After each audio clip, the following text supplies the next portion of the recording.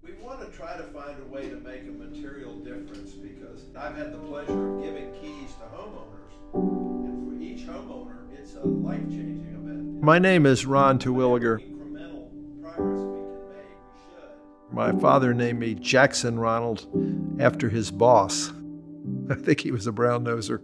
My father was a working class guy who came to Washington, D.C. at the end of the Great Depression to find a job. And he found a job and he found my mother. Our parents loved us. My mother just doted on us. You know, her whole life was about her boys. And my dad, at night, he would work a second job. He never made a total of 10 grand a year in his life. I mean, times were different back then. My parents bought a house in 1941 for $5,000. And it was a tract house like everybody in the neighborhood. None of us had ever seen a golf course or tennis court or swimming pool. We didn't have access to any of that. But it didn't matter. It was just such a simple, confident life. We didn't feel threatened by anything. We were able to go to good public schools, have a lot of neighborhood friends, and had two supporting, loving parents. That got me to college. I was captain of the Navy's basketball team and an academic All-American my last year. When I was at the Naval Supply Center in Norfolk, I applied for the Harvard-Stanford MBA program. Harvard admitted me and I went on my own. I took one course at Harvard on real estate that made me think, that's what I want to do with my career. And it just clicked that it made sense to me to figure out we need to find a way to build more affordable rental housing. At the same time, I think it's a disgrace that the richest country in the world has a housing crisis. So few people, including Congress, understand how desperate so many Americans are. There are so many American families that don't have enough income to afford rental housing, much less transition to home ownership. And, you know, we have so many low-income families that are forced into neighborhoods where the schools are poor, they don't have access to health care or transportation to get to jobs. How can a family grow and prosper if they don't have a home that they can afford? It's foundational for family growth. The 1949 Housing Act, this country said it was an aspirational goal for every American family to have a decent home and a suitable living environment. But we're so far from that goal. BPC is the right organization addressing a nonpartisan issue. The bipartisan approach to solving it is what needs to happen. You know, I came, as I have said, from a very modest beginning. I had no expectations, and when I became 55, I was wealthy by anybody's standards. And I thought to myself, what is my responsibility with this wealth? I concluded that I would take my wealth and try to make the world a better place from a housing standpoint. When I gave keys to a family that took ownership to a house, it was such a life-changing event for that family that I never forgot it. I continue to want to try to make it a priority in this country and across the world.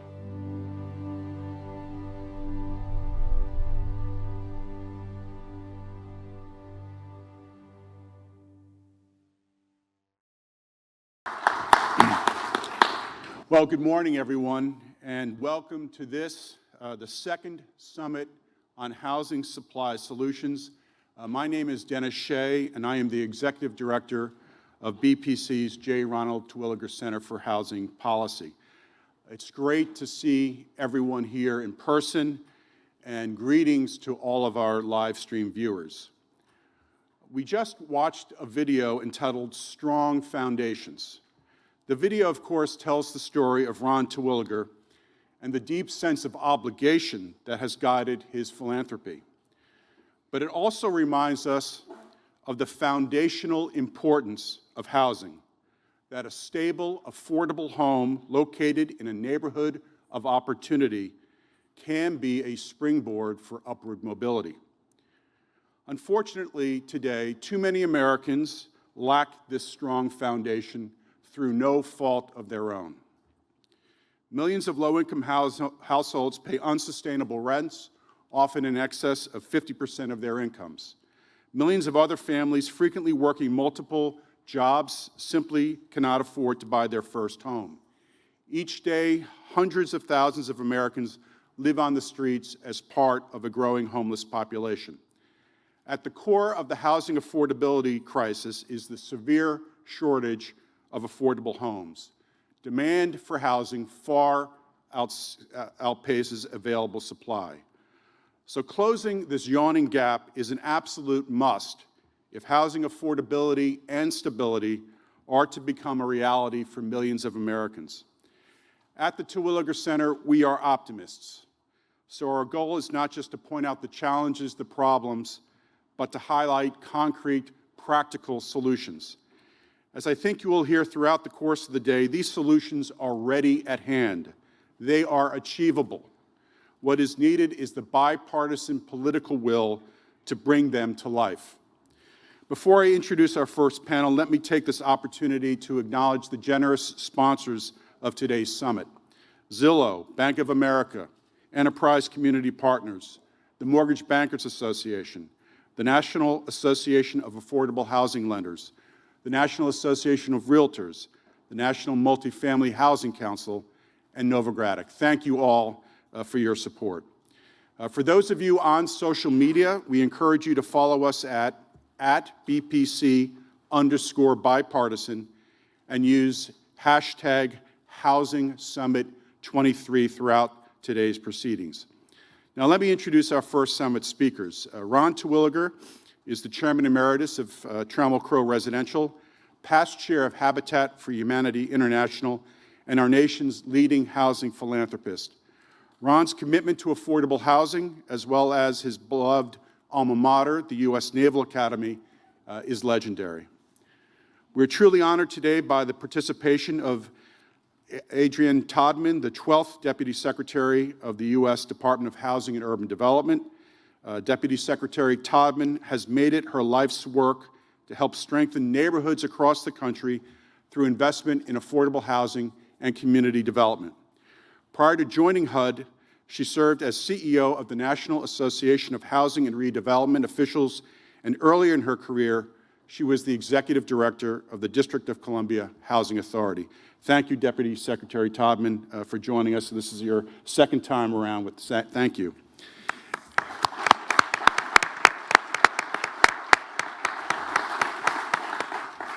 And finally, moderating discussion is someone who doesn't need an introduction among a group of housers like this one. Sean Donovan is the former Secretary of HUD and Director of the White House Office of Management and Budget, both during the Obama administration.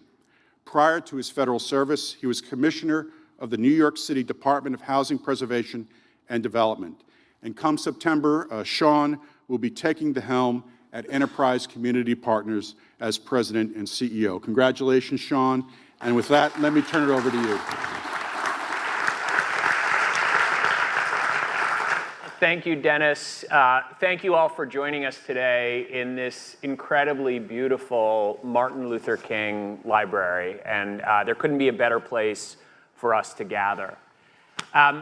It is an enormous honor for me to be among so many friends, but particularly to be having a conversation with two literally lifelong champions of housing. And Ron, that incredibly moving video is a testament to your work and your dedication. And I've looked up to you as a mentor and proud to call you friend for many years now. And I'm excited to be able to work with you in new ways in the coming years. Adrienne and I, what you didn't hear on our biographies is that we started together at HUD. My very first job in the public service was at HUD during the Clinton administration with Adrienne. So we're dating ourselves here. I'm sorry, Adrienne. But thank you. It is such an honor to be back together with you and to have watched and admired your career and everything you're doing. So thank you for joining us, and couldn't be more excited. We are among a room of housers here. But let's step back for a second. For those Americans who might not even understand what a housing supply solution is, let's just start with why this gathering is so important. Why does housing supply matter so much? And frankly, why does it matter right now in particular? What is it about this moment that makes it unique, perhaps? And Adrienne, let's start with you. Sure, thank you. And good morning, everyone. It's great to be here with you again, and thank you to BPC for the warm invitation. I think we only need to look outside the doors here of this library and for fellow Americans to perhaps look outside some of their doors to see why housing supply matters so much. When we look at our homeless neighbors, when we look at some of our peers and children, perhaps grandchildren, who are struggling to purchase their first home or to get an apartment that's affordable to them. When we take a look at what's happening in this really complex roller coaster of a housing ecosystem that we've been on over the past 2 years or so, it is clear that supply, and I would submit preservation, is critical at this moment, at this time. It always has been. But I think that we are at a critical crossroads right now in terms of looking at what demand is and continues to be, and whether or not as a country we are keeping up with it. I know the administration is working very hard and have a data focused way of looking at what we need to do and when we need to do it. And I'll share some of that later. But I think it is a truism for all of us, either in our personal lives or what we see happening in our communities, why increasing the housing supply is so critical right now. Ron? Well, it's gotten tougher. I've been at this for 25 years now, and it seems like the challenge for affordable housing has gotten harder. I've been in housing 50 years. What is unprecedented to me in the last couple of years is the cost increases in construction. And then for many of you coming out of the backside of the pandemic, the rent increases. In the Southeast, we saw 20% rent increases in a year. In some places like Miami and Austin and Nashville, 40%. So it's gotten less affordable. About 1/3 of American families, by my measure, cannot afford market rate housing. So if we're going to house the country, as I've said in my video, the 1949 Housing Act has an aspiration for America to provide housing for those families. I personally think housing is a human right. I think we believe that at Habitat, and our objective at Habitat is to eliminate poverty housing in the world. Millard wanted to take on the whole world, so we're working internationally as well as nationally. But we had a great discussion the last 2 days with Enterprises Board, which I chaired for 12 years and just stepped down and chair the Enterprise Community Development now. We're delighted to have Sean as our new CEO. Priscilla Almodovar did a great job for us, and then found her calling to go to Fannie Mae as a CEO, but Enterprise has been Jim Rouse inspired, trying to make a big difference. And we talked about what is our big idea. We talked about how we could possibly really move the needle here, because as Dennis and I have discussed here, we think about the housing solutions as coming from either adding to supply, which is what this is about, preserving what we have, or supplementing on the demand side what the limited number of vouchers we have in this country today are. We kind of aspirationally finished our meeting, not necessarily everyone agreeing, but thinking maybe universal vouchers was something we ought to seriously think about because of the challenge of people affording housing. I mean, I'm in the business still of building rental housing, and it's really expensive. In fact, I was talking last night about what it costs in California to build an affordable home. $1 million to build an affordable home in California. I mean, we don't have enough money to make a dent in that. So we're going to have to find more creative ways. The federal government, through the low-income housing tax credit, has given us a public-private partnership context to try to make a dent in it. I think you may know different stats. I hear we now build about 50,000 new affordable rental units through the LIHTC program every year, and maybe renovate another 50,000. But that's really going to be hard to get to the volume we need to, given how expensive it is to produce new housing now. So we have to work, I think, at both the federal, state, and local levels to help and to break down obstacles. The last thing I'll say is I read yesterday that 40% of the cost of new housing is from regulation. So somewhere between 30 and 40% of our costs baked in are from regulation. I think we've got to attack that as well.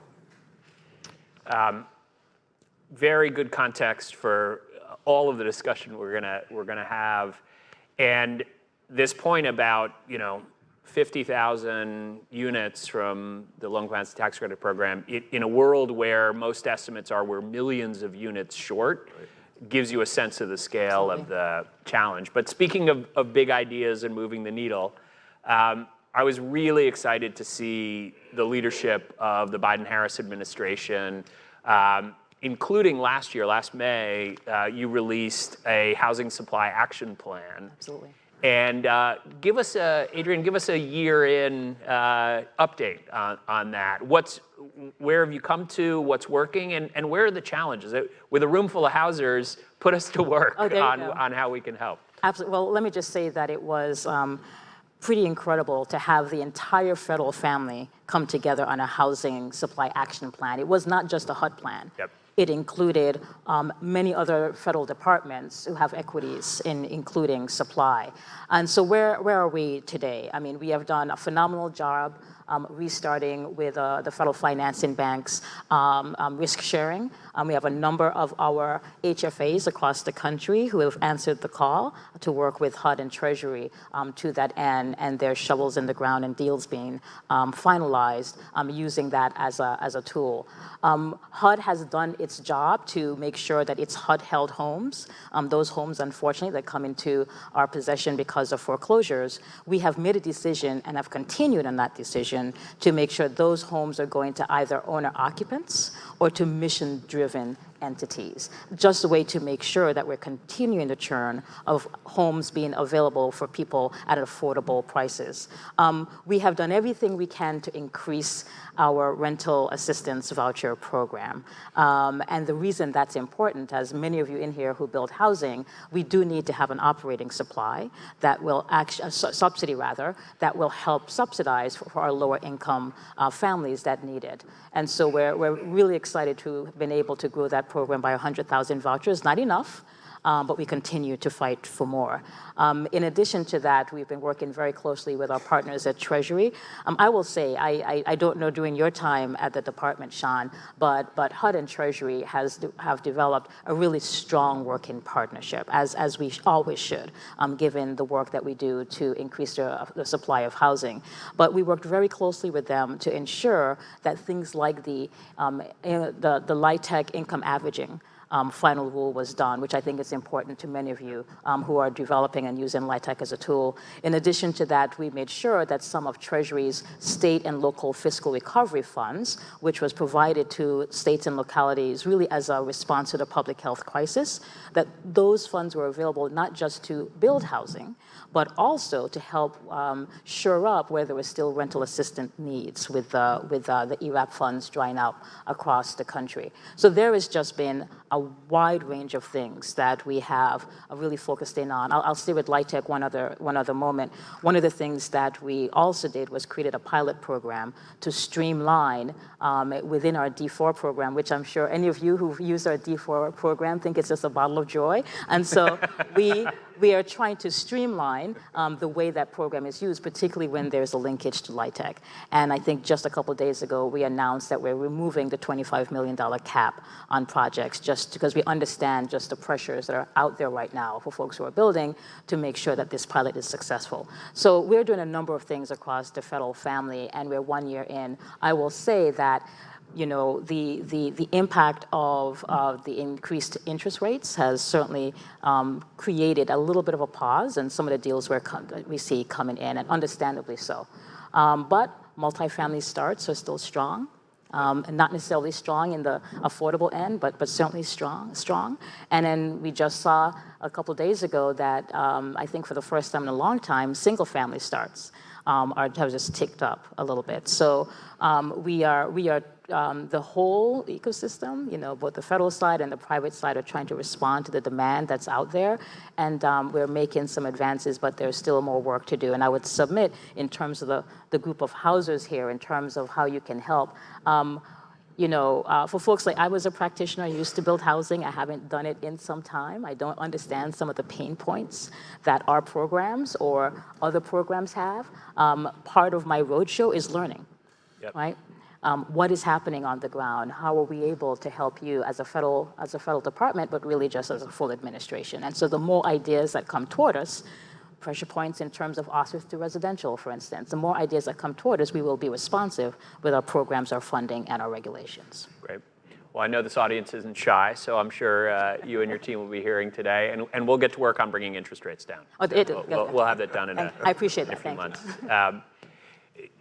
To your point about being on the ground and building, you're sitting next to someone who has a little bit of experience, more than 250,000 units built. And Ron, you started to talk about this, but I want to dig in a little more about why it is so hard to build multifamily, and recognizing that the level, as Adrian said, of multifamily starts is actually quite high. The particular challenge is making those available and affordable to low-income families. And it's something that I'm always inspired that you talked about in the video, isn't just about a unit anywhere. It's about an affordable home in a neighborhood of opportunity. And recognizing that when you think about low-income families, families of color, trying to get access to neighborhoods where they can be excluded for income reasons, for racial discrimination reasons, and others.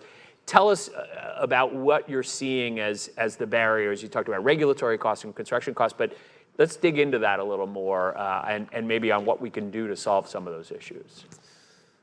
Yeah, it's an unusual time. I've been in multifamily rental housing for 43 years now, and the backside of the pandemic created some dynamics that I'd never seen before.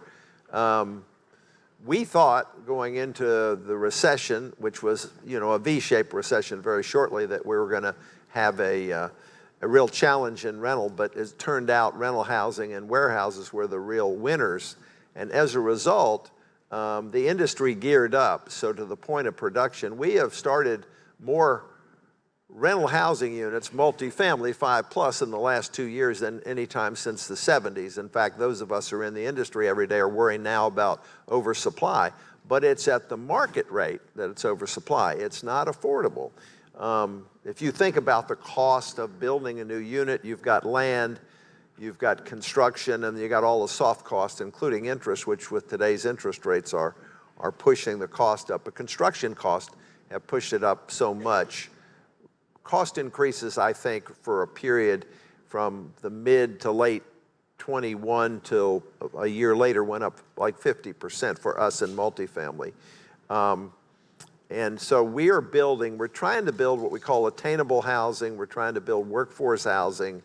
But it's hard with the cost so high and the returns that you have to give to capital to get your costs down enough to be able to address this housing cost burden. I think the comment was made earlier. By my knowledge, about 50, in this country, we have some 40 to 45 million rental units. About a third of them are single family, interestingly. But for renters, who frequently are people who just can't afford home ownership, about 50% are cost burden, meaning they're paying more than 30% of their income for housing. And 25% are severely cost burden, they're paying more than 50%. And these are the people we're trying to find out how to address. But given how expensive it is to build new, unless we have subsidies such as the low-income housing tax credits, it's really very difficult to do.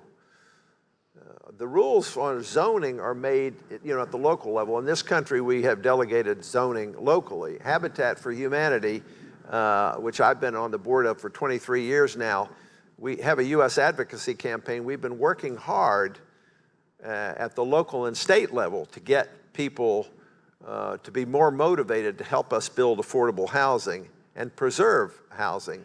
And it's worked to a great degree because probably in my lifetime of being in this affordable housing area, there's more awareness now, I think, at the state and local level of the problem. So we've had a lot of wins at Habitat using our affiliates around the country to engage with the mayors and the city councils and the states They have opened up zoning. They can do things like allow accessible dwelling units. Source of income discrimination is a problem somewhere where landlords won't take vouchers because they're coming from Section 8. And so there are things you can do at the state level. But it's a challenge. And the other comment you made, Sean, is I talk a lot about neighborhoods of opportunity because economic mobility, I think, for low-income families is likely to be as a result of their kids getting educated, them having a chance to get a better job and move up and out. There's a guy named Raj Chetty. Some of you all may know his research. He did a study, and his study said that the life outcomes of families are more largely determined by the zip code they're born in than anything else.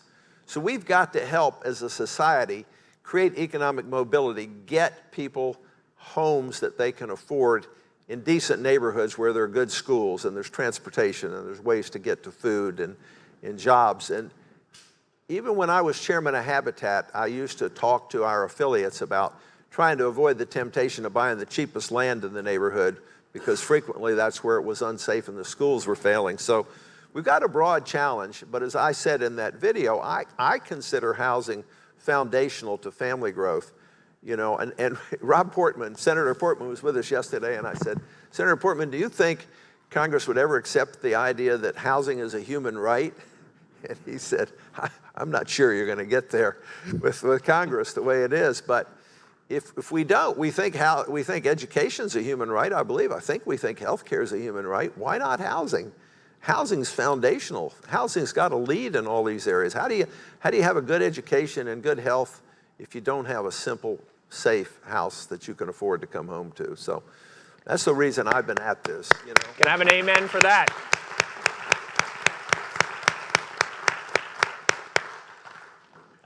Couldn't agree more, and I will take my prerogative here as the host to say I think this is a place where all of us can go to work.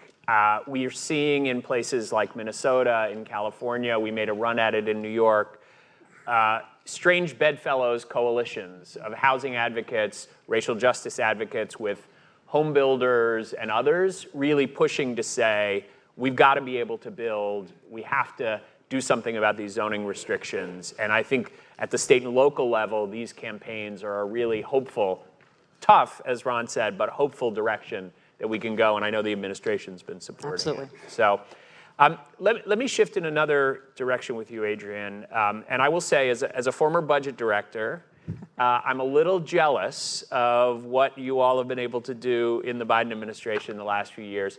$4 trillion of legislation in the last couple of years. I'm going to clap to that. Yeah.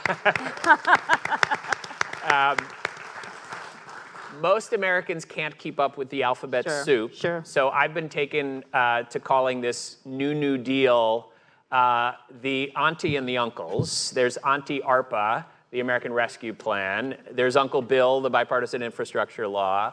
Uncle Ira, the Inflation Reduction Act. And Uncle Chip, the Chips and Science Bill. And did you come up with this on your own? I did, actually. And I don't want to be disrespectful. I did work with him closely when I was in the Obama. Very good. All thanks to Uncle Joe. There you go. There you go. But we as housers, I think, when it was Build Back Better, Yes. There was a huge focus on housing. Yes. With this Congress, we didn't get those to the finish line, and I think many of us were, despite this unprecedented opportunity, a little disappointed. But we did get some money at HUD, and I would say more broadly, when we think about opportunities to bring down costs for families in their homes, there's actually a massive opportunity here. But as you said earlier about the Housing Supply Action Plan, it's going to take an all-of-government effort. So tell us a little bit about what you're doing to take advantage of this New Deal for affordable housing and how you're working with your partners in government on it. Absolutely. This is a historic moment. Yeah, we did not get Build Back Better, and I think that we're all disappointed. But this is truly a historic moment where we're able to use certainly HUD's funds. We We just recently deployed our $1 billion for our green and resilient retrofit program. So any of you PBRA owners out there, the NOFA is on the street. We look forward to receiving your proposals. But certainly HUD's $1 billion toward sort of rehabbing and retrofitting the existing portfolio is married with the other billions of dollars that our partner agencies have. So we've been working very, very closely with EPA. They have $27 billion of resources available. Not all of that will go to housing, but we've been working very closely with them for there to be carves out and sort of a housing preservation at a minimum, having their funds used to that end. We're still working with them as it relates to new construction. So I think that there's information on their website right now that's available in terms of how they're steering some of this, and know that in HUD's website, we're going to create a place for all housers to come to understand how all of EPA's funds will be used and available to help with any of your rehab projects and hopefully your new construction. But it doesn't stop there. We think that all Americans have an opportunity to help as it relates to some of the goals the president has set to reduce our carbon footprint and create resilient homes. And so on the Treasury side, there's a number of tax credits and tax rebates available at the consumer level, but also at the building level to help with the greening of our economy, but also the greening of our built environment. And so between Treasury, DOE, EPA, we've been working very closely to push a housing supply agenda. And I do want to thank BPC, Dennis, and others in this room who sent a lovely letter over to the various secretaries just encouraging us to do this work quickly. And I think, Sean, you signed that letter as well, so that we're working with urgency to use these funds. But to be clear, while on the face of it, these are not agencies that any of you would necessarily go to look for housing resources, know that there is a home for housers inside of each one of the pockets of these funding vehicles, but particularly, I have to emphasize EPA. So whether you are working in urban America or my friend David working in rural America, there are opportunities certainly there. My fellow deputies and I work wonderfully together, and we've been talking constantly about ways, and I've been pushing them in terms of ways to really deploy their funds to that end. I would also say that the work that we're doing on housing supply, so there's the funding, the work that we're doing on housing supply writ large in terms of administrative actions is also something that is always being refreshed. We mentioned zoning. HUD has a modest amount of money to really push and encourage and incentivize those communities that are not necessarily taking a fresh look at their zoning rules to do that by really providing opportunities to cities and states who are doing that. And so that will be new funds on the street before the end of this summer, just really to deal with as much as the federal government can, some of our zoning issues that are happening locally. Really excited about some of the work our states are doing on innovative housing. California, I'll point out, with the big push on ADUs. And to help, and this is the role of the federal government, to help, we are looking very creatively about how our financing tools can be used to help really stimulate and push the creation and production of ADUs, where they become solutions for homeownership or just to take care of family members as they begin to age gracefully. So you're right, there's an alphabet soup that is out there of programs, and know that this administration and our secretary and I are working diligently with our agency partners to make sure that those billions of dollars, perhaps trillions of dollars, are available for folks like you all to do the Lord's work and increase our housing supply. That's great. And just to emphasize your point, Rewiring America is estimated that getting to the other side of the energy transition, electrifying your home, all of those improvements is on average about $1,800 a year for a family. Thanks to the great work that the Biden-Harris administration has done, Secretary Fudge, there are huge bonuses in those programs for low-income families and communities. So think about more than $150 a month going into the pockets of low-income families. You add the broadband benefits, Absolutely. where that might be another $50 a month. You're talking about real impact in lowering costs Historic for people in their impact. homes in a way that's powerful if we can make it work. And that's a big if. That's our responsibility. I think you've done your work. Right. We've got to get to work out in the field to do that. Let me shift to something, Ron, that was mentioned earlier. My very first job when I was working with Adrian, Clinton administration, I worked on a problem called mark-to-market and expiring use. And that was all of these long-term contracts in project-based Section 8 and others starting to expire.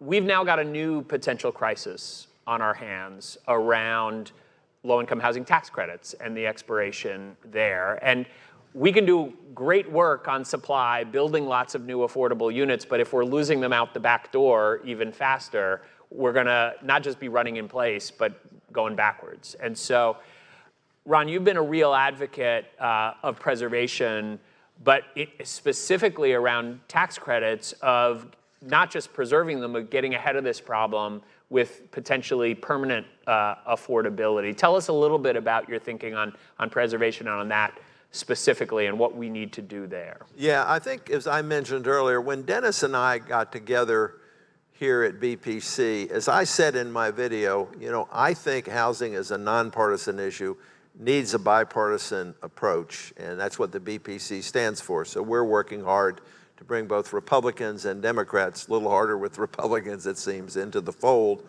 We have an advisory group. One of our champions is a Naval Academy grad like myself, Todd Young, Senator Young. He's really an advocate. So we're trying to broaden that. And the framework that we talked about, and I mentioned earlier, so I'll be brief on this, is we got to add to supply as best we can. I'm convinced that we'll never solve the problem adding to supply, but we need to keep doing that. We have coming up America's Housing Act, which we're working on at BPC, our center, to introduce to Congress over time, reforming and expanding the low-income housing tax credit, because it's a good program. It's been modified a couple of times. We could use a lot more of it, I think. But to Sean's point, the other thing that we've advocated is preservation. And that preservation can come through a lot of different ways. But the low-income housing tax credit, depending on some states have extended use provisions up to 50 years, but most of them are 30 years. And I built, as a private sector developer at Trammell Crow, maybe 20, 22 tax credit programs, and I never gave a lot of consideration to what the residual value 30 years from now would be. So I don't understand why, when we passed that law in 1986, we had these restrictions on rents that lapsed. So we're going to propose to Congress that these rent restrictions, generally it started out at 60%.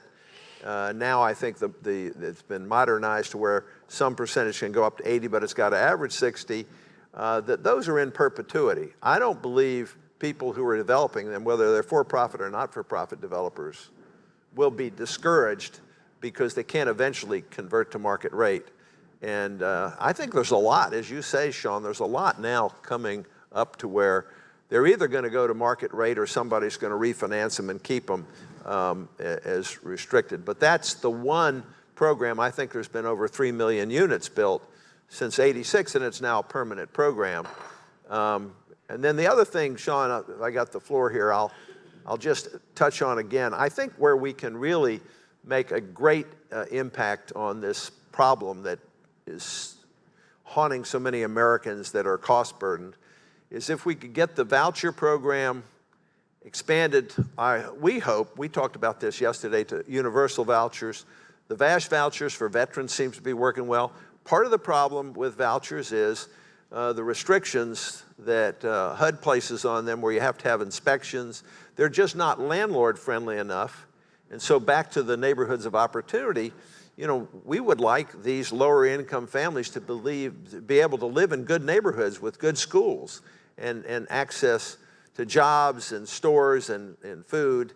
But if the landlords in the good quality neighborhoods where I build my market rate housing aren't going to take it because they don't need to take vouchers, we kind of need to reverse it. Instead of it being a negative for landlords, we need to find a way for landlords to want vouchers and have that be in good neighborhoods. So I think maybe, we thought yesterday maybe through starting with veterans and going to children and seniors, maybe there's a way over time. Congress has got to allocate the money, so it's obviously going to cost a lot of money, but to get to scale, we could do that with universal vouchers if we could ultimately get Congress to support that. Can I just pick up right Yeah, and you're going to have the last word here, Okay. so would love to hear your thoughts on that and any other closing thoughts you have for that. So, from your lips to Congress's ears, I mean, amen. In terms of universal vouchers, I mean, the administration in each budget, we have tried to just, push the envelope on incremental vouchers. And like I said, we've been successful. We have 100,000, which is more than we had 3 years ago, so we'll take that. But, Sean, we talked about the last time we were at HUD. The last time we were at HUD in the 90s was the last time that there was an expansion of the voucher program. Like, that's how long it's been. So these 100,000 vouchers are welcomed, and we certainly need more. As relates to streamlining the programming, this has been something that, I've worked on in my career, how to make the program easier to run. We have had listening sessions across the country with landlords. I have personally sat with our partners at the National Apartment Association and anybody who wants to give us input in terms of how to make this program run more smoothly. And you're right, there are pain points around inspections. There are concerns about, how long that takes. So we have begun internal to HUD a hard look at the program and trying to consider the elements that make the most sense for scaling up. But also being cognitive of concerns around making sure that families are living in quality homes, wherever those homes may be.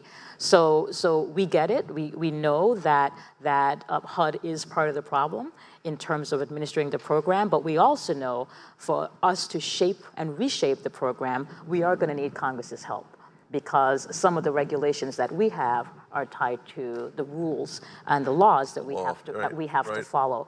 So right now there's a number of things that we have done within the law to make it easier. One quick example as it relates to landlords is allowing housing authorities to use their admin fee in very creative ways to create an incentive for landlords to be able to work with them. So we know that this is an issue. We know that the voucher program is a more than a promise, it's demonstrated to be able to create affordability in neighborhoods that have rich amenities. And we're doing what we can within our authorities to make it better. There's a number of things on our website. I could sit here for the next hour talking about what we've been doing inside the voucher program. I won't bore you with that.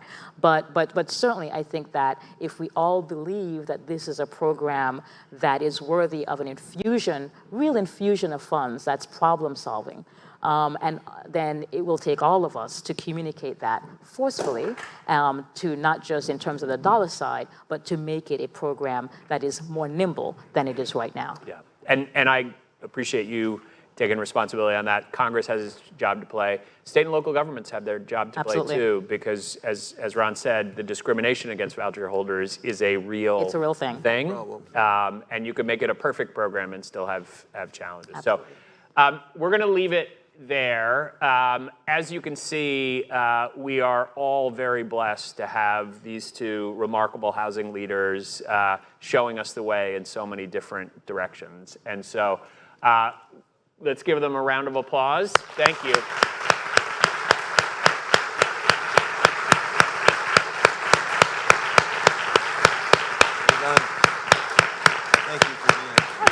And we're going to take a 5-minute break and then come back and keep going. So thank you.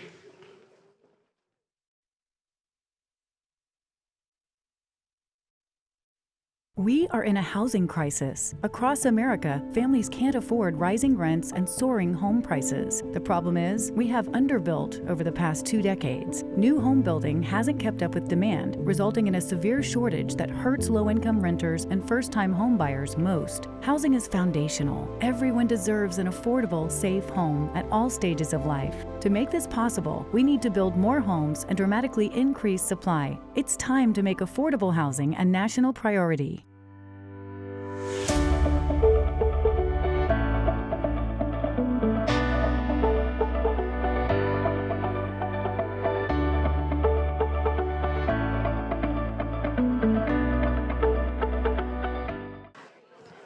everyone can begin to take their seats. Thank you. Well, good morning. My name is Aaliyah Gaskins, and I am a Senior Program Officer at the Melville Charitable Trust.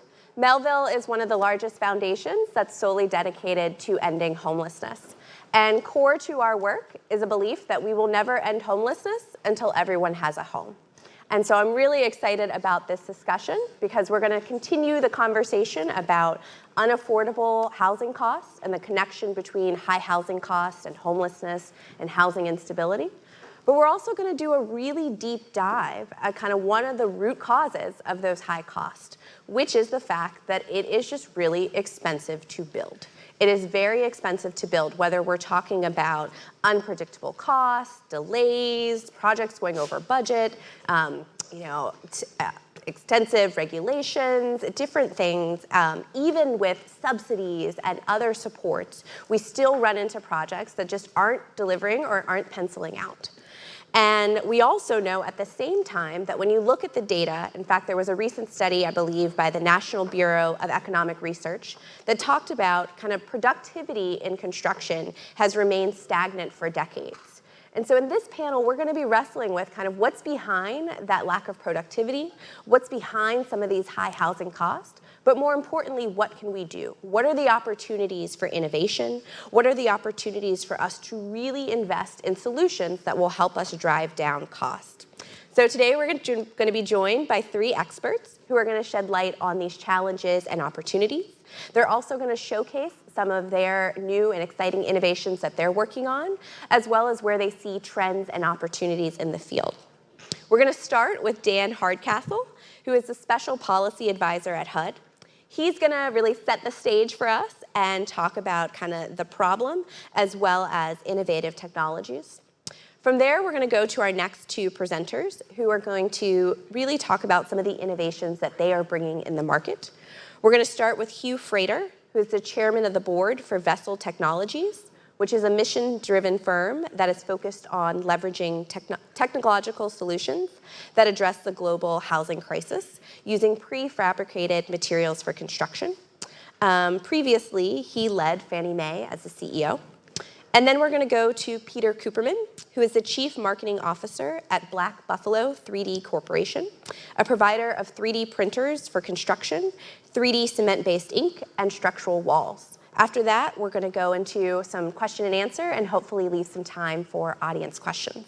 So with that, I'm going to kick it off to Dan. Great, thank you. Good morning, everyone.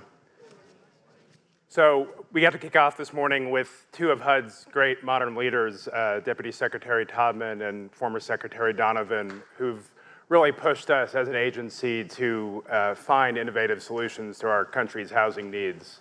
But innovation and how we build housing has been a part of HUD's DNA since its founding. Today, we see an opportunity to build on the lessons of the past and to work with our partners in this room and online to take innovation further and really bring it to scale as a meaningful component of our housing supply.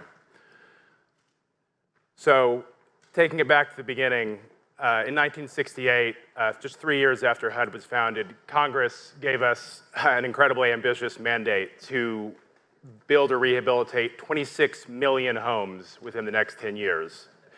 Even at that time, which was when we were still seeing an increase in housing productivity, before the stagnation and decline that Aaliyah mentioned, it was still a massive leap forward in terms of what we were doing on an annual basis. So looking at advances that had happened in other industries and how we can bring housing production to that kind of scale, we decided to take a moonshot. This was the time of the Apollo missions, and we launched an effort called Operation Breakthrough. The aim of Operation Breakthrough was to spur large-scale production of quality housing across all income levels, to enable the U.S. construction industry to compete with the Soviet Union, whose industrialized production capacity was really leading to them dramatically outproducing us. And keeping with the space race theme, we even brought in the head of NASA's Nuclear Propulsion Office to run the program for us, so starting a long history of exchange between us and NASA that you wouldn't really expect.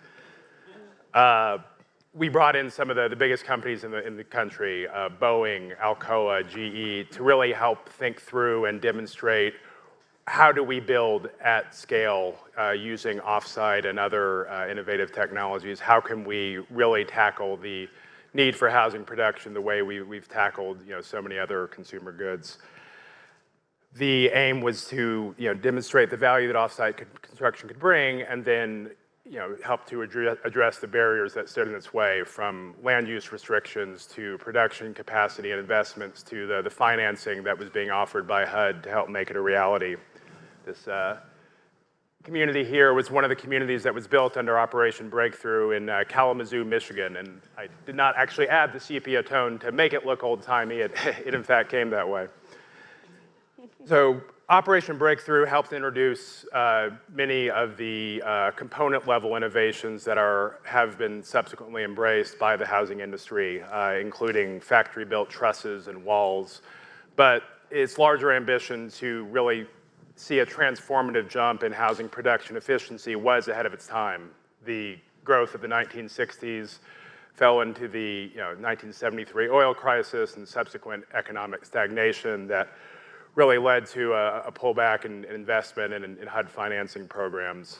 So this was, in many ways, a missed opportunity because, as we saw, the subsequent decades have seen a decline in production efficiency in the housing space. But the ambition that Operation Breakthrough had to achieve economies of scale that could move the needle and bend the construction cost curve do live on in the kind of efforts being pursued by my fellow panelists and in the HUD code for manufactured housing, which I'll talk about a bit in a moment. HUD's research demonstration work also continues to this day. We just held, in partnership with the National Association of Home Builders, our third Innovative Housing Showcase on the National Mall. I think I may have a little bit of residual sunburn from that. And it allowed the public and policymakers to really get hands-on with the kind of innovations that we're talking about here and that really can help move the needle and move things forward, showing them off firsthand, which is so critical when you're talking about homes and allowing folks to connect with those. We've also partnered with organizations like ModX and the International Code Council to develop an off-site construction research roadmap that really picks up where Operation Breakthrough left off to promote standardization and off-site construction standards across state lines. The last two actions here really speak to the broader question that we are facing today, which is how do we bring these innovations like we've seen on the mall to scale? And how do we build on the lessons of the past? One of the key outcomes of Operation Breakthrough was the development of the HUD code, the first national building code. And in addition to improving the construction quality of what to that point had been known as mobile homes, it also allowed manufacturers to ship their homes nationwide without having to adapt them to state and local building codes. This standardization and economy of scale contributes to the cost savings that's seen in manufactured housing, which can be 25% or more relative to stick-built construction. And while the HUD code has historically only covered a narrow slice of detached single-family homes, recent and proposed updates are expanding it into denser housing that's more suitable for urban infill environments, including multi-unit and multi-story construction. And finally, we know that any type of housing development is only going to succeed if there's financing to support it. We're looking generally at how our grant programs and our FHA financing programs can meet the needs of communities and affordable developers and even homeowners who are pursuing innovative construction. More specifically, we're expanding our support for accessory dwelling units, as you heard from Deputy Secretary Taubman, using administrative levers as well as a couple of proposals that we have around our 203K and Title I home renovation and improvement programs. So shout out to those for our friends from the Hill who may be looking at HUD's proposals from this year. Because factories are a cost-effective place to build housing and backyards are a cost-effective place to put them. So I'm really excited to hear from my fellow panelists and from all of you in the audience about how HUD can help bring innovation to scale and really start to bend the cost curve. I think that while Operation Breakthrough may have been ahead of its time, the kind of momentum that we're hearing today and the feeling that we have in this room suggests that the time is right for a new breakthrough. So, thank you. Thank you,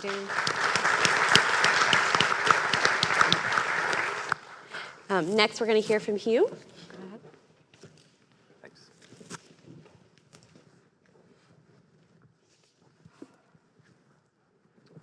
All right. Good morning, everyone, and thanks to BPC for having me. I'm chairman of the board of Vessel Technologies. We're a housing manufacturing company based in New York with a panel factory in Pennsylvania. We plan to dramatically change the cost and delivery time for small multifamily, and in doing so, we hope to do our part at least to address the critical workforce housing shortage. The building system we've designed and patented is called Vessel, and it looks kind of like this. This is a rendering of a 70-unit building that just got approved in Cheshire, Connecticut. Cheshire will be our third Vessel building after a 30-unit build in New London, which just got capped off and we occupied in the fall, and our pilot project in Trenton, which has been operating for a year. Based on current underwriting, all 70 Cheshire units will be affordable at 90% of AMI or less, and 10 of those units will be affordable at 60%. Our average rents will be around $300 per month below existing Class B comps, and that's for what we believe is a Class A experience, which is green, healthy, and modern. All buildings are built to net zero standards, saving residents money. All units have smart hubs controlling lighting, entertainment, climate, and security. All units have antimicrobial surfaces, self-cleaning bathrooms, leak detection, and air filtration. All units have induction cooktops, smart ovens, and washer dryers. And so the question is, how do we build all this without subsidy and do so affordably for residents? The answer, as was indicated by Dan, is productization or standardization, exactly like any other successful manufacturing process. You all remember what Henry Ford said. Henry Ford said when he was asked, how many colors the Model T came in. He said, whatever color you want, as long as it's black. So our general approach is not new. We are just using good design and process and applying it to the multifamily space. We save money on soft costs, supply chain, reduce waste, production efficiency, and reduce completion times. The things we are doing have been done by every good manufacturing company, every good process engineer, and for that matter, every good Formula One or NASCAR pit crew. We incur minimal soft cost. As a simple example, because we're standardized, we don't duplicate architect and engineering fees on each new build. We optimize supply chain and procurement. Like any product supply chain, standardization and scale decrease cost per unit. We all know, for instance, that custom tailoring is always more expensive than off the rack. Whoops. We solve for material efficiency and reduce waste. Because we know exactly what we're making, before we make it, we can reduce waste. Again, this is not new to well-run manufacturing companies, but it has not been done as much as it should have been, in my view, in real estate construction. We all have an image in our heads of a general contractor on a job site staring at a set of drawings, trying to figure out what the heck the architect meant. In our process, we expect significantly less than 5% materials waste. We script production to increase efficiency. Again, not new and pretty simple conceptually. When you buy a chest of drawers at IKEA, the instructions are mainly pictures. It's about as close to paint by numbers as you can get. We believe we can get to that level of simplicity in building 70-unit apartment buildings, and that simplicity saves time and it saves money. And we all know that time is money. We move faster. We can get from groundbreaking to opening day in 8 months. And that is fast. If you visit our website, you can take a virtual tour of Vessel, which I hope you'll do. It's www.vesseltechnologies.com. If you'd like to learn more, you can get in touch with me at my Vessel email or via LinkedIn. My Vessel email is hfrater@myvessel.com, and thanks a lot for your time. Thank you, Hugh.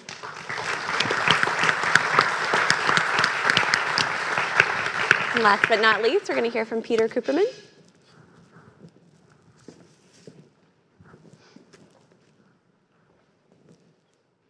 Hi, everyone. How are you hanging in there? So unfortunately, we didn't make it this year to the Housing Innovation Showcase, but I got a lot of cool pictures last year. It's a great event, so if you're in town when it's happening, I assume it'll happen next year again. Oh, yeah. And we're gonna try to get permission to print something nearby, so definitely make it by if you're in town. Our company, Black Buffalo 3D, is a provider of machines, materials, and training for scaling large-scale 3D printing to print homes, buildings, and other structures. Last October, we became the first in the world to be coded by ICC. I'm glad Dan mentioned it earlier, International Code Council, and met their criteria for printing structural walls. So those of you that want to live in a star-shaped house, give us or our clients a call and we can make it happen. In the US, we're still building a lot with stick and lumber, so our first path to acceptance is to get people to understand some of the benefits of concrete. The unfortunate circumstances of what we've seen over the past few weeks have made this a relatively easy argument. Benefits of concrete homes are that they're fire, wind, and termite resistance. After a flood, you can recover the structure. It doesn't have to be tossed out. There's not as much of a concern about mold. And they require a lot less maintenance as a benefit to the homeowner. The picture on the bottom right of this slide is actually from when we were at the International Builders Showcase. We had a bunch of people down there. So we rented an Airbnb in a townhome community. Every day we saw 40 to 50 I don't know if I should call them workers, 40 to 50 people show up. Many of them were sitting around drinking coffee, and every day a CMU block building went up maybe one layer. It requires a lot more manual labor. Build time tends to be greater. You still have to get people to show up that are willing to work, and it's prone to a lot of waste and logistics challenges. Right on the clipping of that crop photo, you can see the dumpster. There were around 5 of them. 3D printing buildings addresses a lot of those drawbacks. We believe in automating for those reasons, but mostly for efficiency. Even out there when we were eating breakfast, a lot of people were asking me, well, how long does it take? A 1,600 square foot house, all the walls can be printed around 30 hours time. The one on the top right in this photo is from Newport News, Virginia. You can see in the background, there's another one right next to it. 3D printing similarly eliminates waste because we're planning ahead. It also eliminates errors because you're designing in digital, you're converting that file, and you're printing the physical object right there on site. There's no miscommunication between people on where a wall goes, where an opening goes, or anything else, because it's all programmed and the machine is doing the thinking. Another benefit is that we are attracting people to the construction industry. People that don't want to lift heavy equipment, they don't want to swing a hammer, can now watch a machine do a lot of the work. Still not push a button, get a home, but we'll get there eventually. And with our approval, we've proven that with our material, with our printer, and our design specs, we are printing the equivalent of CMU blocks a layer at a time. The ESR report that we were issued is ESR 4623. You can all Google it. It's not an end-all, be-all for code approval, but it's an excellent start. It not only proves that our material is strong, nothing's going to blow over, and any of you that have seen one of our projects or prints or made it to that builder show where we printed a tiny structure and hosted happy hour at the end of the day in it, well, no, it's not going to fall over. So this gives our developers and builders that we train a starting point to negotiate with the local town zoning and permitting people so they can say, look, this is proven. We didn't just partner, and we do partner with universities and academic institutions, but we didn't just partner with someone that had a vested interest. We spent 2.5 to 3 years fine-tuning the material, the machine, how they work together, and actually meeting the criteria for structural 3D. Everyone asks how many people it takes to run a gantry. Our team is great. We can do it with 3 to 4 people. When you're starting off, you have 5 people on site. You have someone to load materials. Our material gets delivered dry in a 3,000-pound super sack. It's not something you can just pick up. You need a forklift operator. You just add water to it. You have someone at a mixer pump control and a machine controller. If they have CNC or desktop 3D printing experience, that's the person you want standing there, even if they learned it in elementary school 5 years ago. My son, I have a video of him operating the printer. It was a little scary, but he did it. We also need a nozzle and pump observer. This is the person that's making the TikTok videos that you saw go viral. So there's a fifth person making sure they don't walk into the gantry or the printed wall. This is our printer. This is what it looks like. Our material sets up incredibly strong. You can see the bottom of that picture is reflecting everything else. We got hit with a torrential rainstorm in Guyana when we were down there at a print exposition.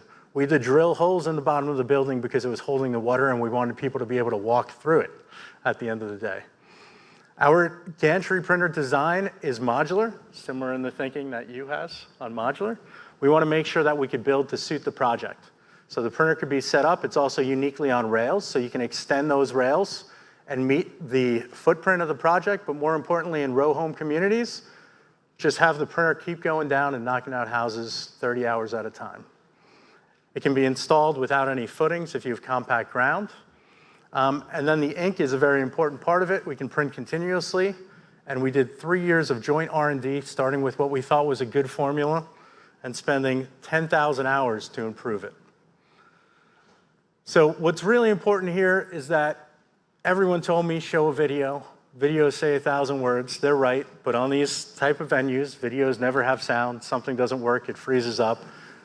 I encourage all of you to actually make it to one of our build sites. Come to our factory in East Stroudsburg, Pennsylvania.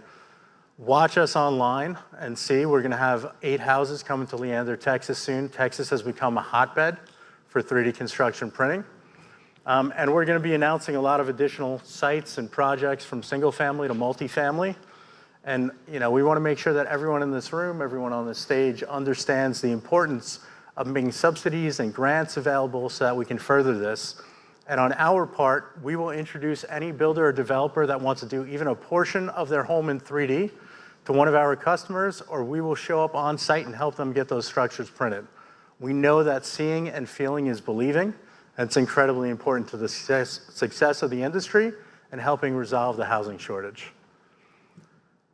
Thank you to everyone that tuned in. I just encourage you, check us out on social media. If you do have to email me, my email follows the same format. It's peter.koopman@blackbuffalo.io. You can also just email the generic email address seen on the slide if you have any questions. So thank you very much. Thank you.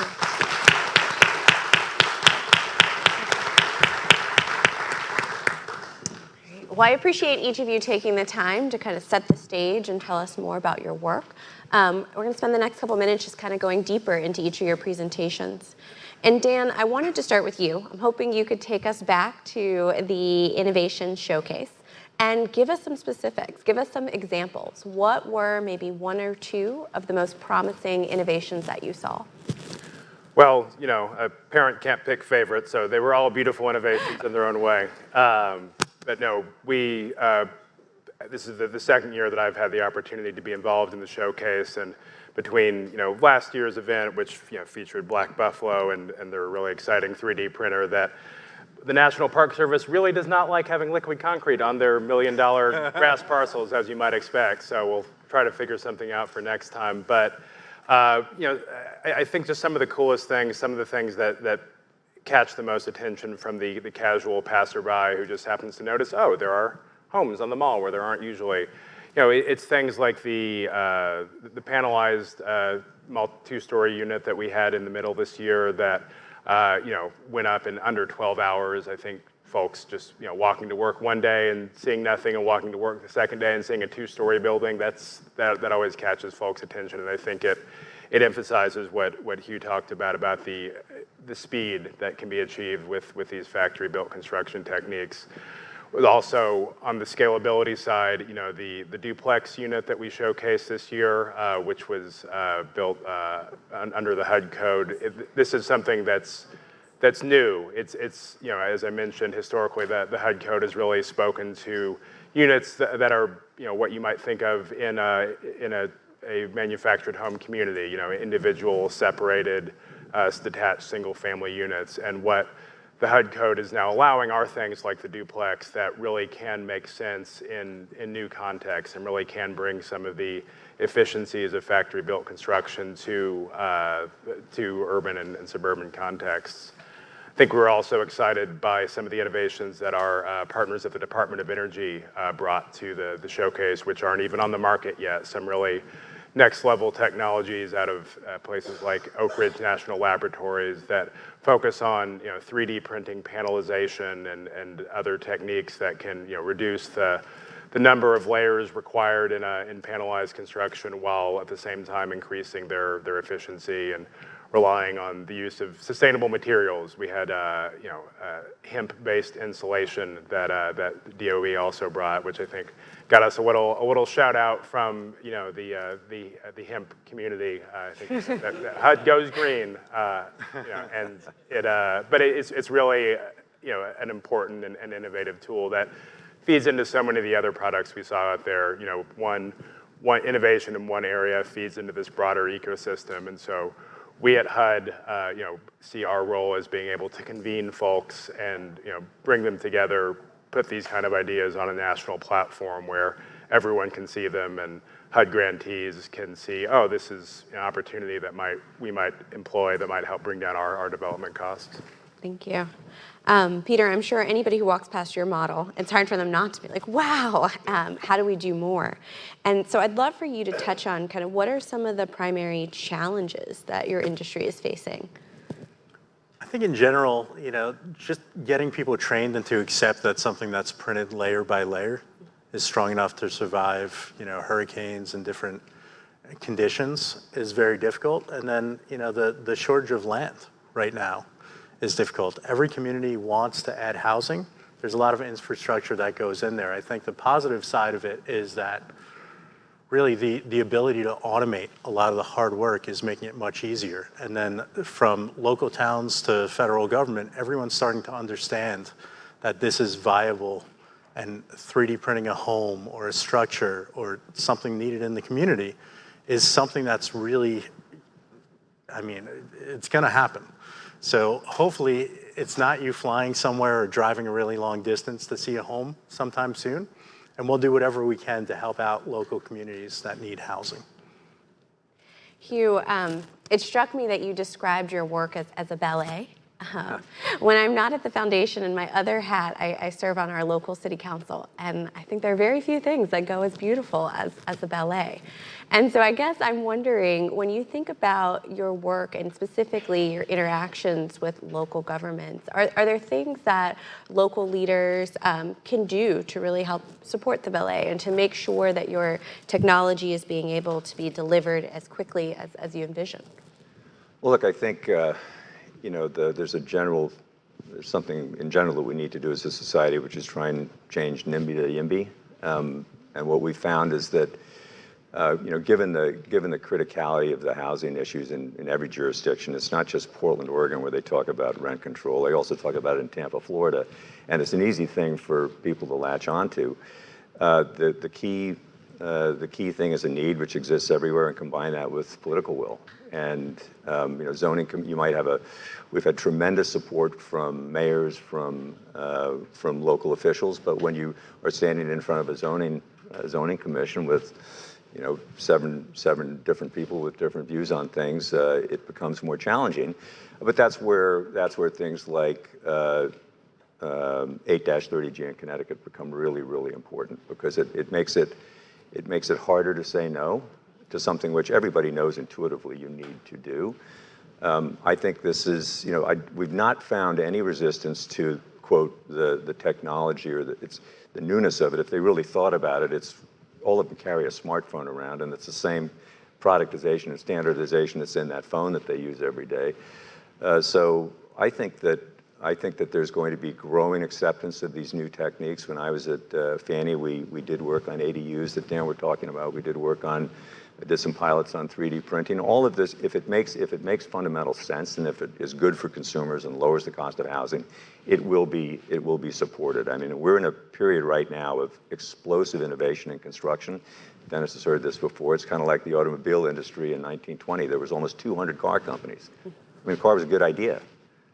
And then out of that process, those that executed got to scale and lowered the cost and made it accessible to consumers. The same thing will happen here. Dan, Peter, I'm curious if either of you have thoughts on kind of what policymakers can do. Well, I think that what we see, again, in bringing these opportunities to scale, are a lot of our immediate tools around financing. I mentioned, what we're working on with ADUs, and we had an ADU alley at the showcase that was really an exciting opportunity for folks to see these side by side. But right now at FHA, we're working on some changes to our financing that would allow low and moderate income homeowners to use the projected future income from the ADU to help them qualify for the financing that they need to purchase the home. And we're considering the possibility of extending that to renovations as well, to actually build the ADU using that projected financing. And that's really one of the barriers that you see in the ADU space, is that right now, because financing is difficult to obtain, it's something that is often built by folks who have the most means, and not necessarily the folks who could benefit the most from the additional income that it could provide. So we're doing what we can on the regulatory side, and then I mentioned we have a couple of proposals around our 203K renovation and Title I property improvement program that can really help to supercharge what's going on there. And I would just add that I think part of the reason why we went for the ICC code approval was to really validate 3D construction technology and our approach of having the material and the machine and how they work together. And our goal in doing events like this and educating people is to just increase understanding and make sure that maybe at some point the more innovative equipment and approaches to build are eligible for grants or subsidies, or there's some way to kind of back into the project cost to make it more viable, because we know the way to get this and prove out that 3D can be more affordable than traditional is to get a bunch of projects under our belt and have the land in the spot where you don't have to take down and set up the printer on every single build, because that adds time and that adds money. If we can print in a row and we can get some builders to get behind it with grant or subsidies, I think it'll take off in no time. I'd love to, Hugh and Peter, kind of just spend a little more time. If we look at your models, I imagine that there's a specific skill set that workers are going to need in order to be able to do your work. And so can you talk a little bit about what are the specific steps that we are going to need to take in order to help construction workers build the skills? Well, the main skill that you need to assemble a vessel building is not hard to learn, and that is you need to know how to use a screw gun. And if you can use a screw gun, you can assemble vessel panels, and if you can use a screw gun, you can assemble a vessel building in combination with somebody operating a lift. So the 30-unit building that has just been topped off in New London went from grade to 5 floors up in 2 or 3 weeks, and it was done by probably 5 workers with screw guns and somebody operating a lift. And if you went to the panel factory in Pennsylvania, the people that are assembling the panels, a week before they could have been working in fast food or in any other profession. So that's part of the standardization and the simplicity. The sort of innovation is in the design and the process, but the labor that's required is not, in our case, is not particularly skilled. With 3D printing a house, what's really cool about it is if you have a member of your team or someone that's used, as I mentioned in my presentation, a 3D printer, the large printer is relying on the same G-code as the desktop model. The difference is if there's air in the line or something happens, which is incredibly rare, you can't just pick up a house off a desktop. So there is some programming and things involved on the back end, so you can move the nozzle to the side or back up. There's a couple of really great videos online of where something comes out, a layer maybe isn't as even as the developer wants. It takes around 2 minutes, but the printer knows to back up to the exact point. So on our side, we need a mix of 3D printing experience. It's good to have someone that has cement experience, but we're automating a lot of the mixing batching system. And then just traditional tradesmen. There's still a lot of work that goes into finishing a home with mechanicals and plumbing. So our client out in Texas, R Squared, is doing a great job. They're printing sample houses and they're having tradesmen actually come in, try to demo it, add plumbing, electrical, It's really very similar to working on any other concrete structure, but people have to kind of see it and experience it to believe it. So we're just looking for people, and we have open houses all the time in our factory. So reach out, you can come by, and once you see it once, you kind of grasp it. I'd love for either of you to expand sort of beyond, and Peter, we'll start with you, beyond your open houses, kind of what else are you doing to recruit the workforce you need, especially as you seek to scale up? Yeah, we're trying to speak and make ourselves available as much as possible and really work through our customers and talking to different government and academic agencies. Schools are a great hotbed for construction workers. Who would have guessed? But everyone is really interested in automation. I think it's been a talking point in different industries for decades. Construction's finally catching up. So we're doing whatever we can. If you want to come by, see the printer, reach out to us about where the next print jobs are going to be, not just in the US, but worldwide. We'll make sure to make it available and let anyone in that wants to come. We've been in stealth mode for a while. Events like this are us moving out of stealth mode. We played with the design for a number of years, but we're becoming increasingly easy to find. Just go to Vessel's LinkedIn page or contact us in the ways that I was describing earlier. I think that we've been spending a lot of time trying to think about what our limiting factor is in terms of getting to scale. Our factory in Pennsylvania, we stood that up for less than $100,000. It's got probably 12-foot ceilings. I mean, we don't, people have an image, and there are people that are doing volumetric modular, and that requires a different level of capital investment and scale. We're trying to take a much simpler approach, and everything gets delivered flat to the site. So, the kinds of workers that we'll be training and hiring or could be in any field, and we'll need truck drivers, but we haven't noticed a shortage of those yet. So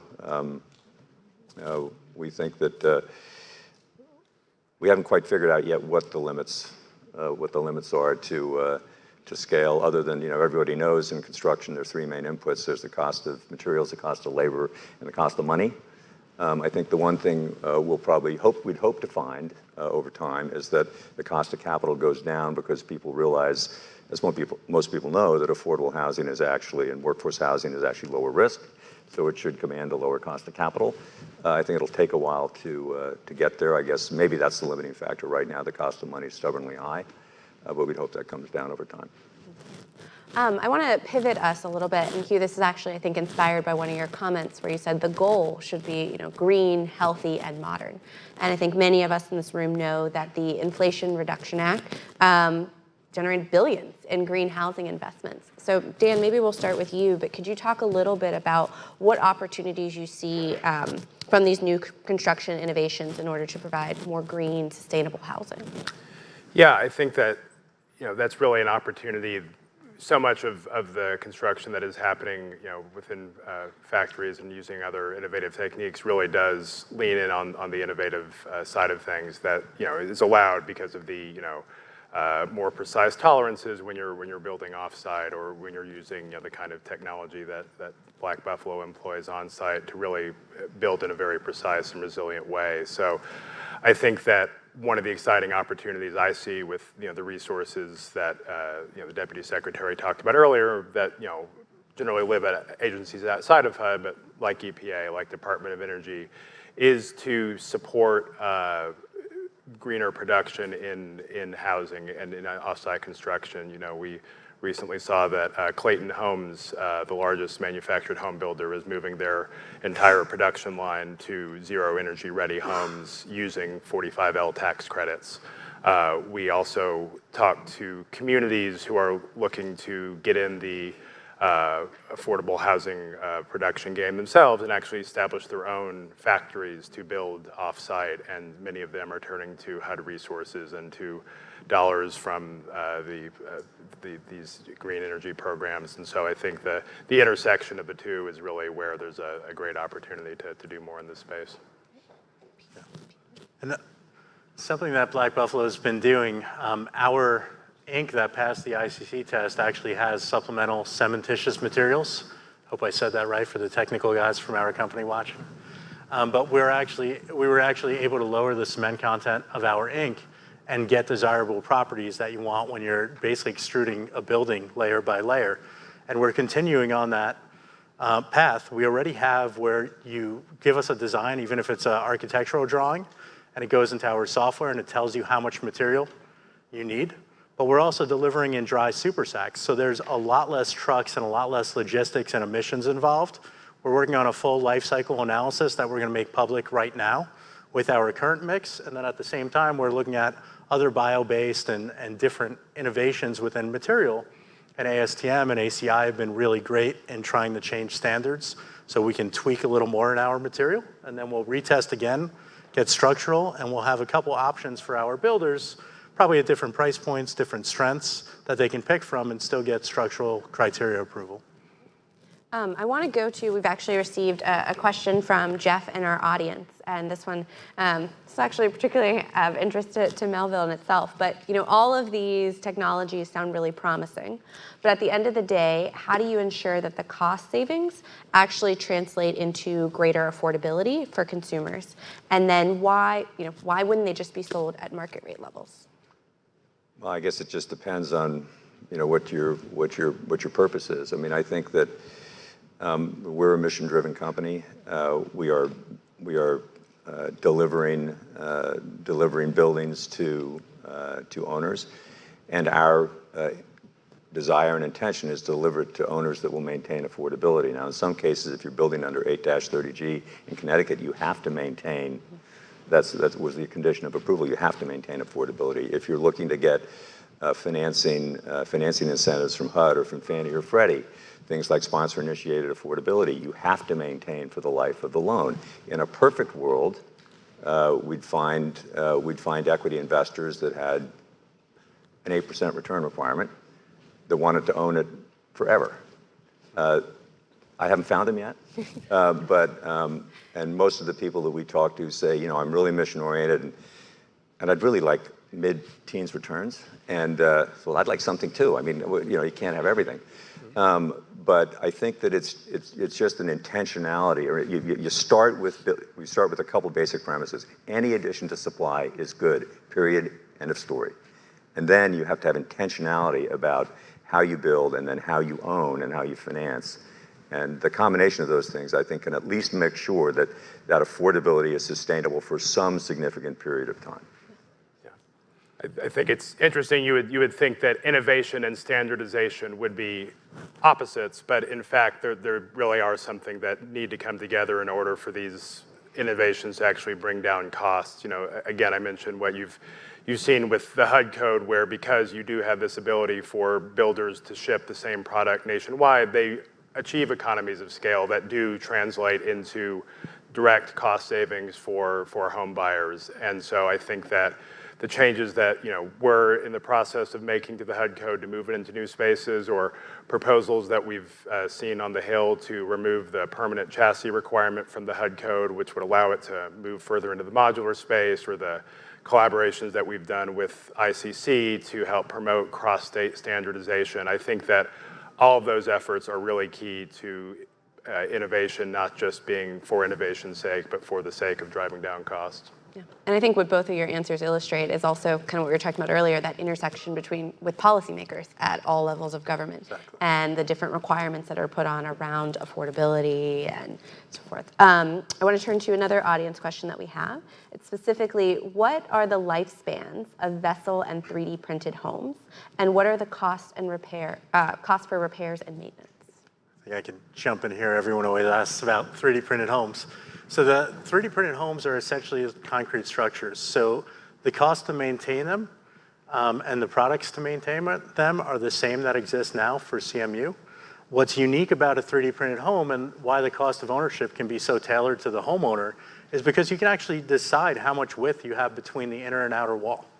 So we can actually tweak the R value and the energy efficiency of a building based on design and extreme efficiency, and then print it out to the desire of the builder or the homeowner. So you can have a 6-inch gap between the inner and outer, you can have up to a 12-inch gap, and you're still gonna get a structural wall, and you can fill it with insulation or whatever you'd like to hit those requirements at Triple B. The limits are kind of endless.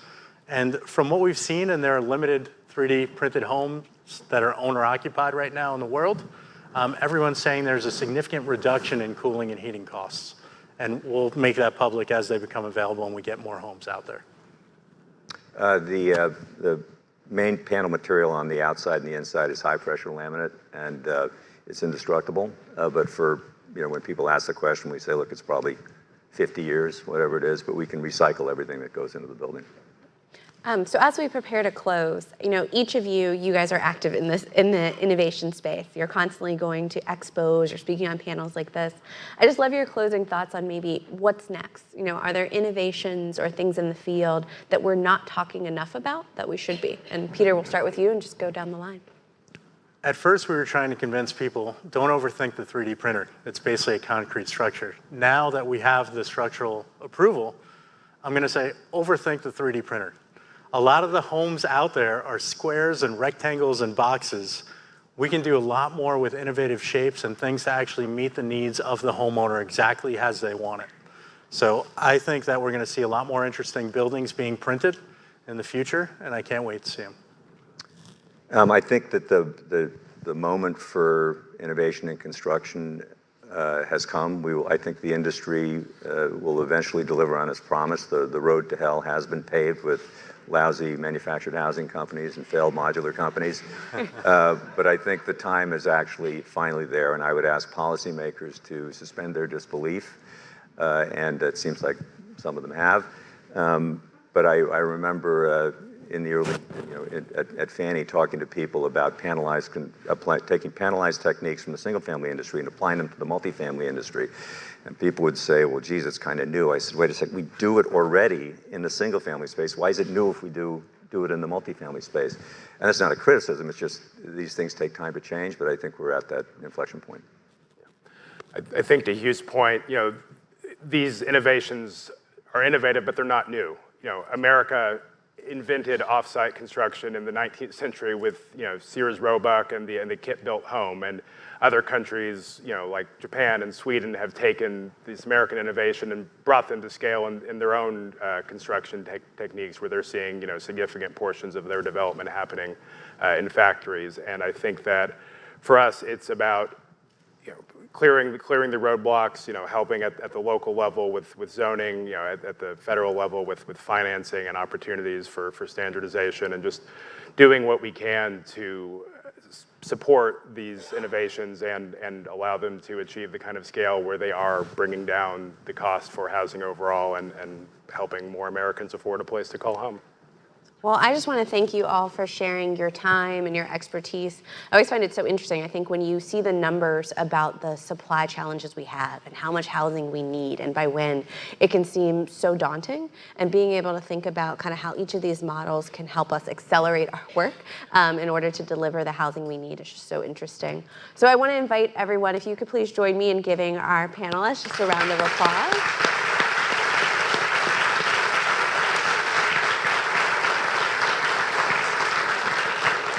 And at this time, we're going to take a short break. However, I've been asked to encourage you to please stay in your seats because it's going to be a very short break as we get ready for the next panel. Thank you.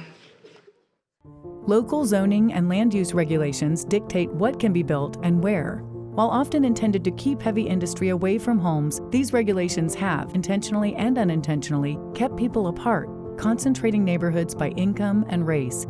Today, they're also a key driver of America's housing affordability crisis. In communities across the country, it's common for 75% or more of the land zoned for residential development to welcome only single-family homes, even when other housing options are needed.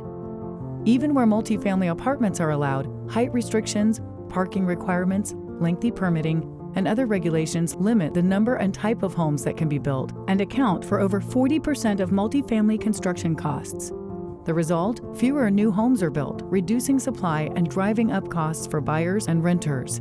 We created these regulations and we can change them. Visit the Terwilliger Center to learn more about how zoning impacts housing affordability.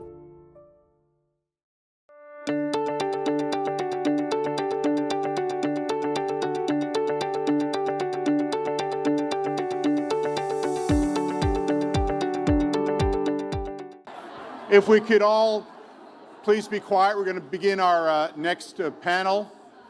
I'll let my colleague Pam Patnode introduce herself and Congressman Peters. But this next panel, we will have the ability for the audience members to ask questions. So if you'd like to ask a question, please scan the QR code in your program, or the QR code which should be on the screen at some point, and submit your questions that way. But thanks very much, and I'll kick it over to Pam. Great, thanks, Dennis. Good morning, everybody. I'm Pam Patnode. I'm a member of the Bipartisan Policy Center Board of Directors and a proud member of the Terwilliger Housing Policy Center Advisory Council as well. I've had the great privilege to work alongside Ron. I think it's been almost 16 years, with a little 16 months where I took a leave of absence to serve as Deputy Secretary of HUD. But we have worked together at the Urban Land Institute, Terwilliger Center there for workforce housing. We've worked together on the board of Habitat for Humanity International. We co-founded, along with my daughter Megan Patnode Bauer, the Terwilliger Center, the Terwilliger Foundation for Housing America's Families. And now I'm delighted to be working with Ron again. And we worked together at the BPC Housing, on the Housing Commission, and now again at the BPC Housing Terwilliger Center. But thank you, Ron, for everything that you do to support the policies initiatives at BPC. And now it's my pleasure to introduce Congressman Peters from California. When I was reading your bio, I come from a small state, New Hampshire, with 2 congressional districts. Right. He represents the 50th congressional district in California, which includes beautiful San Diego and some surrounding communities. But Congressman, you certainly live in one of the highest cost areas in the country, and we just shared a little secret between each other. He sold his home that he shared with his wife to his 31-year-old daughter, and my husband Chuck and I sold our home to our 31-year-old daughter. So we're helping to solve this affordability crisis in housing. It's probably not scalable because I have 2 other daughters and you have a son, so we're in trouble. But thank you. I think the most fascinating thing that I read in your bio was that you're ranked the 4th most independent member of Congress. Democrat. As an independent Democrat, but independent thinking, and that's really wonderful as we sit here in front of a group that we're trying to convince that bipartisanship is the only way forward. So thank you very much. And then the last Congress, you introduced a very interesting bill, Build More Housing Near Transit, to encourage construction near the transit stations. And you've been very involved in your role as former city council in addressing the homelessness issue in San Diego, which is hopefully made some progress since the last time I was there. Nope. No, that's, I think it was 4 years ago that we visited Mayor Faulkner, and we went and toured some of the areas, so it's heartbreaking. But San Diego is one of the highest cost housing markets in the country. I did a little research, Congressman, and according to one of our sponsors, Zillow, the typical home value, which is a Zillow value, is $912,000. Typical rent, $3,100. And the median home price rose in the past 5 years from $600,000 to $900,000. So it's frightening. So, as a member of Congress, do you see a path forward in the 118th Congress to address this affordability crisis of what I call epic proportion? Well, first of all, I want to say thanks for the invitation and for putting this on. I came because housing, even though housing is not primarily a federal issue, it is the California challenge, and it's a challenge in a lot of states. I think the biggest impediment to the continued prosperity of the Golden State, and in my community in particular, is the cost of housing and the unaffordability of housing. As you said, $900,000 is the median house price. I had $2,800 average for a 1-bedroom apartment. It's just not sustainable, and it's gonna affect us. So we try to do what we can at the federal level to support good housing policy. Most of it is driven at the state and local level, but we do a few things at the federal level. We do vouchers through HUD. We do vouchers for veterans, which has a little bit more bipartisan appeal, veteran assisted supported housing vouchers, VASH vouchers. We do a low-income housing tax credit, which we need to beef up in the wake of the tax cuts in 2017. And then we do what we can to use the leverage of the federal government to put pressure on locals to do the right thing. And that's what the Build More Housing Near Transit idea was, which I can explain if you want. I'd like you to go into detail. Do you think you'll reintroduce it in the 118th? We will. We're trying to, the Biden administration, so basically, my story is this. When I was, first of all, I practiced environmental law for 15 years. I got mad at the city of San Diego, decided to run for city council because I wanted that pay cut. And really enjoyed it. Like, it really grew to love using my skills to solve problems. One of the things we worked on at that time was the extension of our light rail system north into the University of California, San Diego area, which is also the major job center. It just takes a remarkable amount of time, which is another challenge for us. But we started like 2002, 2003. I'm a baby council member, and we're starting the routing and we're the planning and the approvals. And then I was termed out in 2008. I became a Port Commission chair. I did that for 4 years, ran for Congress. Now I get elected in 2012 and 2013. I'm here, and now the locals are asking for the federal match from the FTA, the Department of Transportation. And it occurred to me that we had built a transit line where it was easy to build. A lot of parking lots were around it. Some of it was existing rail line, and that made it cheaper to build, but it wasn't really near anything. And I thought to myself, boy, if we had been asked as local government officials, what are you going to build near our transit line when we were asking for federal money, it may have affected how we zoned and how we planned. And so I had the idea that that should be part of the competition, so that when you come with your local project that wants a federal match for transit, you got to tell me what's going to be on it so that I know it's going to be used. And that's important. If you're an environmentalist, you want to get people out of the car, or if you're a taxpayer advocate, you want to get farebacks recovery, you want people to be on the train. So we introduced this bill. The most friction came from the employees in the Department of Transportation, who said that's not our job. But we got some of it implemented by the administration. We're gonna make another run at it, because I think you can use the leverage of the federal government to try to do good policy. The other analogous bill is the YIMBY Act, which my friend Derek Kilmer has introduced, and that attempts to use the same leverage through CDBG, Community Development Block Grant money. If you want this money, tell us how you're going to perform on housing, which we think is a reasonable ask. Would you support a bonus? Part of taking CDBG, it's the formula allocation. You get what you get. Right. Would you support using CDBG in a bonus type structure? So if a community, I think we should be aligning incentives, whether it's a carrot or a stick. Okay. The federal government has a lot of resources, and we have interests in housing, and frankly, because of the dynamics of local politics, it's sometimes difficult to deal with the opponents, who are your neighbors and the people you see in the grocery store. It's helpful if you're able to say, this is how we get federal money, in addition to it making sense. Do you think there's an appetite to pass any monumental housing in the 118th?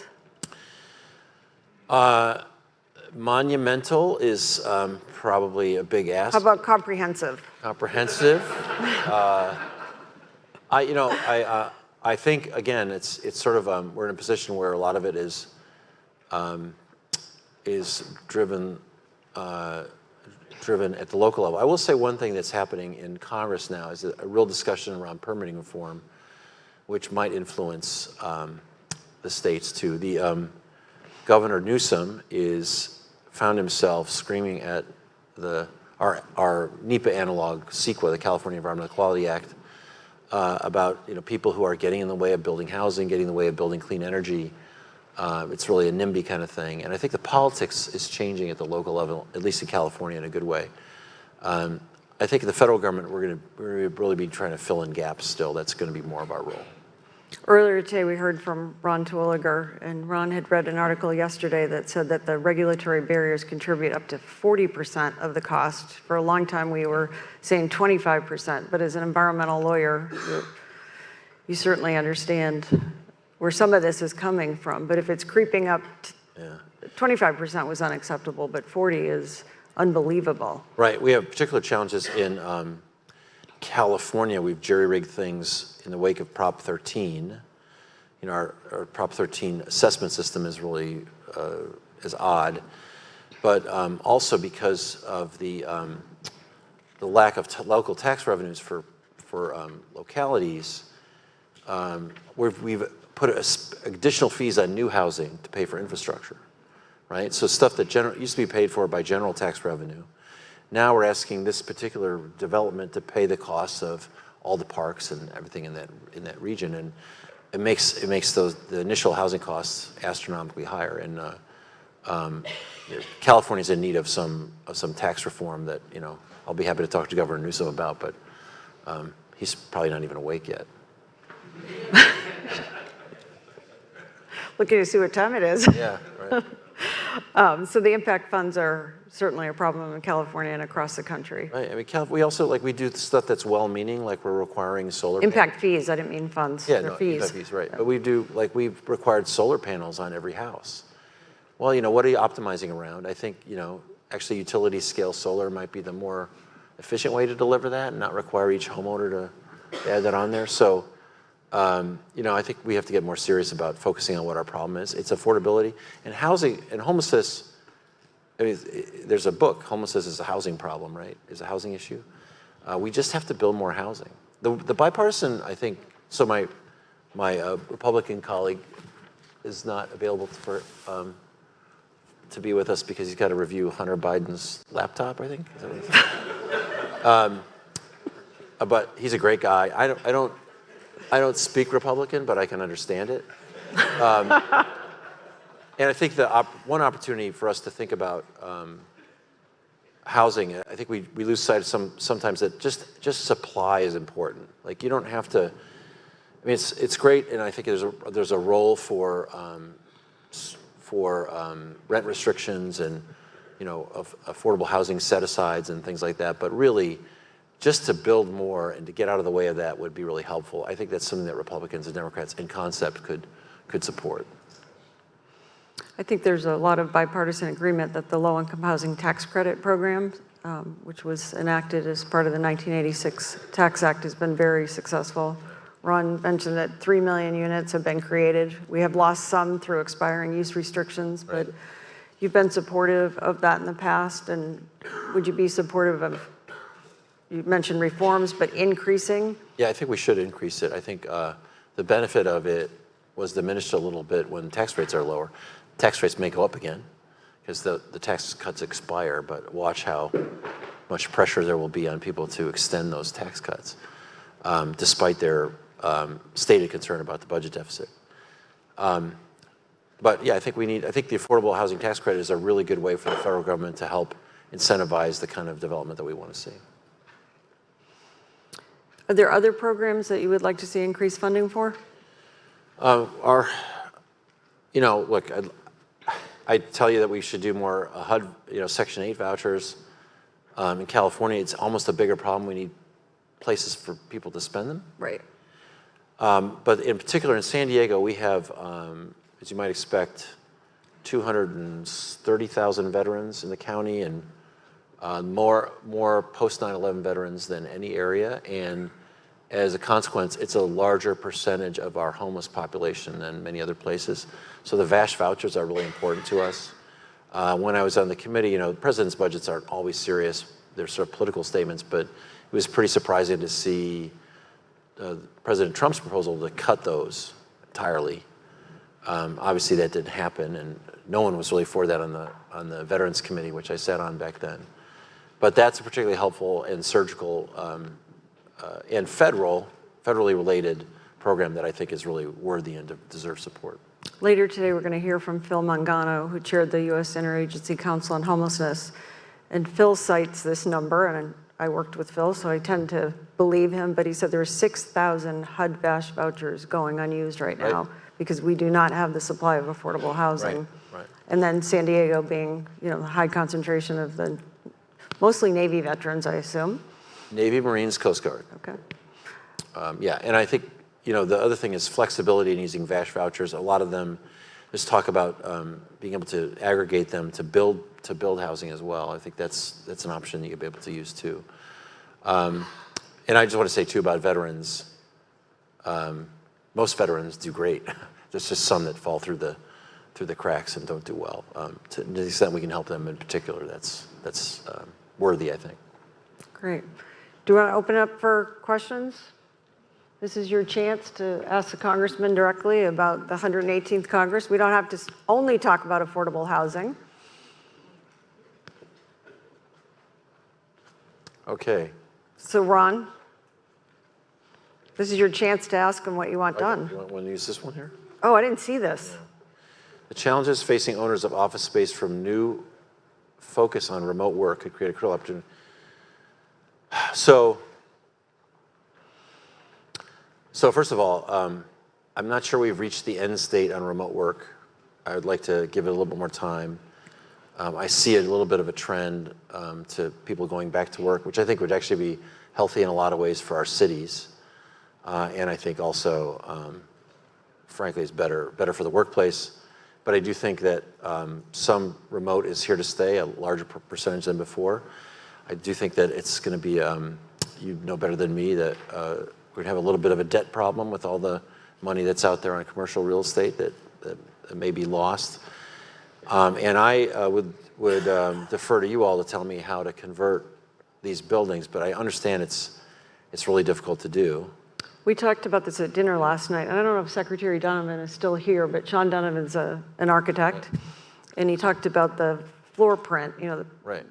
that it's the inner core that you have to address to be able to get the light into it. So we spent about 20 minutes talking about that last night. It can be done, and it has been done, some of the older properties with different configurations. Right. But this question came from one of the smartest guys in housing policy, Jeff Lubell, up there in the middle of the audience. So Jeff probably has some of these answers of how to do it. So what I would ask is, given the high rents, like how far away are we from, if we did really easy permitting for this, how far are we away from economics driving this conversion?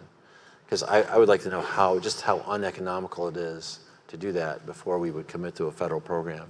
I think that is going to depend on how low the real estate prices go on commercial too, is going to impact that. And we don't want to see that happen because that's going to have a negative impact on the overall economy. Right.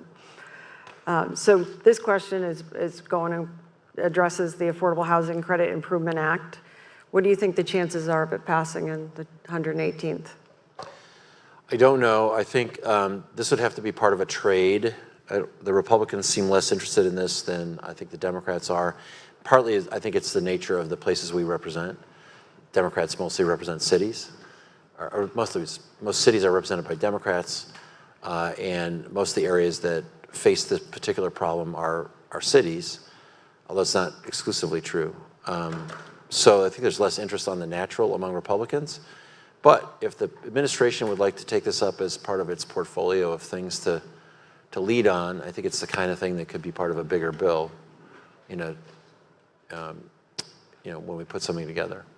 Great. I'm glad to hear the optimism. So in terms of community development and sustainability, what's important to consider while planning and building affordable housing? And we've talked about some of this, but from your environmental law background. Well, maybe go to my city council work? City council background. So I'll tell you another story of what we did. So I didn't know what I was getting into when I ran for office. I was very naive. I thought people would admire my sense of logic, and I knocked on doors in La Jolla, California, where I live, and there were 3 topics I heard about: underground the power lines, get the seals off the beach, which is meant for children, and that's still a fight. And then in Bird Rock, which is a community, they had a 83-foot wide street through this neighborhood. Now, on either side of the boulevard, you're right by the water. You couldn't find a small house for less than $1.5 million, which would be way more expensive now. But the boulevard, no businesses could survive. The traffic was too fast. It was unsafe. It was ugly, and people said, we want it fixed. So I said, I'm going to fix it. That's what you hired me to do. And then I learned about local politics.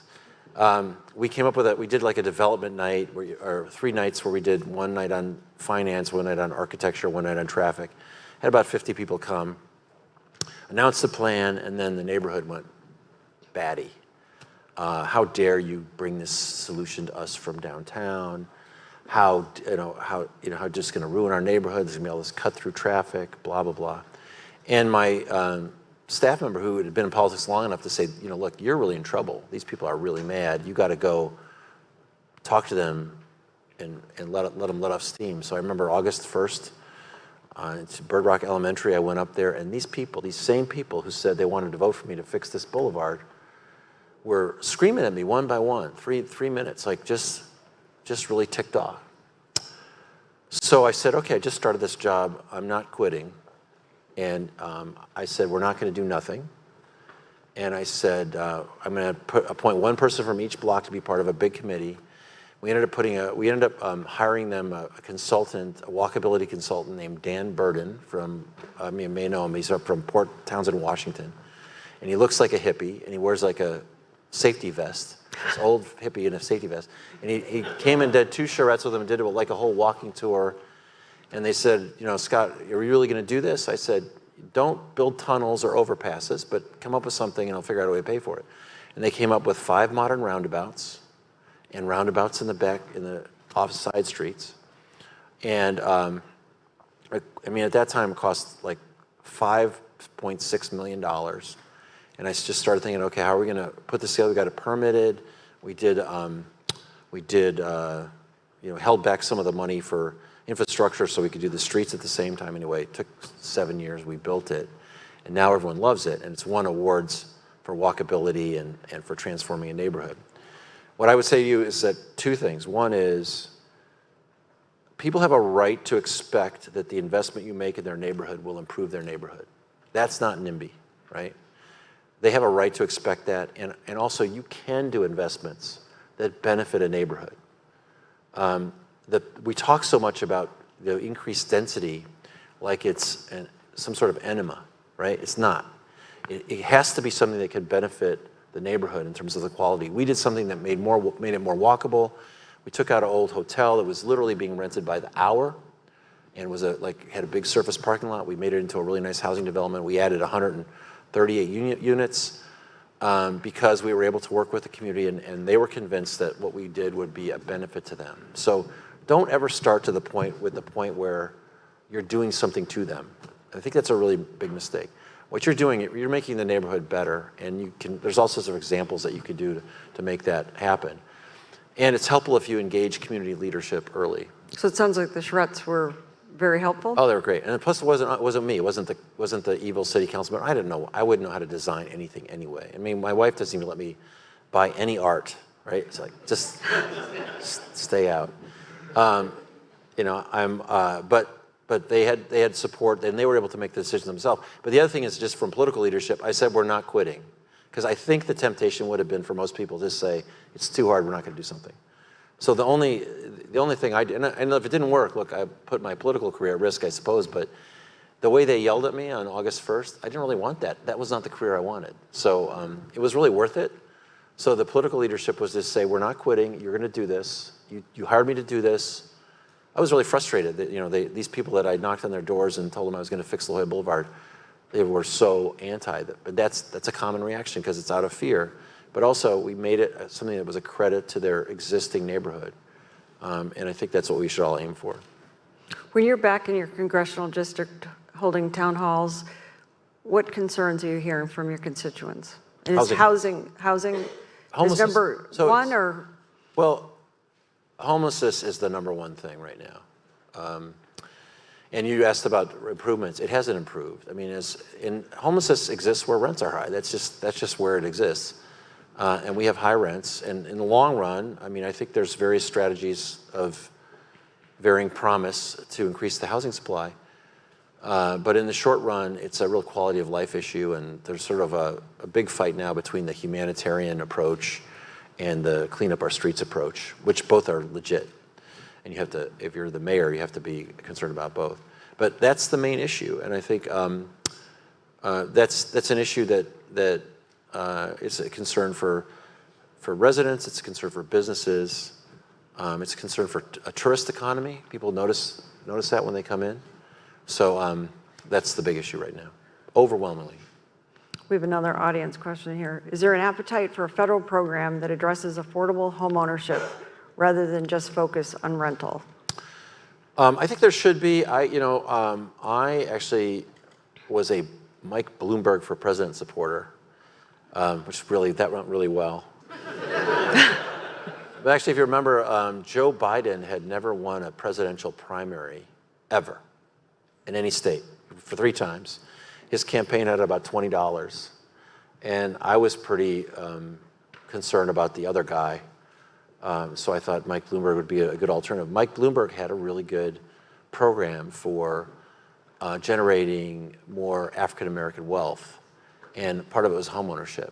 And I think that as a really good template for that kind of program. You have to really be careful that you're helping people who really need it. Not my daughter, who was lucky enough to be able to slide into my old house, but I think there is an appetite for that. And also, there's now a concern, you could tell me how real this is, about investor ownership in single-family homes that that may crowd out what's always been the way people have generated or accrued wealth, which is home ownership. And so I think that might provide some more political impetus for that. So I think on the single-family rental, we have some representatives of an organization that I serve on their advisory board that figured out how to do it and keep it affordable. Yeah. And that there could be other institutional investors in here, so I don't want to offend them, but I think that's certainly, part of the solution. Right. So the federal government does subsidize home ownership. It's something that Ron Terwilliger talks about constantly, how the mortgage interest deduction actually benefits people that aren't necessarily the most vulnerable. Right. So how do you feel about the mortgage interest deduction as a federal subsidy for homeowners? I have not taken that battle, I'll tell you that. You're going to let Ron do that? Yeah, Ron, you take that. You run for office and tell me how it goes. No, I think it's true though. I think this is one of those things where you would want to, you want to take it on it as part of a suite of other reforms so that everyone felt some pain. If you did a big debt deal for the federal budget, that would be one of the things you'd look at. But you wouldn't. I don't think it would be smart or successful politics that wouldn't pass for you just to go after that as a single thing. It's got to be part of a more comprehensive responsibility measure. Maybe if there's a serious look at the national debt, it would come up.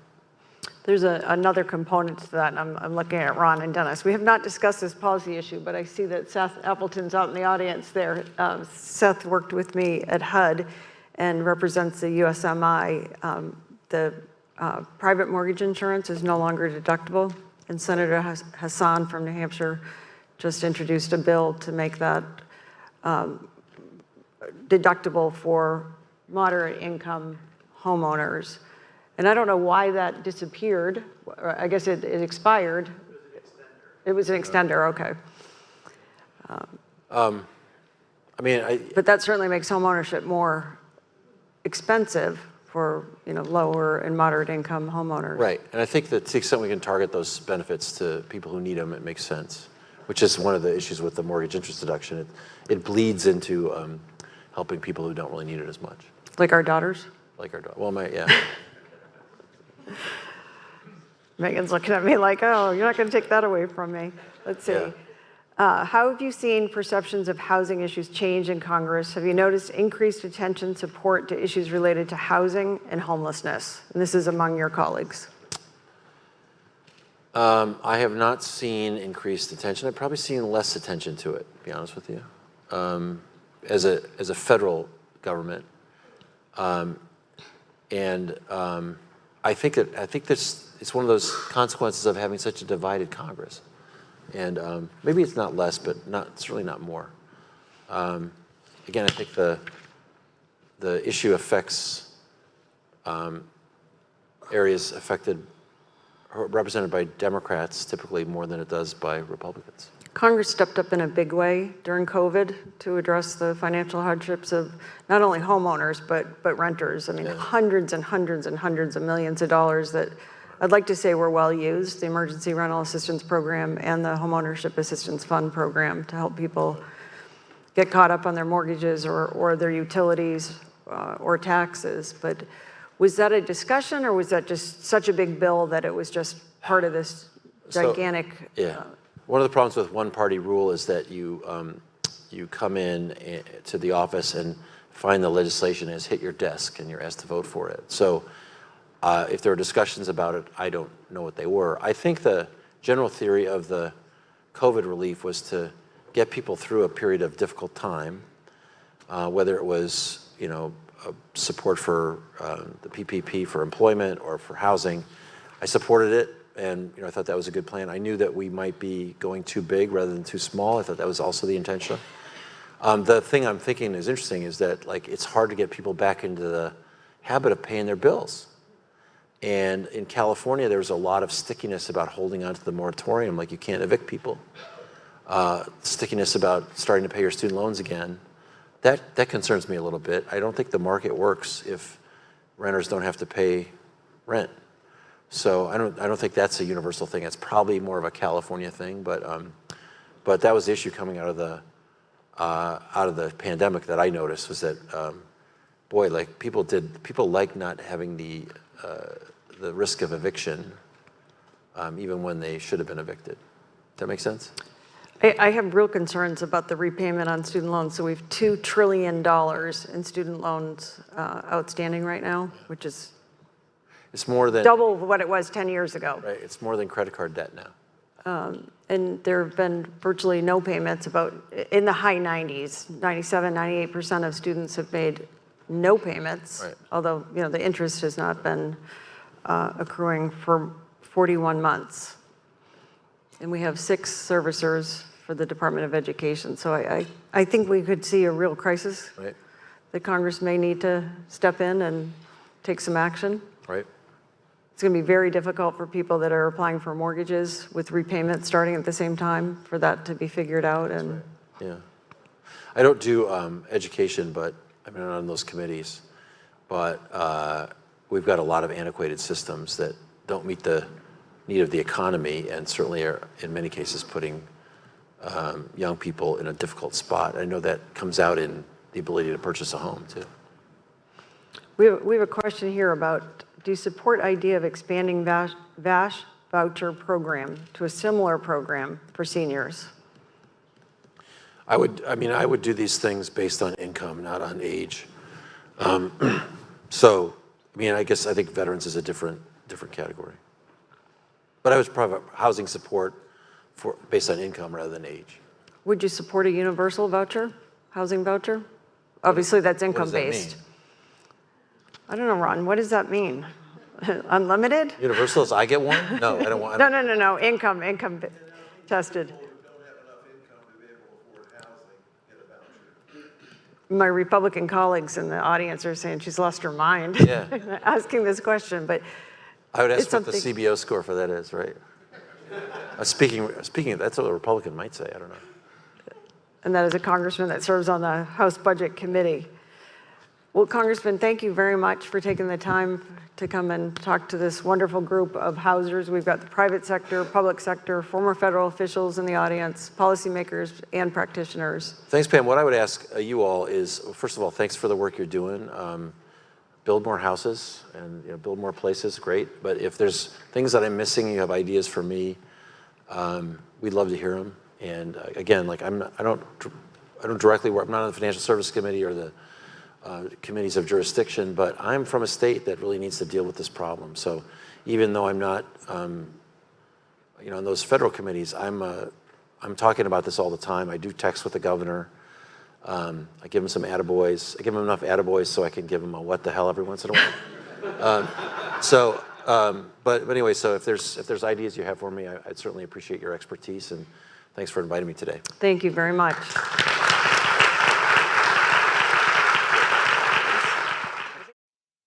Communities across the country are taking action to increase housing supply and enhance affordability. In 2020, Minneapolis became the first major U.S. city to completely eliminate single-family zoning. It also prioritized new developments near transit stops. removed on-street parking requirements, and made critical investments in new, affordable rental homes. Actions that tripled the housing capacity of some neighborhoods. And Minneapolis isn't the only place discarding outdated regulations and taking concrete steps to expand housing supply. In 2021, Utah passed a law protecting homeowners' rights to build accessory dwelling units, also known as in-law suites, on their property, a change that's expected to generate thousands of units of affordable housing. Visit the Terwilliger Center to learn more about how community leaders across the country, whether in City Hall or the State House, are tackling our housing crisis head-on.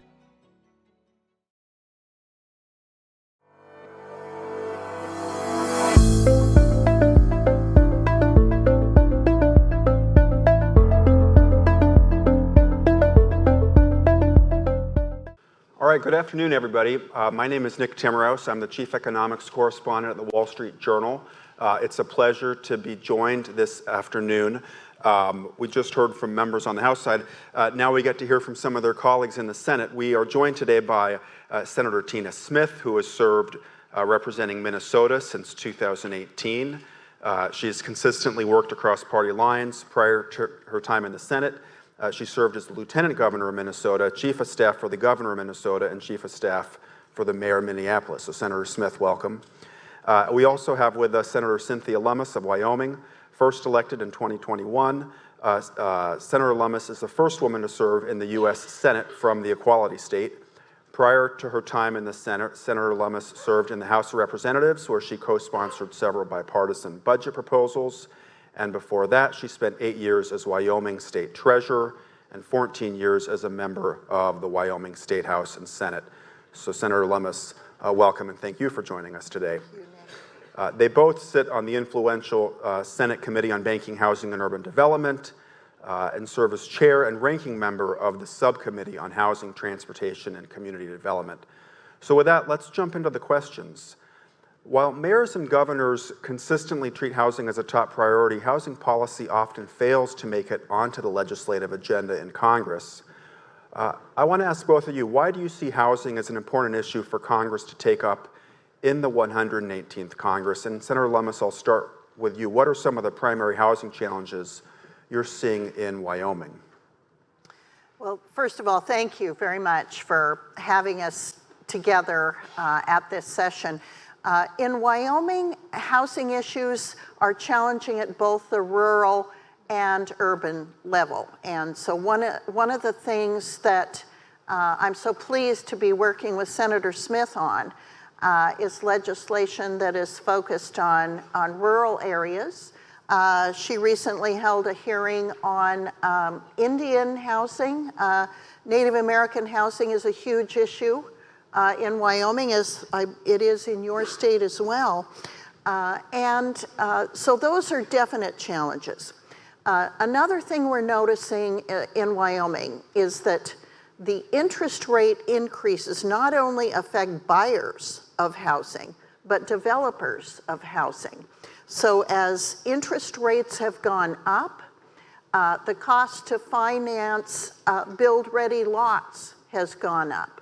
The cost of developing the sewer, water, street, curb, gutter, and other entitlements that go along with it is becoming increasingly expensive. Then, the waiting time between acquiring those entitlements, getting them in the ground, and then making that lot available to a home builder who is also trying to finance the new construction, is putting a strain on the entire system. So for people who are doing build-ready lots, they're slowing down dramatically.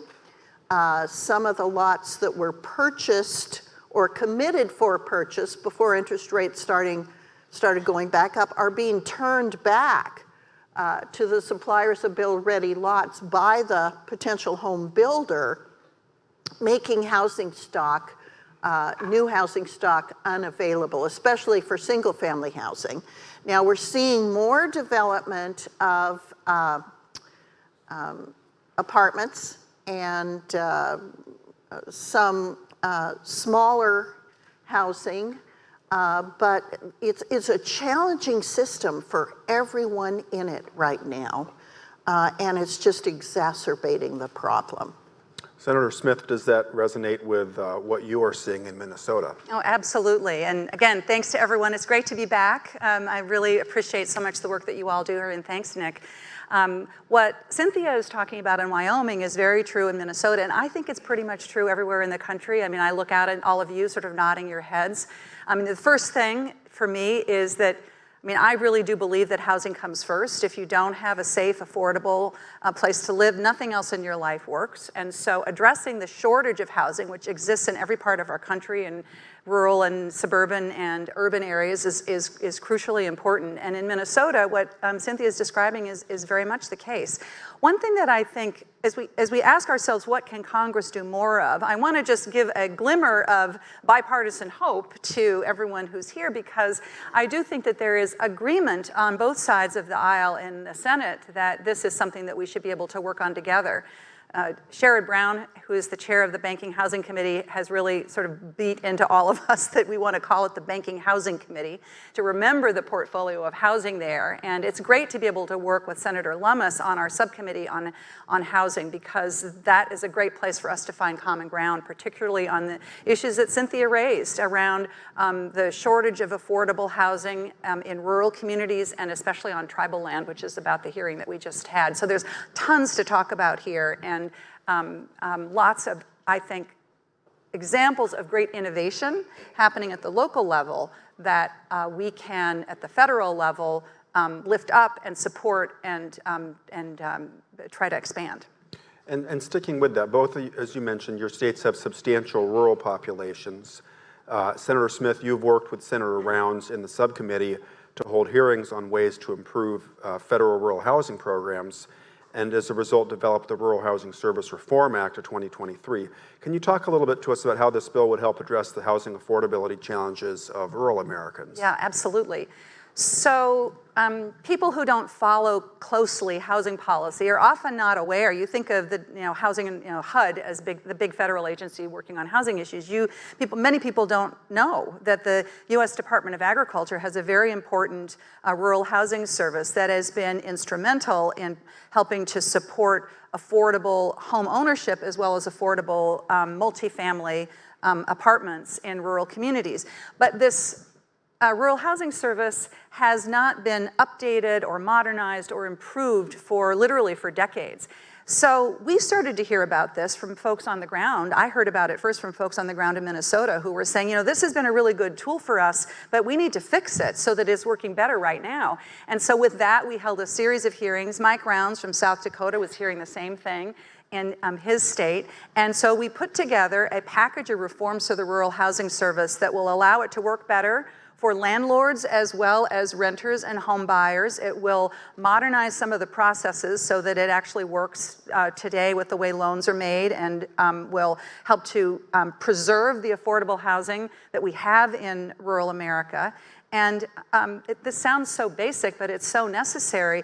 The computer systems in this department are decades old, which means that they really don't work well with, imagine that you're a local community bank and you want to do you want to help work on an affordable housing project with the support of the USDA, and you can't even communicate with one another because the computer systems are so old and outmoded. So I'm excited about this bill, and our hope is to mark it up in the Banking Housing Committee, and I think there's a path forward through the Farm Bill, which will pass, God willing, later this year. It'll make a big improvement. Now, of course, there is split control of Congress. Any major housing legislation has to pass with bipartisan support. And so I wonder if you think there's bipartisan potential or appetite from members of both parties to work together. Senator Lummis, what do you think it would take to get meaningful housing legislation passed in the current Congress? Well, I'm delighted to say that just last night, some of the issues that I raised about the bill were addressed by Senator Smith and Senator Rounds, and so I've been added as a co-sponsor. I'm delighted about that. Very glad to hear that. And I think what that shows is a willingness on issues that need a broader array of support, that there's an appetite to be inclusive in terms of allowing those of us who just want the bill tweaked so we can move forward with it. That the chairman has been extremely accommodating, and I want to compliment you on a quality piece of legislation. Thank you for allowing me to be involved in it. And the fact that the chairwoman is on the Agriculture Committee, I think, is a good conduit for the possibility of adding this piece of legislation to the 5-year Farm Bill. The days that we have to work on the Senate floor and the number of big issues that will be allocated to those days available are becoming fewer and farther between. And so to have the opportunity to take a piece of legislation like this and have Chairwoman Smith shepherd it through the 5-year Farm Bill process, I think really improves its chance of passage this year. The other thing that's really positive is we had the first markup on the Senate Banking and Housing Committee in years this week. And so 2 pieces of legislation emerged from the Senate Banking Committee. So I think that it sort of broke a logjam for us in a very positive way, and I think there's a real appetite for more legislation to move through the Banking and Housing Committee. And so I think it's another positive development that is something that we can report that just happened this week. So pretty exciting. That's great. And both of you have supported the Bipartisan Choice in Affordable Housing Act, which is intended to make it easier for low-income households to use housing choice vouchers and to attract and retain landlords to the program. Can you speak at all about why you've decided, Senator Smith, to support this bill and what you hope it will accomplish? Well, this is another great example of bipartisan work that, that we see happening in the Senate. So one of the tools that we have at the federal level to support help people get into housing that they can afford is housing choice vouchers, and oftentimes that's used in a building that is privately owned in one way. And the need, again, for reform of this system, this program, so that it's working much better for landlords as well as for renters has been known for a long time. So it's great that we have some good bipartisan support for some reforms. And one of the things that we see happening, of course, the story is different in different parts of the country, but overall you see both a shortage of vouchers still. In some communities, there are more people who want to use these vouchers than are available to them. And then the other problem that you have is landlords who are not able or unwilling to work with tenants who are relying on these vouchers. So the reforms in this package are working to get at both of those issues. That just makes common sense, and I know is going to make, if we can get it passed, and there's, again, good bipartisan support for this, is going to help to address those issues. I mean, the thing about it is if you're a member of Congress, if you're in the Senate or the House, and you go home and you're talking to either your constituents, to business owners, to mayors in small towns, there's basically 2 or 3 things that you hear all the time. One is we don't have enough housing, and that's the reason why we don't have enough workers. Yeah. And we don't have enough childcare, because if we had more childcare, then we'd have more workers who could go back to work. And that is all, those all kind of represent the constraints on growing the middle class and the economic growth that we all want to see. So that's why focusing on housing is so bipartisan, I think. Anything to add on the Choice in Affordable Housing Act from you, Senator Lummis? Yeah, I think one of the reasons that it's going to enjoy bipartisan support is it's a good match of regulation, which a lot of Democrats are comfortable with, and incentives, which a lot of Republicans are comfortable with. And so this was a nice blend of the two that gives it a lot of bipartisan appeal. And so there are some very encouraging things going on quietly, behind the scenes that I think are extremely positive. Senator Smith, there's about a 30 percentage point gap between black and white home ownership, roughly the same level of disparity that existed before civil rights legislation made discriminatory lending illegal. How can bipartisan congressional collaboration reduce racial disparities in home ownership? And more broadly, how might housing legislation be a tool to combat the racial wealth gap? Yeah, such a great question, and it really gets at a core challenge that we have. This is really personal for me because I live in Minneapolis, Minnesota, and my home state of Minnesota has the worst gap in home ownership between black families and white families. I think it's like 55 points. And it is not only, it's not only that white families do better in Minnesota, but it is that black families do much, much worse. So why is this happening?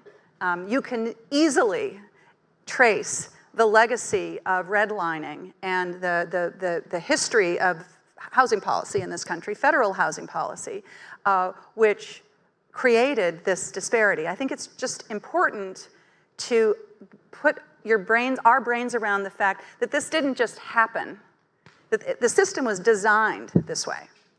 And so in order to get at this, you have to see that problem first, and then you have to be willing to go after it. The reality is that you have to address it across the whole continuum, again, from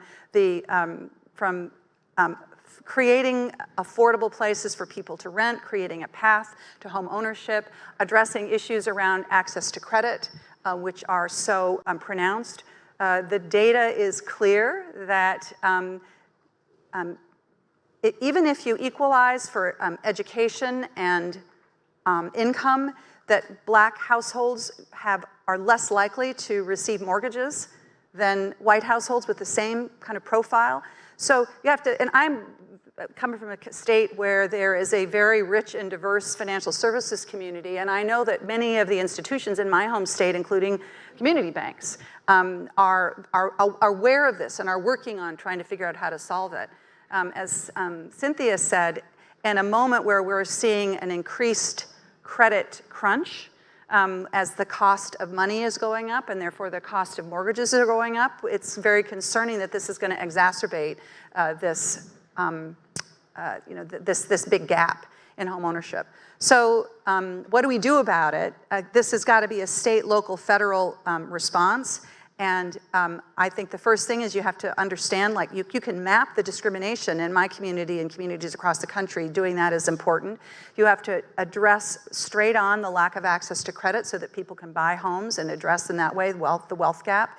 I also think that I'd love that we could talk more about this. There is a really very important need for local zoning changes so that there are more opportunity to build more kinds of housing in all parts of communities and not just in some parts of communities, which will help to get at this as well. My home city of Minneapolis has been doing some very innovative and creative things and pulling in, I understand earlier this week, or today, you're talking about innovations in home construction and manufactured housing, some very cool innovations that are happening there to help address some of the cost pressures for building new housing.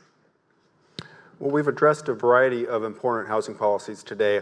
Senator Lummis, before we wrap up, are there any issues or proposals to address the affordable housing crisis that we haven't mentioned or which you don't think get enough attention from stakeholders or policymakers? Well, this whole interest rate issue has been so debilitating of the housing industry. Whether you're buying an existing home or trying to build new housing and a variety of products, that we have to address the overall economy.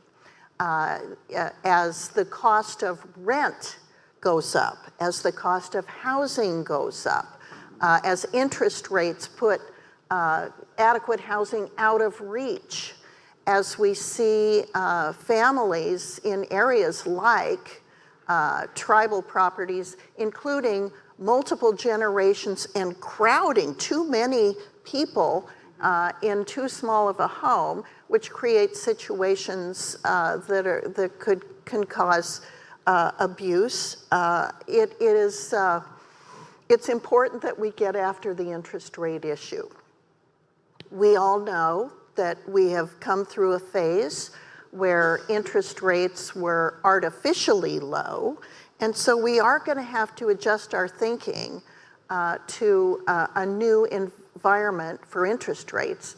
But that said, it can't be as high as it is now. So we have to get inflation under control first and foremost if we're going to have a long-term sustainable growth in housing, which provides job opportunities, as Senator Smith was focused on. So I think it's really important that the U.S. Senate focus a lot of its attention on the root causes of the interest rates being as they are, the overall economy, and how we can return to a pro-growth economy that has interest rates that we can all live with. So maybe an argument there for macroeconomic stability. I wonder, same question for you, Senator Smith. What issues do you think maybe don't get the attention they should from stakeholders, many who are here, or from policymakers?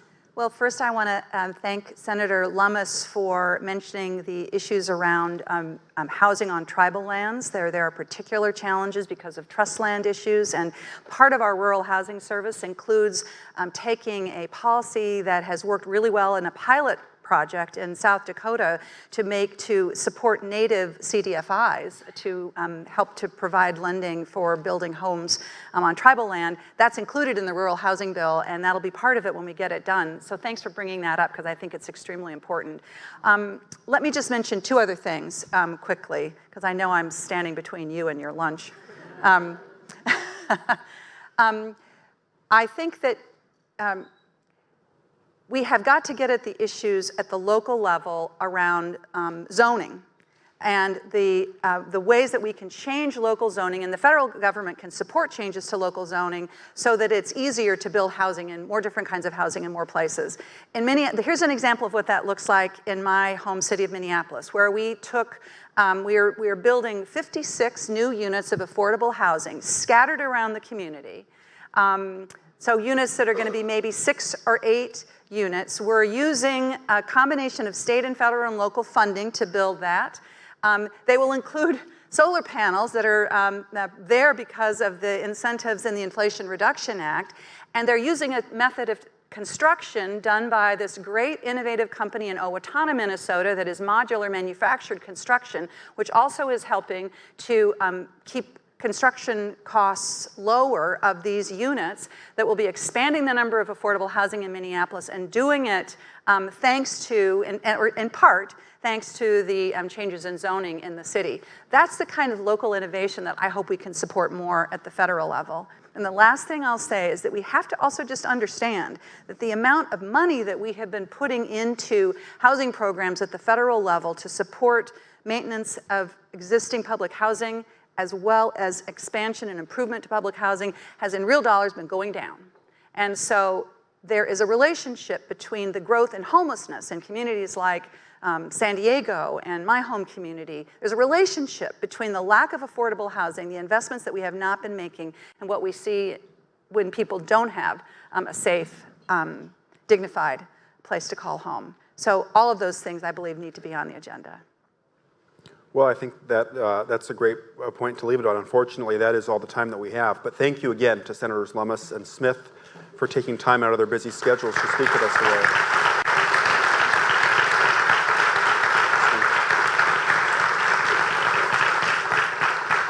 Now, luckily for you all, it is time for lunch, so we will adjourn up the stairs, and we'll be back here with more programming at 1:35. Thanks so much.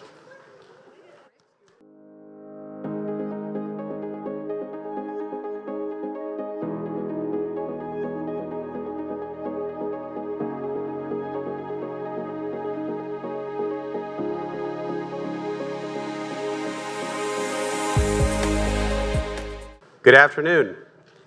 It is great to be with you. I hope you all enjoyed your lunch. We're really grateful for your attendance at this event. we're going to talk about something that is so exciting, it's just going to blow your minds. Federal tax policy. Yes. All right. And Taylor Swift actually contacted me to see if this group could open for her in Atlanta, but we said, no, we're coming to the Bipartisan Policy Center. Way more cool. Much longer merch line, too. Anyway, seriously, thank you for joining us. Using federal tax policy can be one of the most powerful methods we can employ to drive change and increase the supply of affordable housing. And there are some really cutting-edge ideas that are out there that the legislature, the Congress is considering right now. And we have some of the smartest people in the country with us here to talk about some of those prospective changes. Well, let me introduce myself.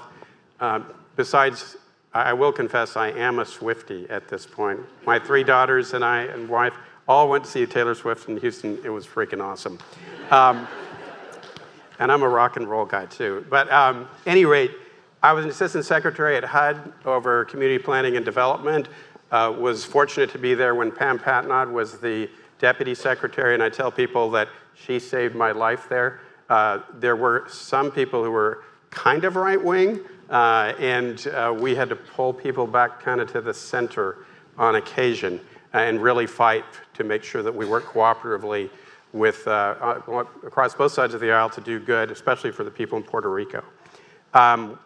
I also served as the Housing and Community Development Director at the City of Houston for about 5 years at a time when we became the first major city in the country to effectively eliminate veterans' homelessness. And we decreased chronic homelessness by 73% in 3 years. I was a small part of a big team that engaged in that effort. And I will tell you, it took Democrats and Republicans working together. It took hyper hardcore cooperation to achieve that. And they're still doing great there, and that cooperative spirit has continued. We have a really distinguished panel. Peter Lawrence is a very highly regarded Director of Public Policy and Government Relations at Novogradac. If you're in this industry, Novogradac is just everywhere, and they provide incredible support to the affordable housing community. I'd also like to welcome Liz Osborne, who serves as the Vice President of Policy at Enterprise Community Partners. She does amazing work there. She oversees the organization's entire federal, state, and local advocacy efforts. And then Sharon Wilson-Janot, who told me that she is not a resident of Genovia, for any of you who are fans of The Princess Diaries. I was shocked to find that out. But she is here. She's the president of the National Multifamily Housing Council.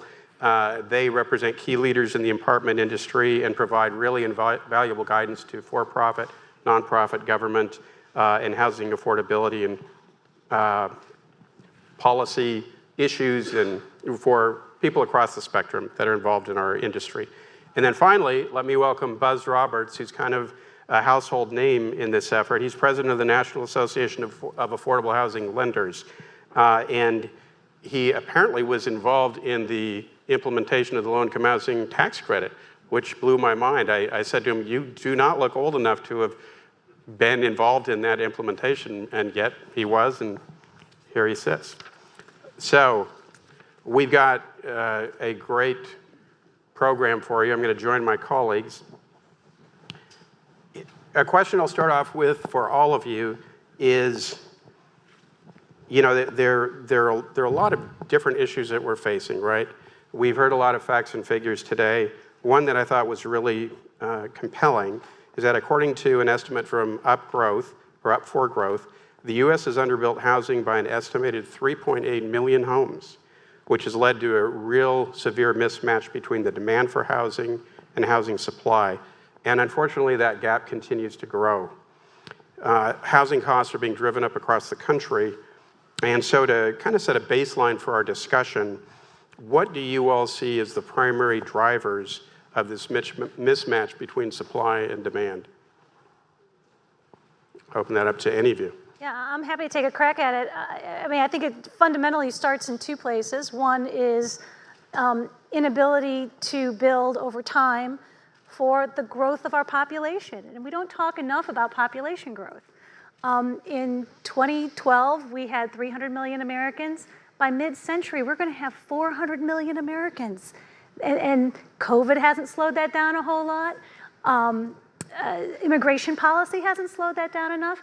People need to live somewhere. So that growth curve has continued. At the same time, we have not kept pace with building through 2008, obviously slowed things down, and other factors that we'll talk more about today, lack of investment, continued increase in costs. But you gotta keep your eye on that population growth, especially at the senior level. People are living longer in this country. They're living with less resources, and they're living with more chronic health conditions. And that too is gonna continue to be a big driver, I think. I entirely agree with Sharon. I mean, we've consistently been underbuilding in this country. I think the recession in 2008, 2009 was a huge, big problem. There was plenty of robust building on the single family side before that, but then it completely, sort of the bottom dropped out and many developers left the business entirely, and we still haven't really recovered from that. There's been headlines about there being robust multi-family construction in recent times, but we've got this tremendously developed deficit across all income spectrums, and until we really do build all across, I think we need to build from the lowest income households to more moderate and middle income households. Until we start really appreciably building that, we're not going to come out of our housing supply crisis. No, I agree. Did you have a comment? I just was going to say, looking at it from a tax policy perspective as well, right? The low-income housing tax credit, or the housing credit, is the nation's primary tool for creating and preserving affordable housing. So when you think about this program as having started in 1986, and preserving affordability for 30 years, right? We're right in that time frame. Yeah. So a lot of these affordable housing units are coming offline right at a time when you kind of need them most, coupled with the expansion in the housing credit that we got in 2018, kind of expiring in 2021. So there's a real need to kind of keep building these units, and using tax policy is a great way to. No, I agree. In the low-income housing tax credit world, there are a lot of projects that are hitting the year 15, end of their compliance period, and there are questions that need to be decided by the owners of those complexes. And Ron Terwilliger mentioned earlier that most developers that did these deals initially didn't think there was going to be a tremendous amount of residual value on the back end. Part of what I'm seeing in Texas is there's a lot of residual value on the back end, a lot of these deals. And so a lot of the developers that said they were going to turn those over to nonprofits are not really so psyched about that now. But I think you're right that we need to extend the affordability periods. I've seen a recent effort where a county purchased the fee interest in a tax credit development, put $4 million into that, and their quid pro quo was that they would extend the affordability period from 20 years to 99. And so I'm seeing some movement to extend the affordability period on existing multifamily affordable housing, but I think we need more of that. Something that's surprising, I think, to the general public is why policymakers and Congress hasn't done more to prevent the crisis that we're in. I remember when I was Assistant Secretary, 3 mayors from the Bay Area came to see me, and they said, Neil, we've never seen homeless and affordability problems like we are now. Can you tell us what's going on? And I said to one of the mayors, well, Mayor, what's the median price of a home in your city? He said, $900,000. I said, what normal human can afford a $900,000 home, right? How did you not see this coming? When we don't build entry-level homes and we're just building high-end homes, this was totally foreseeable. So I believe that the time is ripe, that public opinion is starting to move our direction, and we really have to capitalize on that. So, Peter, turning to potential solutions now, Democrats in the last Congress tried to increase federal spending on housing, including provisions to grow the supply of affordable housing through the reconciliation process. And at the same time, the Biden administration put forward a housing supply action plan, which had administrative actions and legislative proposals. We're in a very different position politically now with a very split control of Congress. In this political environment, why might addressing the housing supply shortage through the tax code be a more politically feasible strategy? Yeah, it's a great question, Neil, and I do strongly believe. I mean, we at Novogradac, we specialize in tax policy in particular, and I do think when it comes to developing housing, tax policies is a great way to do that. But I wanted to get off the script just for a moment, just to say that I think personally we need both tax policy and spending together. They serve complementary roles in broader housing policy. I know this panel and this summit is focused on supply, and I entirely endorse it. But I sometimes feel like we're pitted against each other, like the tax side's better or the spending side is better, when really we should be joined together and pushing together, because we need resources across the board if we're going to really truly solve housing problems. So I just wanted, if you don't mind my going off the script a little bit there, not at all, to say that point. But I think the reason why I think tax policy is an excellent way is it is true. I think we're going to need substantial resources, and we've got plenty of history to show that Congress does, I think it is easier to get those resources sometimes through tax policy. And there are also some design reasons why I think it's important where to deliver the incentive through the tax code. You mentioned the reconciliation bill, and I do think it was terribly unfortunate that we lost $150 billion potentially on housing and community spending to address affordable housing. That would have been a great help through a lot of ways to help address the nation's housing problems. On the flip side, we see on the tax incentives in the Inflation Reduction Act, which actually did get eventually enacted, right? They were pretty robust. They started off at $270 billion, but actually in recent estimates, it's more than triple that, really. And that really is a great encapsulation of why sometimes Congress, it's easier to do things through the tax code as opposed to spending. But the other aspect, and I think the low-income housing tax credit is a great example of this. When you actually deliver the incentive through the tax code, you are able to first give the resources over time efficiently, which is harder to do on the spending side. And having that enables you to have really good compliance tools to make sure that you're delivering what you're saying you're going to be delivering. And we've seen a great response in the 35-year plus history of the low-income housing tax credit. There's been very, very high compliance and very little foreclosure rate. I mean, the cumulative foreclosure rate of housing credit properties throughout its entire existence is less than 1%. When you consider the foreclosure crisis, it's remarkable. There's no estate class that comes anywhere close to that.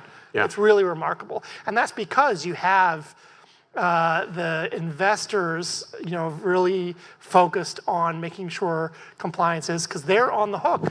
It's not so much the federal government, and the great thing also is that you do have the compliance separated from the beneficiaries. In the traditional way that compliance before the low-income housing tax credit was around was you would have to just take back the building. And where would those residents go? They often had to be kicked out. With the low-income housing tax credit, you're going after deep-pocketed investors to make sure that you stay in compliance. And I think that's one of the design incentives that makes having supply incentives through the tax code be an effective tool. And why I'm hopeful that when the deal comes, hopefully towards the year end, when we'll have a big, robust housing tax package, we'll be able to get some resources from the tax side. Thanks. Yeah. Yeah, as a practical matter, the spending side just doesn't accommodate capital investment. Only about 10% of the HUD budget, which has really grown overall over the last several years, only 10% of that goes for what might be construed as investments. The rest goes for demand or consumption side subsidies, important, things like housing vouchers, Section 8 contracts, public housing operations, all important. But there's always a ton of pressure on the spending budget. The House Appropriations Committee has just come out. They're gonna try to cut funding for the subcommittee responsible for HUD by 25%. When you're talking about compressing that, the first obligation is going to be to keep making payments for the existing assets in public housing or Section 8. And only after that do you get to even think about capital subsidies. And there just is never very much room for that. Ironically, though, Congress has not made a permanent expansion of the low-income housing credit since the year 2000, 23 years. Yes, we had that temporary bump in 2018. We've had temporary bumps for disaster recovery, but the growth for housing credit production has come from a combination of population and inflation factors that are built in the formula and the greater use of bonds and the associated 4% credits there. And there, that's really been the big expansion of production. And we really need to sort of reset and formally expand this resource on a permanent basis going forward. Good points. Liz, I don't know if this is too simplistic, but it seems to me that it's just more palatable to people to enact tax credits than to do outright spending. You know, I don't know if that's too simple a way to look at it, but I think from a budgetary perspective, it's just kind of easier to sell. Do you think that's true? It's certainly true that programs like the housing credit or LIHTC have really strong bipartisan support, right? Right. It's always going to be easier, particularly when you're dealing with a divided Congress.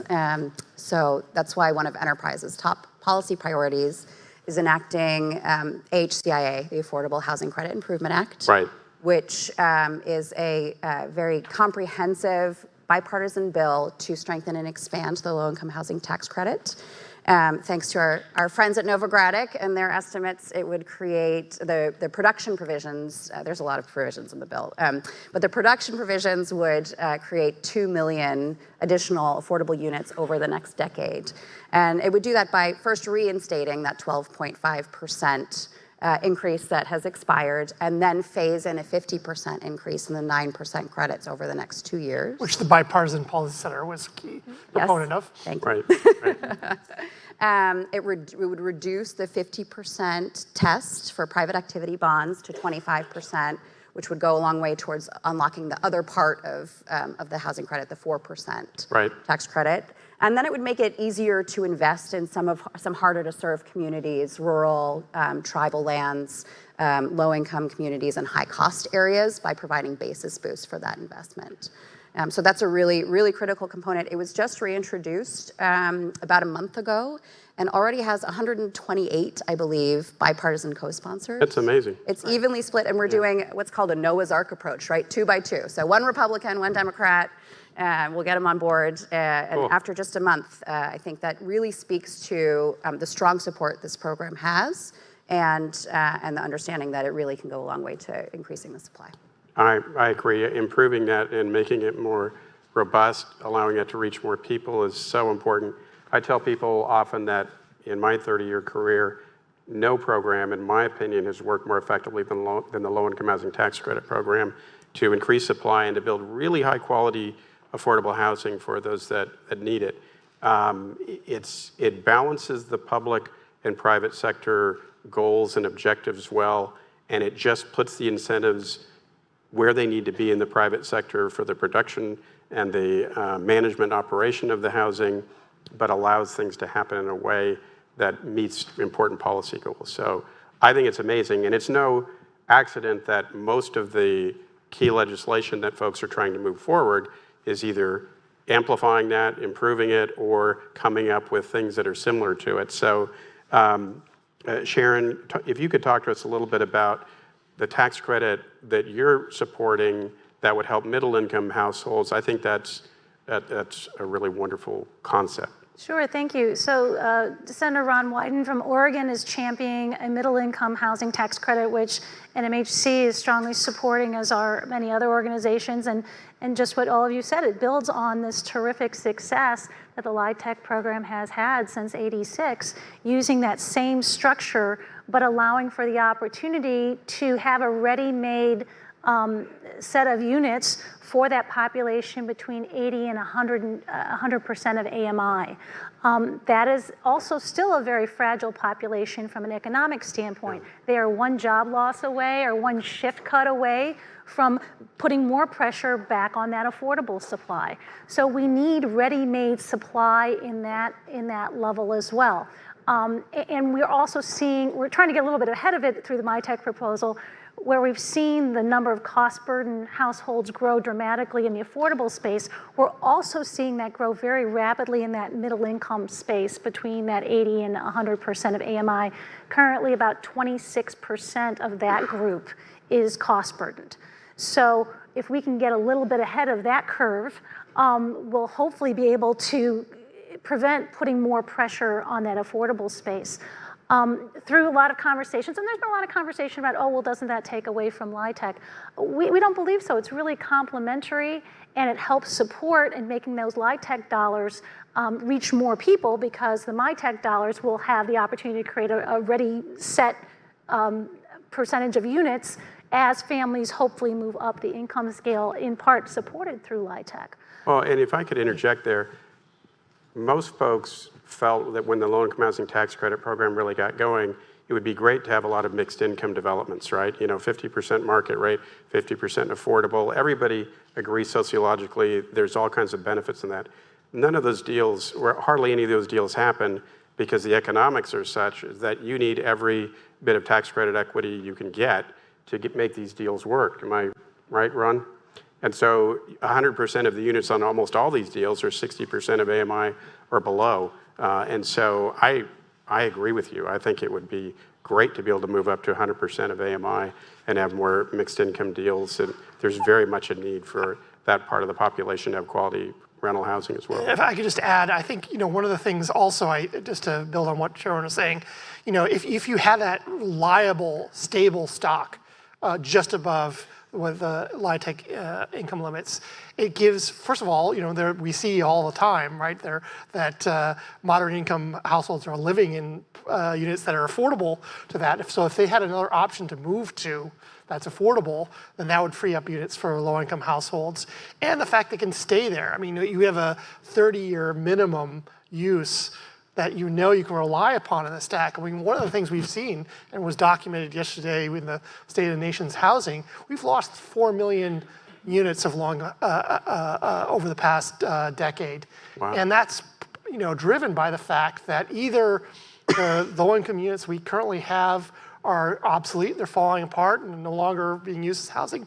Maybe they're being recapitalized, they're a B and C apartment that now has been classified back into A, and therefore they're no longer affordable to a middle-income household, or a low-income household, of course. So I think you need ones across the ladder. I mean, I think we definitely, the greatest needs are in the lowest income households. There's no doubt about that. But I wish there isn't this fight between we got to only serve one or the other. We need to serve both populations, and MyTech would help there. I mean, there can't be. I mean, we started the conversation with Ron Terwilliger saying we need supply at every single level. The demand is somewhat less at the Class A space. It is, we know, very acute at the affordable level, but we need it all the way through the system. And Senator Wyden, very smartly, in an effort to bring more folks on board and avoid this conversation, has amended the proposal to allow the possibility of states making that choice in certain years to take that MyTech allocation and roll it into their LIHTC allocation if that's where they see the need is. So that creates an opportunity in places where the need is so very acute and the decision is made by the state to roll that into the LIHTC allocation. You could do that in certain years, but still have the opportunity to do the MyTech piece as well. And that flexibility, I think, is an echo of what has helped make the low-income housing tax credit so effective. It's administered at the state level. it's responsive to local needs and priorities, and it's flexible. That flexibility to take what has to be a national policy and apply it appropriately to local needs is critical. Because I agree, in particularly the most cost-burdened, hottest markets, we just have to increase supply at every level. And if we don't, we see what happens. What happens is that the low-income stock becomes less affordable and adds so much more stress to low-income households. I believe in supply and demand, and we just have more demand than supply. I agree. I'm a market guy. I mean, when you just don't have enough housing production and rents keep going up and up, people fall out of the bottom. And it's folks who have good paying jobs in many cases in some of the hard-hit cities on the West Coast and areas where housing costs are just skyrocketing. So I absolutely agree. A really interesting and kind of shocking stat that I just saw recently is that there were only 65,000 entry-level homes built in 2020 compared to nearly 420,000 built annually in the late 1970s. I mean, that's mind-blowing, particularly given population growth, the point you made. You know, and people need to kind of quit freaking out about density so much. I'll just get on my high horse for a moment. I mean, it's like, you know, we're in San Francisco. We want this style of, you know, lovely neighborhood. Well, there are more humans that are being produced by the humans who are here. And we love those humans, and we need to be nice to them, and they need to have a place to live, right? So you might need to, you know, suck it up and having a, you know, a multifamily complex in your freaking neighborhood. And I mean, there's probably a nicer, more persuasive way to say that. I will say, when I've been in front of 500 homeowner association members with pitchforks and torches, they want to kill me because we're doing a LIHTC deal in their neighborhood, I'm a little more diplomatic. And remarkably, they're often responsive to good information, you know, about what it is that we produce. But so, Buzz, if you could talk a little bit about how the Neighborhood Homes Investment Act can address that issue in terms of revitalization and starter homes, I'd appreciate it. Yeah, so what we've seen is a confluence of a couple of different trends. One is, as you say, the real shortage of production of starter homes, which used to be a very important segment of home construction. That just doesn't happen much anymore. And a second challenge is that a lot of communities in every state have struggling communities where we really need a community development strategy to stabilize and revitalize those neighborhoods. You go into those neighborhoods and what do you see? The primary land use are single-family homes, but there's no way to do anything about homes that are in disrepair, let alone build new homes that would inject more vitality and retain and attract a diverse mix of incomes. So we looked at the low-income housing credit, saw that it was good, and said, how could we apply those same principles to this related set of issues? And what we came up with is the Neighborhood Homes Investment Act. So it would build on the chassis of the low-income housing tax credit. It would create a capped and allocated tax credit administered at the state level. And it is designed to emulate the same kinds of flexibilities that the low-income housing tax credit has. So it would support both the rehabilitation of homes within a community or the construction of new homes, or for that matter, helping existing homeowners to rehab their homes. This would produce about 500,000 homes over 10 years. So that's not the entire answer to the starter home problem, but it would be a huge kickstart. The idea is to bridge the gap between what it costs to develop, and we've seen construction costs go up by some 37% since 2019, and what those distressed community markets can support in terms of values and what home buyers can afford. And We think this is going to generate more in federal tax revenue than it will cost the federal government. So it's a great investment with a return on that investment, as well as generate a ton of jobs, and of course, create wealth building opportunities for home buyers while stabilizing communities. So it's really a win-win across the board. This too is bipartisan legislation in both the House and Senate. And we've got Representative Mike Kelly leading the effort in the House alongside Brian Higgins. And in the Senate, we've got Senator Ben Cardin from Maryland and Senator Todd Young from Indiana leading the effort. And I think all those folks see this as totally complementary to the low-income housing credit and hopefully the middle-income housing tax credit as part of a much more concerted strategy. Thanks. You know, when I was housing director, we had about $200 million of CDBG-DR funds from Hurricane Ike. And right after I became the director, a bunch of hippies from Austin parachuted into Houston and said, you can't spend that money in any of the neighborhoods that are underinvested. You know, we want you to go to high opportunity areas. And so I got a quick education on fair housing, a quick, long, and grinding education, and I became a convert. You know, I agree that we need to not predominantly invest in areas of minority and poverty concentration.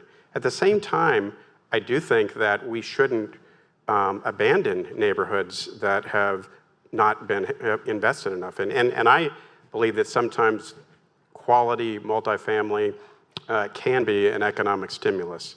I remember talking to folks at the local school district in Houston Independent School District about this question of where do we locate housing, and they said in some of our most underserved neighborhoods, there are students who are in 3 different schools in the same school year because their parents are chasing 1 month's free rent in the local housing market.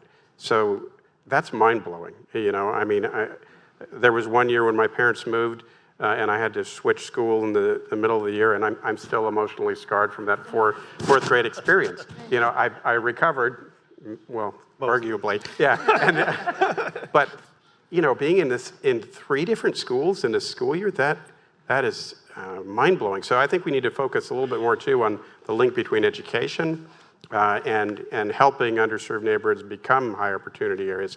But what would you do in this program that you're talking about to alleviate some of the concerns of making sure that we invest in areas of higher opportunity? So this Neighborhood Homes Investment Act is supposed to correct a market failure where it costs more to develop than the local market can support. In really strong markets, we don't have that problem. It's possible to build for that market in a strong, say, suburban, middle or upper middle income community.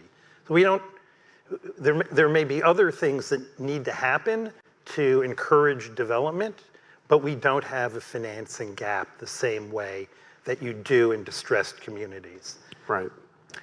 And this is targeted to serve about 20% of the neighborhoods in the country, about 25% of the non-metro or rural communities, but about 20% nationwide. So it's not, we're not trying to boil the ocean here. We are trying to focus the investment in the places where it's going to make the most difference. Those are very good points. I know in predominantly African American neighborhoods in Houston, we have some of the highest rates of home ownership, actually, and homeowners who have no mortgage because their homes have been paid off and they're handed down through generations. And many times what families in those communities need is a way to be able to rehab their home and continue to own that land and be able to have that effect on their intergenerational wealth, right? So Did you have a comment? It feels like, you know, this is really reflective of kind of what we were talking about at the beginning about the huge challenge that we're facing and the scope of the problem. And there's not one program, right, that's going to solve it, right? We need spending, we need tax, we need different tax programs, we need federal programs, state and local, you know, buy-in, we need philanthropy, right? We need everyone to address this challenge. I agree. It has to be kind of the hyper coordination and cooperation that I referred to that's helped Houston continue to do really well in reducing homelessness. And that's why the BPC is just incredibly important. It is so important that we get together, we get along, that we meet and we talk about things and we really attack problems instead of people and so forth. We've got a couple questions here from our lovely studio audience. One is, do you see any opportunities to expand housing options through commercial to residential conversion? And would it make sense to incentivize these conversions through the tax code? From Colin Allen. Yeah, I'm happy to take a crack at that. So we recently did some research in partnership with ULI on office to residential conversions. It's mostly a case study approach. I think the general, and this is, as many of you know in this room, this is the conversation that all urbanists are having right now. You know, it's helpful, but it is helping around the edges. Most of these buildings were not anywhere near designed for residential use. Our estimates are that maybe 10 to 15% of the office buildings, and that's probably aggressive, could be converted reasonably without a complete cost burden to some kind of residential use, different in different localities. And in terms of, but yes, to your point, we need every single tool. Senator Stabenow from Michigan has actually been working on a bill that she had previously introduced to create a federal tax incentive of 20%. Many states and localities are looking at additional tax incentives. Here right in the district, we're looking at a tax incentive to do office to residential conversion. So yes, it's one piece, but it certainly isn't the panacea that I think we would all like it to be and hope it would be. Yeah, I want to second what Sharon said. I think we've seen for our Novogradacs clients is that office buildings that are built in recent decades, it's particularly difficult to do that. The way the floor plates are constructed, it just doesn't make it something that it could be easily readapted to. Where we do see this actually is on historic office properties. There is the historic tax credit. And we have plenty of examples of those properties being converted from a variety of uses, including old office buildings, into multifamily residential properties. And they're great examples. They win awards. So I think it really is, it depends on what type of property you're doing, but it's not the broad panacea that sometimes it's presented in the press. Something I've noticed is that with all of the money that was put into COVID stimulus and ARPA funding and community development block grant disaster recovery and mitigation funding that's out there, I mean, I have never seen this much federal money available in my life. I mean, it's in real dollars, it may be more than New Deal spending. And even with all of that, we are seeing tremendous cost increases in development. A client of mine had a project where they were getting $23 million in CDBG-DR to do a 9% tax credit deal. When I was the housing director, we thought it was a lot to put $6 million in gap funding into a deal. So they had $23 million committed, and because of cost increases, material and labor, they still couldn't get the deal done and had to go back, and we had to go back to the city and county and ended up putting $30 million of DR funding into one deal to make it work. So I think something that a lot of us are maybe kind of not paying enough attention to is there is this massive infusion right now of federal money out there with ARPA funding and COVID funding and DR funding, and it's coming to an end, in the next year or so. I mean, a lot of that's drying up. And so we're going to need to do more than ever to try to close that gap, which is why these things are so important. Here's another question from the audience. Even if we acknowledge, which we all should, we'll be the judge of that, that the federal government must commit more resources. Yes, I agree. I acknowledge that the federal government must commit more resources to growing the housing supply. The effect of any additional resources will be blunted by local regulations that slow down the entitlement process and make new construction more expensive than it needs to be. With that in mind, how can federal policymakers design these tax expenditures in such a way that allows projects to get around the problem of costly land use regulations? I'll take a quick crack at that. The ADU statutes that a lot of states are putting into place are really important because they're blowing past those local regulations and just saying, state law says you can do ancillary dwelling units, deal with it, homeowners association, right? And local governments. And so I think we need legislative fixes to at levels above the local level. And this is coming from a guy who believes in limited government and Jeffersonian democracy, right? To be able to provide, to kill some of the land use restrictions that are making it so difficult to develop. What do you all think? This is tricky because, sometimes people will say, unless localities agree to make it easier to build affordable housing, we're going to withhold federal housing money from them. Those people who are against affordable housing at the local level might agree. That's a great idea. Mm-hmm. A great result for their eyes. Don't give us money to build affordable housing.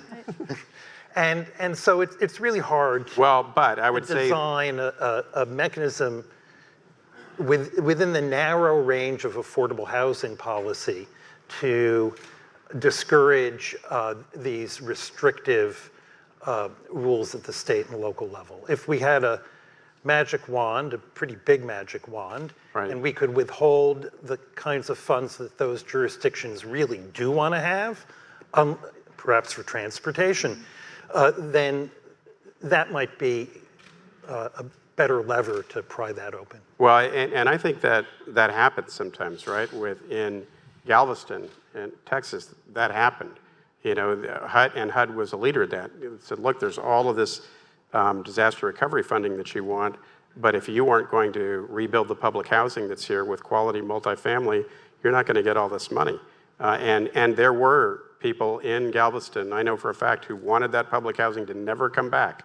And they ended up getting over it, and that carrot of that additional federal funding, kind of going George Romney on them, right, was very effective. There's also a potential stick here too, and it's still being implemented, but the new affirmatively furthering fair housing rule creates an opportunity for local governments to have a plan in place for how they are going to support affordable housing moving forward under the Fair Housing Act. This creates an opportunity, number one, for planning, but number two, for a stick. You have a carrot with the incentive, but also for a federal stick for communities that are making choices, a la the example you gave, not to do things or to slow the process down or to otherwise, in more subtle ways, impede the development of affordable housing. So that too is another opportunity, and if you put those two things together, we could have better chances moving forward. No, that's a great point.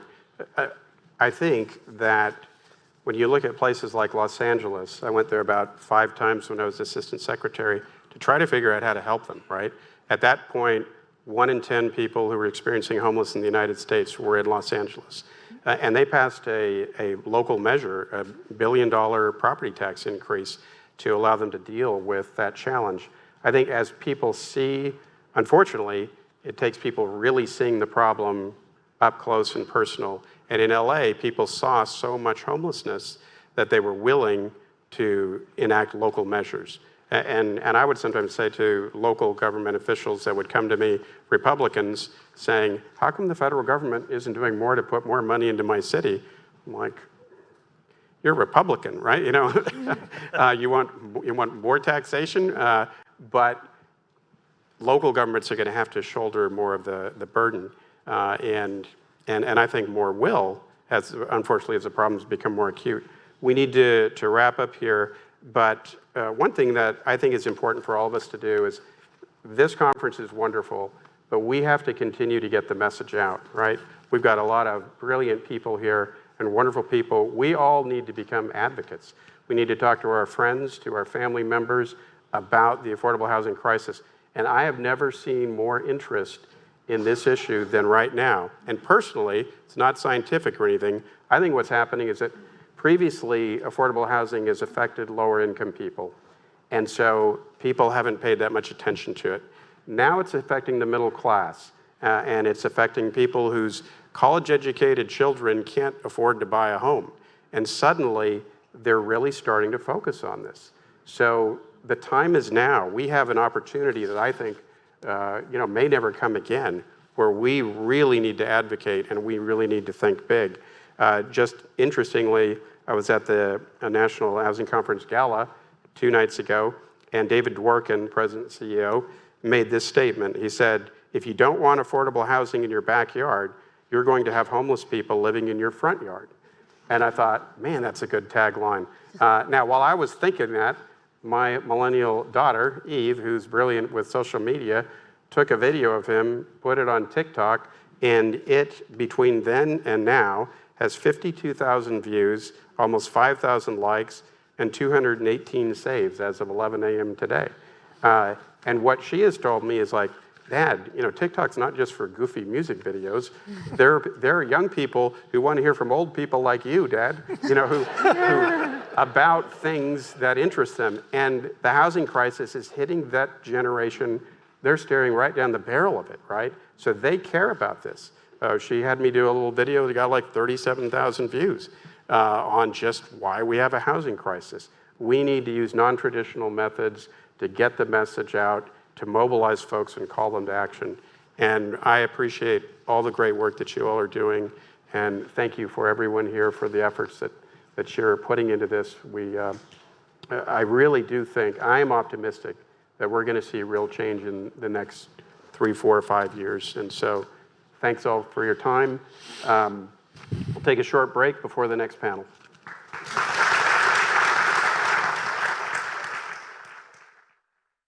With rising mortgage rates and soaring rent prices, affordable housing has never been more out of reach. The mismatch between the demand for housing and available supply is driving today's housing affordability crisis. In recent years, the U.S. has underbuilt housing by millions of homes. Fortunately, we have the solution. The American Housing Act would strengthen the low-income housing tax credit program, encouraging greater private investment in affordable rental housing. It would also promote affordable homeownership by mobilizing private investment in entry-level starter homes. And the plan would incentivize local communities to reform restrictive zoning laws that limit housing density and block new construction. It's time for the housing affordability crisis to end, and we need your support to make that happen. Read the full American Housing Act to learn more and help us ensure that every family can find safe, affordable housing.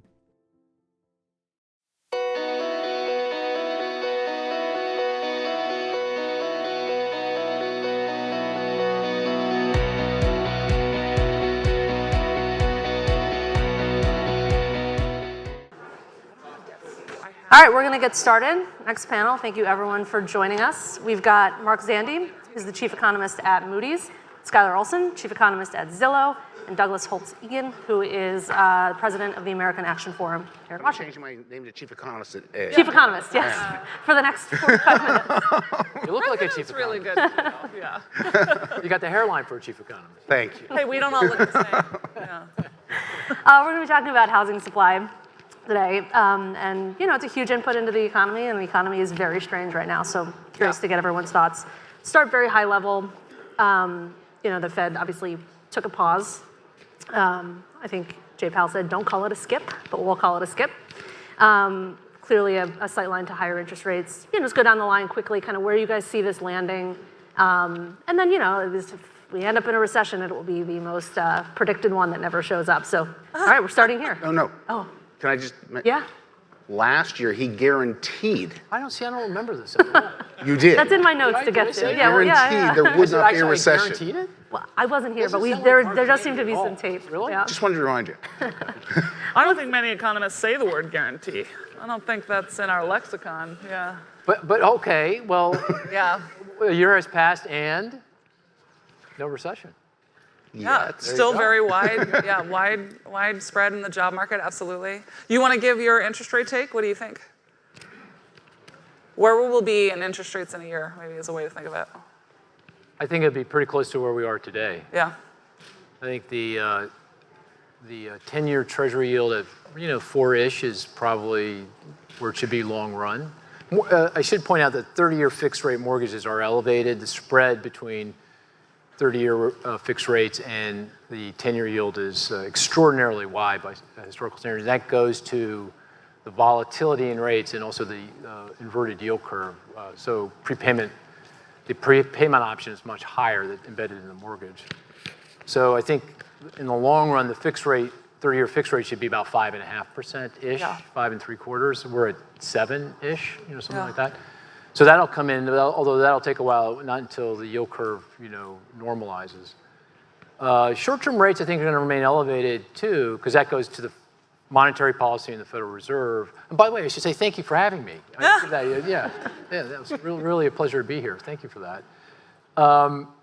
And I don't think we're going to have a recession. I don't want to be Pollyannish. Recession risks are high. History would say recession is likely because we have high inflation and the Fed's on the warpath, and historically that ends up in recession, but I don't think we will. And if that's the case, then I don't think the Fed's going to be lowering rates anytime soon. And that means short-term rates are going to remain elevated, and the funds rate's going to remain. If you told me a year from now the funds rate around 5%, I say that sounds about right to me.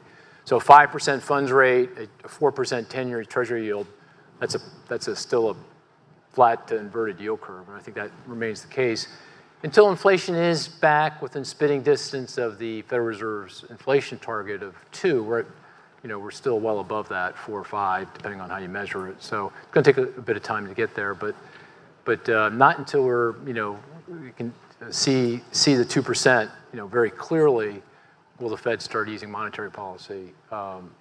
So I think to your question, I think if you told me rates are exactly where they are today, a year from now, I'd say, okay, I won't argue with you. We'll hold you to it a year from now. Yeah. Write it down. Yeah. I don't. Well, I'm not going to guarantee anything anymore. I don't know how did I ever say that? Skylar, what do you think? I, very much so agree with Mark. We've got, when we put into our formal forecasting model, I think like most people who forecast at this time, we put in a lot of different macro scenarios in there in terms of, different options for where interest rates could go or where unemployment might go. But in our base scenario, our favorite one, we keep pushing out, the return of mortgage rates to their terminal rate. Don't you like that we call the 3 to 4 year expectation is terminal? Because that'll be the end of times, 3 to 4 years. Finance is a very short horizon. Are you guaranteeing that? No. Oh, thank you. I'm not guaranteeing. Nope. Let's just take the word guarantee out of my mouth. So we keep pushing that out, now when do we have interest rates crossing 6% in our, this scenario, this, not ideal scenario, our favorite one most likely. We used to have that passing 6% at the end of the first quarter of 2024, and now it's just, we continually push that out again. I think we don't have it crossing 6 until the second half of 2024 now. Where we push that out. Same reasons. I look at that month-over-month core inflation numbers. You squint your eyes, and it really doesn't look like it's coming down. It just bops around at this elevated 4.5 level. So did you say recession or no recession? Oh, the recession or no recession one? I would say I did not. You did not say. No, I did not say. And in our that same macro scenario that we, our most likely one, we don't have unemployment coming up above really at all. I mean, it's a no recession. It's a no recession scenario. Do you see how hard it was for you to say that? I know. Yes, you couldn't say it. You can't. Well, say it. No recession. Yeah. You said guarantee, man. That's what I heard. Yeah. My takeaway from 15 years of financial reporting is that no one knows anything, and you should never hold people to what they say because it's always wrong, usually for the wrong reasons. Doug, what do you think? I still have to answer though. Yeah. Okay, great. I'm a little more bearish, I guess, than these two. I take the Fed at its word, and Powell in particular has said repeatedly that the greater mistake would be to ease prematurely, and that they're going to do too much in the end, I'm pretty sure. And Were you surprised by the pause then? I thought he was just buying peace on the FOMC. I mean, they've had no dissent so far, but I never thought it was the end. He kind of. And he put any question about that to rest yesterday in the House. I mean, there are going to be more hikes this year. Yeah. Probably two. And it's not totally clear to me what they think they'll know in July that they don't know today. Right. I was actually, I wasn't surprised by the pause because, it's a signaling thing, and that's a big part of Fed policy is what they suggest. But. So I think what happens, you get the April CPI, and finally you get the shelter index coming down. It was an annual rate of 5.5%. So if you're looking for a reason to not hike, you finally find his point. Say, look, see, it's happening. And so they bake in the messaging that says we're not going to raise rates, and they don't like to get crosswise with anyone's expectations. And now out comes the May CPI, and it jumps back up to 7, and so the hawks are now armed with that, and so I think they'll do some more.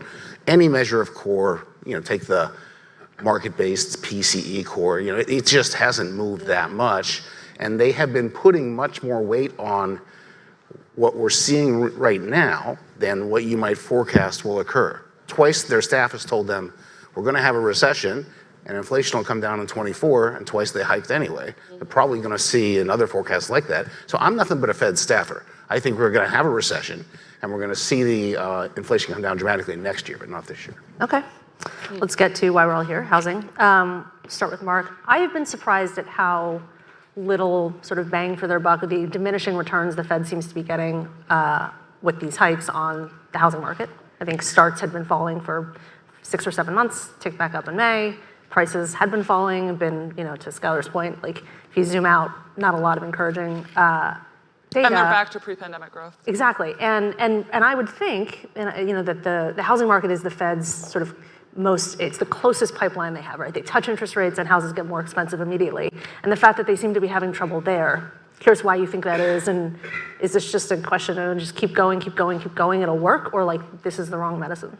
Well, I'll take a little exception to the way you characterized it. I mean, in terms of demand, home sales, they crushed it, right? They crushed demand. Yeah. I mean, we got a data point today, existing home sales, a little over 4 million units.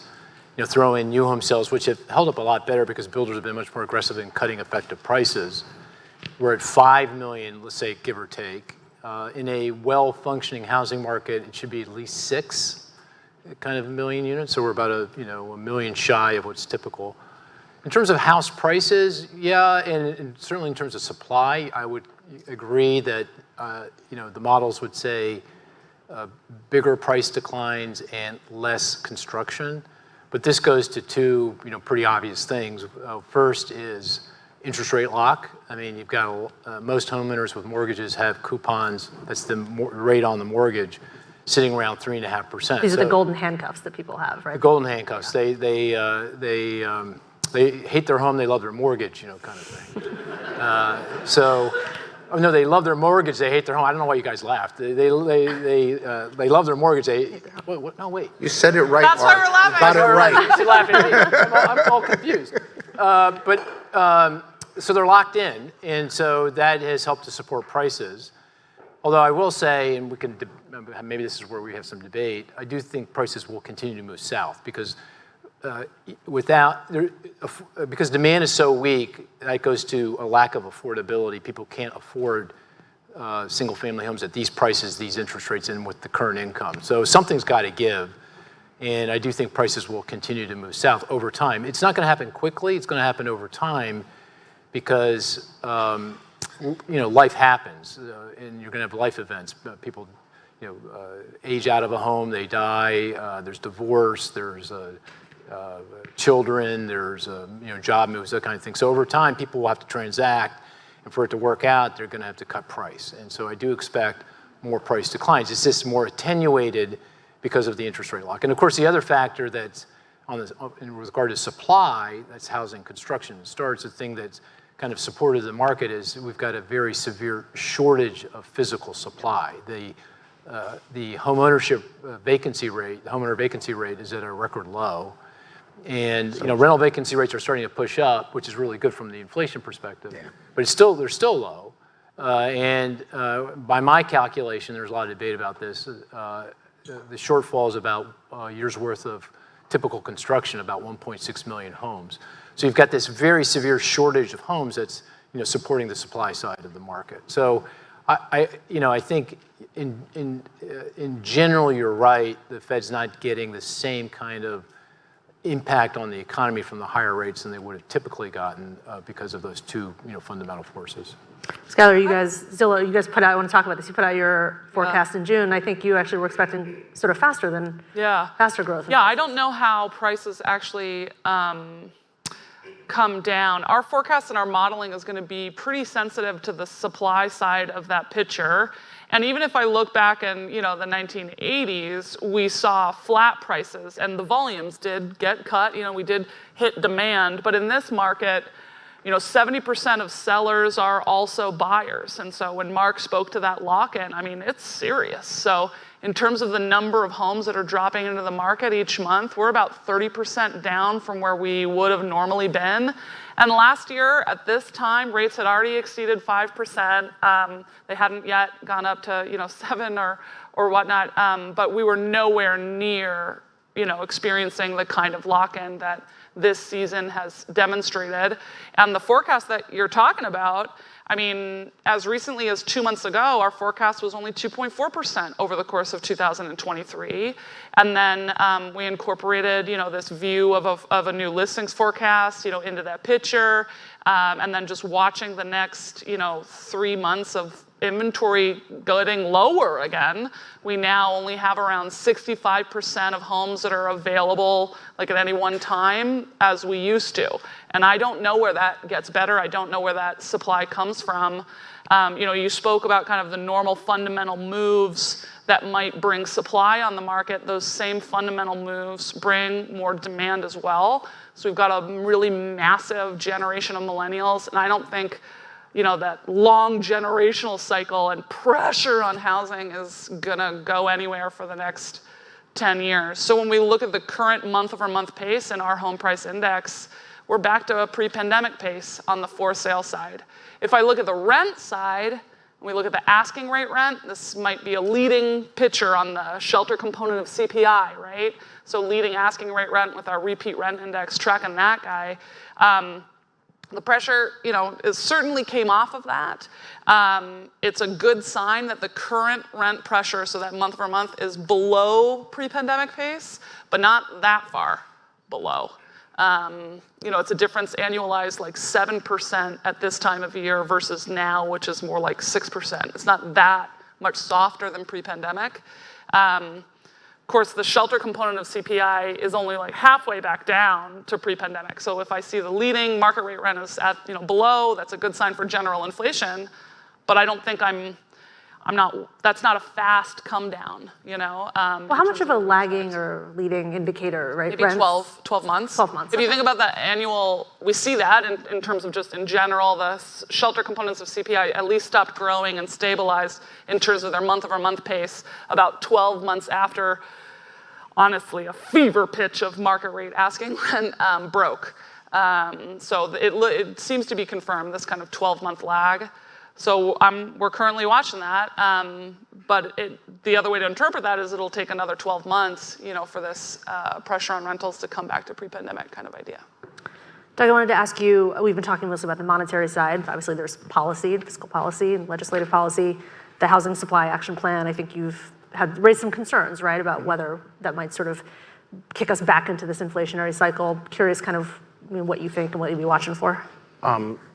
So my concern probably was highly conditional. Like, if you did something substantial enough to address the dramatic supply shortages on both the rental and the owner-occupied side, a year and a half ago, you were going to exacerbate the inflation problem. Because that's just a big residential construction boom. We had no workers. Where are you going to find them? And it's going to push up wages. You're going to have just a big demand push. And so that was a concern. I don't think it turned out to be anything nearly that substantial. And so You're saying the inflationary pressures were on the labor or the sort of supply side? Because you would think more houses, prices come down. That's a big component of inflation. But that takes time. You have to build it first. And building is a big investment, and it's a big investment part of the demand component. So that it was a timing issue as much as anything. It was just a bad time to do it. The other concern is you say, okay, we're going to do this. We're going to spend all this money and solve this problem, and the Fed undoes it even as you try to. Right? I mean, the government really seems like it's working at cross purposes, right? You spend the money, I'm raising rates even more. And so it struck me that we were really heading for a policy collision there. That didn't make a lot of sense. So it's really different now. Now, the scenario where I don't see us ending up in a recession is Mark and I were talking about this before the panel. If it were true that this was really the bottom and the second half of 23 was going to show substantially more real building activity, that will offset the basically year-long weakness in the non-residential fixed investment, which is, I think, the big concern in the outlook. And perhaps you then dodge the negative growth. That's not crazy. That's one way for it to happen. Okay. If you had a magic wand on the policy side, how do you sort of solve that supply problem without putting fuel on the fire? I think it takes time. I mean, we know that a huge chunk of it is land use restrictions at the local level, and so you have to. That's where the magic wand really comes, right? You somehow do that in an effective fashion nationwide, and then to the extent you're going to have some federal policies, have them be targeted on new supply. We do lots of subsidies for stuff, but target those resources on new supply of housing, and don't spend money on every other thing that you can think of and cause a lot of inflation, which is what they're doing. Another magic wand that is nice is thinking about, incentives for trade labor. We're pretty tight on construction labor, as you said, and that was kind of immigration reform. Yeah, and so that's, I think, to develop that labor force is also. This is trade schools, apprenticeships. Yeah, if we're going to have magic wands, sure, really. But talk about something that's going to take years and years and years to. Just note for the record, we need a lot of magic wands. Yeah. Wishing made it so. Take a crack at that too? Yeah, so, because I want the wand. I want to have you all on the record in as many possible ways so we come back next year. And this is, given the political economy of the world we live in, I'd focus on the tax side and provide some tax credits for low-income housing. Tax credit would be pretty obvious. We need more rental housing, as much as we can possibly get. The neighborhood home tax credit, that new tax credit to help bridge the gap with regard to making the economics of renovation work in areas of the country, urban areas and rural areas where you've got old housing stock, that kind of thing.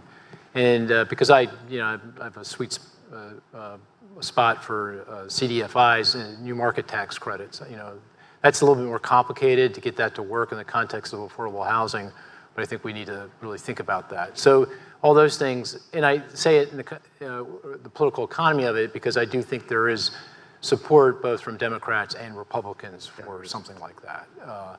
And so if there's anything that got through Congress, that might have a fighting chance to get through Congress. The previous panel was pretty encouraging on that. Yeah. Were they? Yeah, that seems to. I think that's the right read of Congress. I'll just point out that, unfortunately, in this kind of environment, any good bipartisan idea gets held hostage to the other stuff. And so I worry about that. We've seen that already. Is it the concern of doing sort of policy through the tax code? It's pretty easily unwritten by a change in political atmosphere. It's like hard for people to understand. You don't get 100% take up because no one knows what it is. I don't know. Is that the right hammer here? Well, I don't think there's any magic wand. There's no smoking gun. This is going to address all the issues that we have, and there's no way we're going to be able to appropriate funds to build homes. That's just not happening. So and appropriations don't get 100% take up otherwise. Either. I was quite shocked when I ran the CBO to find out that you have a program that basically says, here's some money, Mark, and 70% of the marks would take it up. 30% was just no. Yeah. You're talking about. And also these tax credits, I think, would work pretty quickly. I think by this time next year, if you juiced up turn the levers and the LIHTC, you'd get some real supply effects as you move into next year, and that might be from a business cycle perspective propitious timing because that's when the multifamily market is going to start struggling, with a lot of other different issues, but going back to the banking crisis and the availability of credit, that kind of thing. I do want to talk about multifamily in a minute, but when you were talking about the sort of congressional gridlock and how, I think when we were doing the planning call, it was not entirely clear that we would all be here. This was pre-debt ceiling negotiations, I think. We are here, the sky is still standing. But there's some spending cuts obviously baked into this, and curious, we'll start with Doug, like what, you're talking about appropriating money for housing, like where do those cuts impact, the market here? So I think the most important thing to recognize is we're not done. That they did the deal, and the good news in that deal is that it got done. And we suspended the debt ceiling until 2025. There's no other good news in that deal. It didn't do anything substantial on the fiscal front because it didn't touch any of the big things that mattered, entitlements and tax policy. And they agreed to put the caps at 2023 fiscal year spending levels, and now the House has engaged in the process of writing their appropriations bills at the fiscal year 2022 levels, which are even lower. So they are going to shut the government. They have set out to pick a fight. The Senate's going to be at 23 levels. They're going to be at 22. September 30th, we're going to shut it down. Something will happen. It's like, that old blackboard joke, a miracle occurs, and then and we get to, they have to have a deal. It's something, an omnibus that they pass out of the Senate. They'll jam it into the House, and they'll pass it before January 1st, because if there's a CR in place in January, there's a 1% across the board cut automatically. That was part of that deal. So we're going to have a train wreck in September. I promise you. I guarantee this. I hear you. That's it. And so I don't know who's going to be affected because the deal's not done.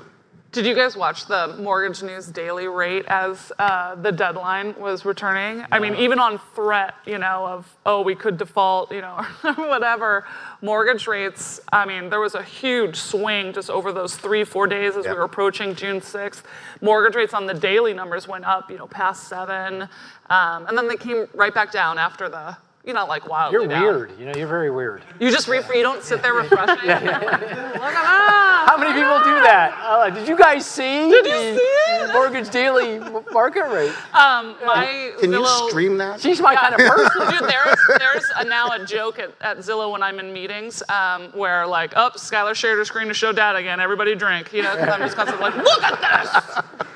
Yeah. But I remember the front end of the curve was This about makes as me feel stark so emotionally healthy. It was Thank you. weird. This is good for me. We're okay. But no, it was really weird. If you were like a debt ceiling optimist, there was free money in the very front end of the curve for a minute. Yep. And you could see the yields on those May 31 to June 1 QSIPs. Just Treasury, it was crazy. Yeah.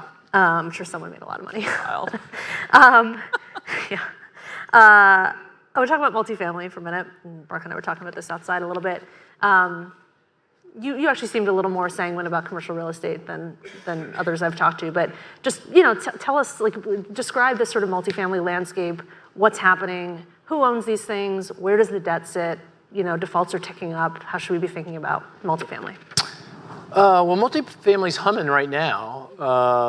Certainly on the supply side.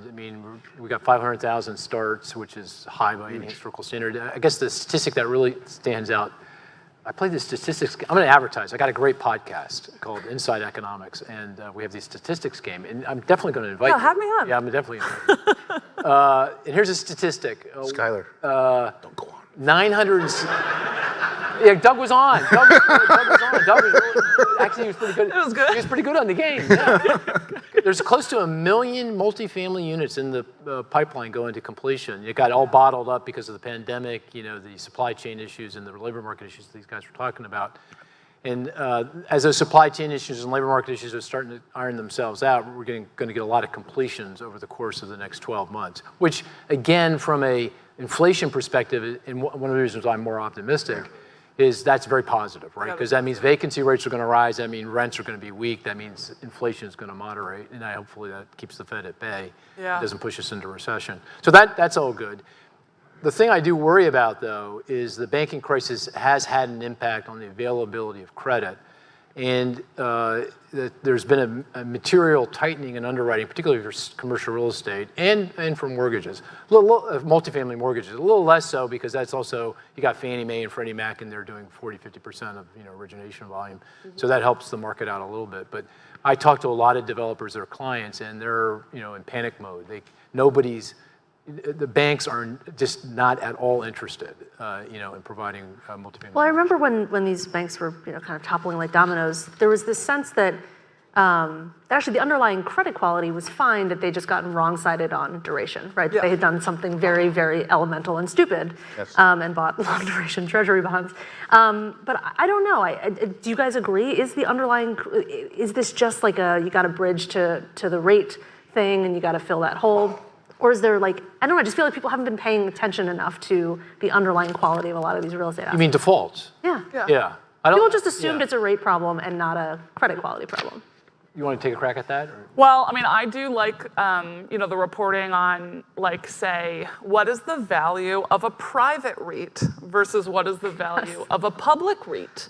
And a public REIT has just been much, you have to report on it, it's much more exposed to the market already, and the private doesn't get exposed. We don't really get forced to know the value of that real estate until it transacts, So I think just looking at that big difference where a public REIT is like, oh, our valuation is down, and the private REITs are saying no, we're all right, means there's a lot of softness out there that's not accounted for, I think. But but defaults, I don't know. Prices will come down. In the multifamily market, if you told me they're down, 10-15% from the peak, I'd say, okay, no, that feels right to me. Cap rates will come back up, normalize, or at least rise. But that's after a surge in prices. It's very much like the single-family housing market, where we're all talking about some price declines, but at the end of the day, no one's really worried about residential mortgage credit risk because you got a boatload of equity that got built up during the pandemic. House prices, believe it or not, rose 40% between the start of the pandemic and the peak last summer. They're only down 2-3%. So even if they fall 10, okay, same thing in the multifamily market. Yeah, so, there are Florida markets where they're up 63% from pre-pandemic. I mean, it's nuts. And so those loan to values come down, the equity comes up, and you think it's all there's a lot of equity fine. there. Yeah, so even you don't default, you just you don't sell default. more. You figure it out. Yeah. All right. But no, I totally agree with you. I think there's not a lot of intellectual honesty on the private side of a lot of asset classes right now, and you have to think some of that comes down. I think there is that, but yeah. Yeah. Staying on multifamily for a minute, I was just out in San Francisco last week, and you drive around, and anywhere anyone is trying to build multifamily, there's lawn signs, there's local referendums. I mean, politics around this stuff is really problematic. I don't know if there's a solution, right? This is just classic NIMBY stuff, but we need it. So I'm curious if, I'll give you all your magic wand again. How do you fix that? How do you overcome that? Real quick, we have this survey where we ask, we do lots of surveys at Zillow to ask consumers, and we just came out with our most recent result on the missing middle, right? So what we're trying to ask households is pretty much what the panel was talking about last, is will you accept density, and how much, and whether or not. And when we do this survey, I'm always kind of shocked to discover that 4 out of 5 people, especially when you phrase it, with the couch of you first, no, affordability is a challenge, that they are willing to accept more housing units in their area. The way that we do phrase it to get 4 out of 5 is to say, if we're talking to a single family, it's just, to duplexes, right? So it's we're not asking a single family neighborhood, will you accept an apartment building? We're just asking them, will you accept a little more density than what you currently have? And there's a huge positive response to that. So I think that is, a recognition. I think, at the middle income, we're having this challenge. I think housing affordability, especially after watching rates come back up, is clearly a challenge for so many people now. I think there will be more of a political will, maybe, to do it. But it sounds like what you're talking about is political messaging, right? You frame it the right way, you ask the right questions. Sorry not to just take over this conversation, but I think about ADUs a lot, and I know that people like them, and they're very popular, and to sort of an ADU, an accessory dwelling unit, a granny unit, the tiny home in your backyard, right, that product. I think people like it because it's this idea of, we're adding rental units to a single family suburban neighborhood, the teacher can now afford to live next to the school. But we are in a housing market where one of our challenges is that people are locked in, right? They have big incentives to hold. And ADUs, if you think about it, gives a homeowner even more of an incentive to hold for longer, because now my housing unit has income earning potential. And it's just one of those unintended consequences, you know, of passing a bill that I think is good at first thought, but it's not good if we stop there, right? We all pat ourselves on the back and we're like, oh, the ADUs, you know, did it, except it didn't add ownable units. And it increased the incentive to hold at a time when one of our problems is that older generations are holding. They're holding. So, you know, in terms of what the solution is to get people to accept it, it is still, of course, a big challenge. But I think there's a greater recognition of it. I don't have any. We need some magic wands. I mean, you know, these are local issues in the end. The federal government can do some things like, you know, condition monies on changing your zoning, your approach to zoning, things like that. None of those have ever really moved the needle very much. And perversely, what Congress typically does is they don't really have a good way to solve the supply side, and so they just hand out more demand subsidies because people say it's so expensive. It's easier. And it exacerbates the problem. And so we just keep papering it over with more money. We haven't really gotten to the core issue for a long time. I mean, we just need a lot more houses, and there's not an easy solution to get there, right? That's yes. You can all go home now. No. But there's other places to think. You know, there are ways of, like, for example, manufactured housing. I mean, it's kind of a forgotten part of the housing stock. You know, we place 100,000 multifamily manufactured housing units every single year, and that's kind of been sort of what it's been for 2 decades or 3 decades. But I think that's an area where those are affordable. The technology has improved to a place where these are nice homes. You can hardly tell. Yeah, these are nice homes. And I think we, from a policy perspective, haven't really spent the energy we need to. One of the biggest problems for increasing that as part of the housing stock is financing. Yeah. Fannie Mae and Freddie Mac would be, in my view, a good tool to use to try to, you know, because the way they're financed is through so-called chattel loans as opposed to some kind of mortgage. And those chattel loans are bespoke, and the interest rates are high, and the terms are all over the place. That market is just, it feels like it's screaming for someone to come in and standardize standardize it, and that's where Fannie and develop a secondary market for those loans. So that seems like a place I would, if I were king for, I'd take the wand. We'll take it's better than the king. That's the one. The wand's better than the king. But is that going to be a private solution, or is that going to be effectively a government solution? Well, it's Fannie Mae, Freddie Mac. Okay. Yeah. I mean, quasi. Yeah. Quasi-government. I thought we'd be 3D printing homes by now. Yeah. Is that? That is mostly in the Habitat Humanity. Who is that? All right. And that is, I love watching those videos, by the way. If anyone wants just a really relaxing time, just watch a 3D home being printed. It's kind of like an SMR experience. Better or worse than mortgage rates? Better, to just watch? Yeah. Well, mortgage rates is exciting. You know, a 3D printed home is relaxing. You know, it's different. I think that you guys build them, huh? Yeah. I generally, when I talk to people or we talk about it and like where's the 3D home thing kind of more often taking off is in kind of it feels like an odd segment to call it, but like the Habitat Humanity space where you have this affordable neighborhood project, and a 3D printed home makes that much more efficient to get that project that otherwise wouldn't be done, and that's a very good thing. But it's fascinating. I mean, if you look at the housing construction industry, if you believe the data, there's been no improvement in productivity growth forever. Yeah. It's just bizarre. Yeah. Yeah. Well, and over the course of the pandemic, like the length of the time I can't bring up, I didn't memorize this number, but the time it took to complete a project just lengthened incredibly over the course of the pandemic. But when we think about that now, like that didn't really resolve. The other thing I refresh a lot are the freight price indices, right? And that's come down significantly. You know, so it's still elevated, you know, on some of these measures, but it's not. We can't really blame supply chain that much, I think, as much anymore.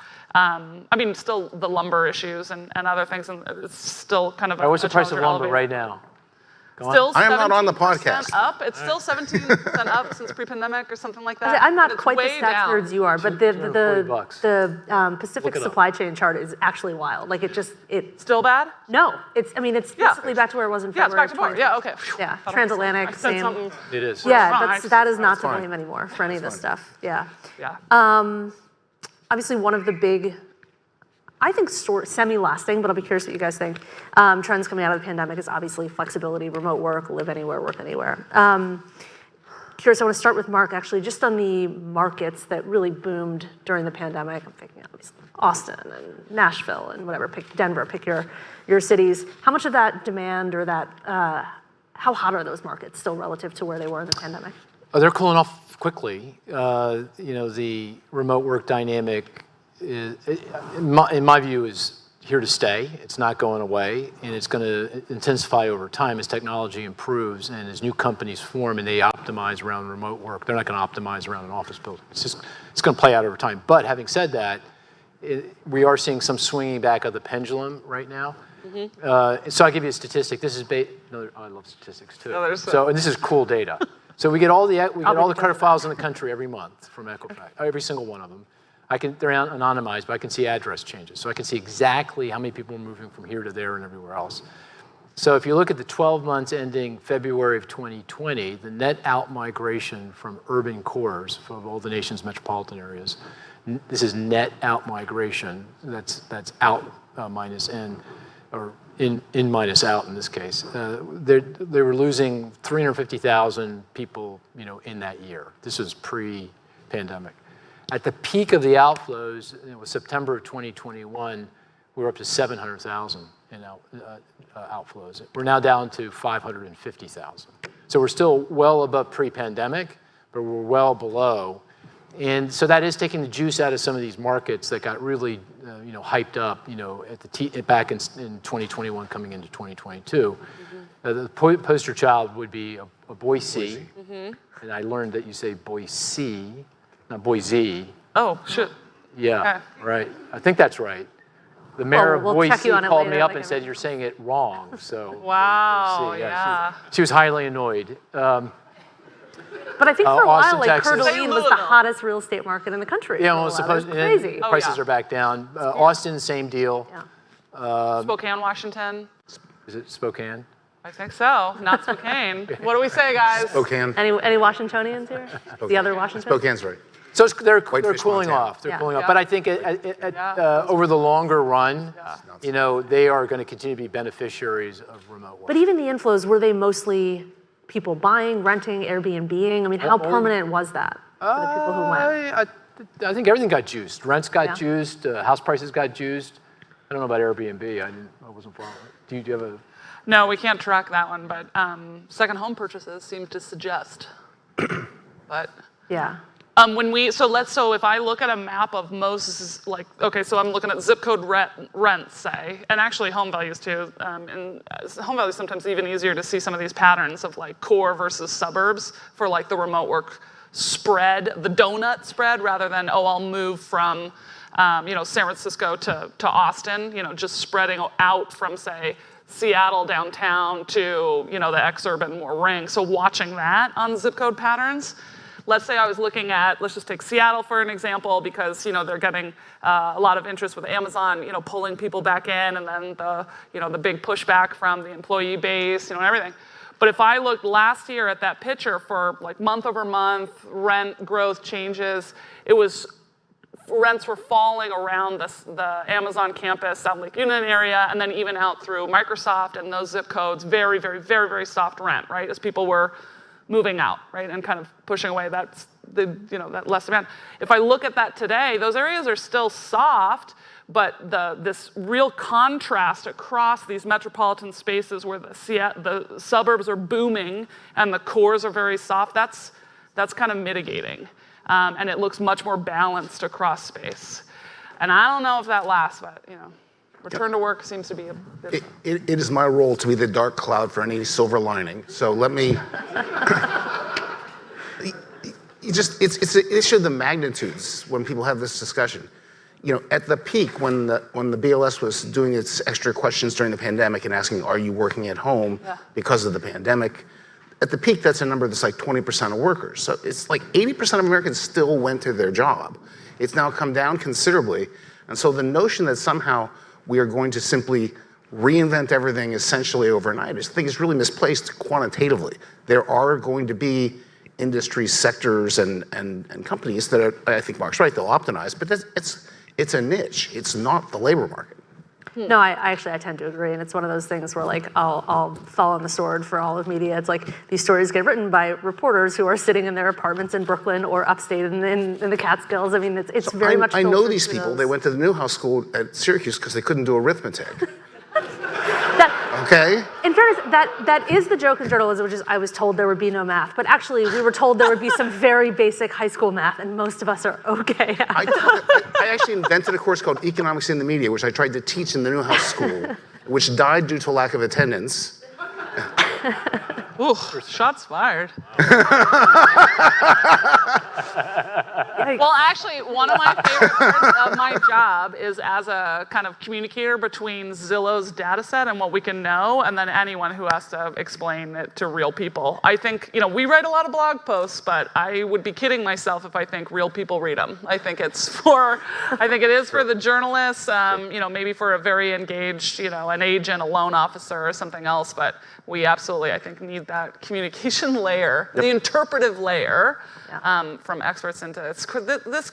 These markets are so complex. Absolutely. Yeah.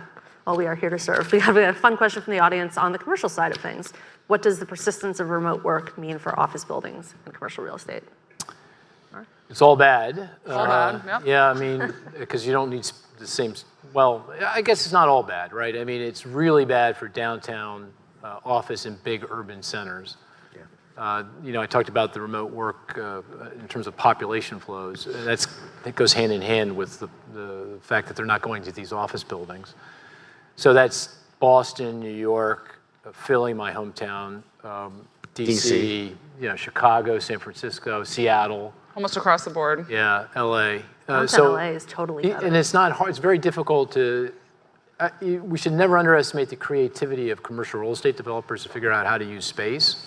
So, but the valuations of those buildings have to fall. They do have to fall. They have to fall. But this idea that, in Midtown Manhattan, that you can turn these things into apartments, I don't see it. I don't get it. Yeah. I mean, the legal definition of apartment, you need windows, you need closets, you need bathrooms. I mean, plumbing. I just don't, I don't see it. Now, there are winners, so you have people, I know Philly really well, because that's my hometown. People leaving the city, they come out to the suburban ring, Chester County, Montgomery County, Bucks County, and that's where I live out there. And there is demand, for office, a different kind of office. Yep. And it can be repurposed. Suburban co-working space. Oh, is that right? Yeah. Well, because I'm a people. So we went fully remote. Moody's. Well, my world, the economics unit, there's a couple hundred people around the world. We went fully remote. And we had an office building that I built in 2005, 5-story office building in Westchester, PA, which is this nice, college town. And it's going to be converted, that can be converted. That's 5 stories. It's got, floor to ceiling windows, a lot of light. And we're going to turn that into, multifamily units. But we're 3 years into this now, and I don't know what the average tenure of a commercial lease is. 10, 15 years? Is that about right? Well, for office? Yeah. Yeah, no, it's not. It's probably more like 3-5. Oh, okay. All right. So actually, we should start to see more of this roll off. Now's what's I'm just happening surprised there hasn't been more pain, because these office buildings are just really empty. It's long leases. It's long. Well, very long leases. I mean, our lease just came up, 3 years in. So, and it was a 5-year lease, right? So, I think this takes a long time for the CRE market to adjust. What about this idea of the space that maybe you need less space, but the space you have, you want to be nicer? Sort of maybe a good analogy to malls, right? The really good Class A malls have done fine. It's the next ones down. are you going to see more of a price disparity between the very best nice offices and then the next ones down? Yeah, you are seeing that. You go into Manhattan, you probably know better than I, but some of the new Class A, doing just fine. It's killing the BC, property. It's just easier to get people back into an office that has so I'm natural sure light. So it's not fair to say it's all bad. There is winners and losers in all of this. Yeah. All right, well, that is all the time we have. We'll have you all back next year, and we will No run the guarantees. tape. No Run the tape and see how we did. But no, But I'm feeling pretty good. Just saying. That's about as good And as I've you're been gonna right get for from the an last year. I'm just saying. Me too, though. We said home values would not fall very much, and they did not. Yeah, so. We'll have you back to be the bummer. All right, thanks, guys. Thanks. All right. That was great. We want to try to find a way to make a material difference because I've had the pleasure of giving keys to homeowners. And for each homeowner, it's a life-changing event. My name is Ron Terwilliger. My father named me Jackson Ronald after his boss. I think he was a brown noser. My father was a working class guy who came to Washington, D.C. at the end of the Great Depression to find a job. And he found a job and he found my mother. Our parents loved us. My mother just doted on us. You know, her whole life was about her boys. And my dad, at night, he would work a second job. He never made a total of 10 grand a year in his life. I mean, times were different back then. My parents bought a house in 1941 for $5,000, and it was a tract house like everybody in the neighborhood. None of us had ever seen a golf course or tennis court or swimming pool. We didn't have access to any of that. But it didn't matter. It was just such a simple, confident life. We didn't feel threatened by anything. We were able to go to good public schools, have a lot of neighborhood friends, and had two supporting, loving parents. That got me to college. I was captain of the Navy's basketball team and an academic All-American my last year. When I was at the Naval Supply Center in Norfolk, I applied for the Harvard-Stanford MBA program. Harvard admitted me, and I went on my own. I took one course at Harvard on real estate that made me think, that's what I want to do with my career. And it just clicked that it made sense to me to figure out we need to find a way to build more affordable rental housing. At the same time, I think it's a disgrace that the richest country in the world has a housing crisis. So few people, including Congress, understand how desperate so many Americans are. There are so many American families that don't have enough income to afford rental housing, much less transition to home ownership. And, you know, we have so many low-income families that are forced into neighborhoods where the schools are poor, they don't have access to health care or transportation to get to jobs. How can a family grow and prosper if they don't have a home that they can afford? It's foundational for family growth. The 1949 Housing Act, this country said it was an aspirational goal for every American family to have a decent home and a suitable living environment. But we're so far from that goal. BPC is the right organization addressing a nonpartisan issue. The bipartisan approach to solving it is what needs to happen. You know, I came, as I have said, from a very modest beginning. I had no expectations, and when I became 55, I was wealthy by anybody's standards. And I thought to myself, what is my responsibility with this wealth? I concluded that I would take my wealth and try to make the world a better place from a housing standpoint. When I gave keys to a family that took ownership to a house, it was such a life-changing event for that family that I never forgot it. I continue to want to try to make it a priority in this country and across the world.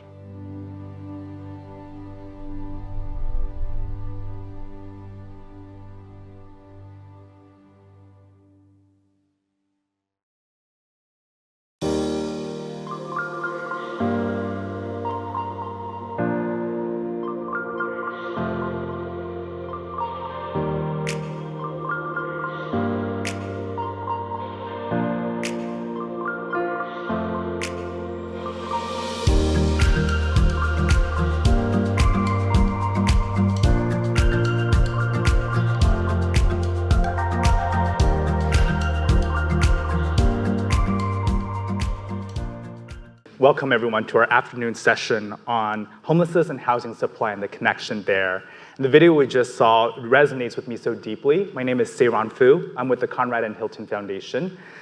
Before we begin our discussion, though, I would like to introduce Senior Policy Analyst Francis Torres, who will provide some key takeaways from a recent public perception survey that the Bipartisan Policy Center recently conducted. So over to you, Francis. Sure. Hi, everyone. Good afternoon, and thank you, Seiran, for the introduction. Let me just make sure slides are working here. So hi, everyone. Good afternoon, and thanks for the introduction, Seiran. My name is Francis Torres. I'm a Senior Policy Analyst for Housing here at BPC. And our team, as we were preparing this conversation and today's event, we realized it would be quite helpful to have a sense of public opinion on the issue of homelessness. So just a bit of background. BPC collaborated with Morning Consult to field a nationally representative poll to understand two things: public sentiment on the level of homelessness and its causes, and two, public opinion on different policy proposals to address homelessness. Some key findings from our national poll. First, and perhaps not too surprisingly, respondents noticed an increase in the level of homelessness in their local community, particularly urban respondents. We also saw respondents identifying high housing costs as a major cause of homelessness in the country, and we saw respondents showing support for initiatives that help veterans experiencing homelessness, as well as homeless individuals suffering through issues with mental illness or substance abuse.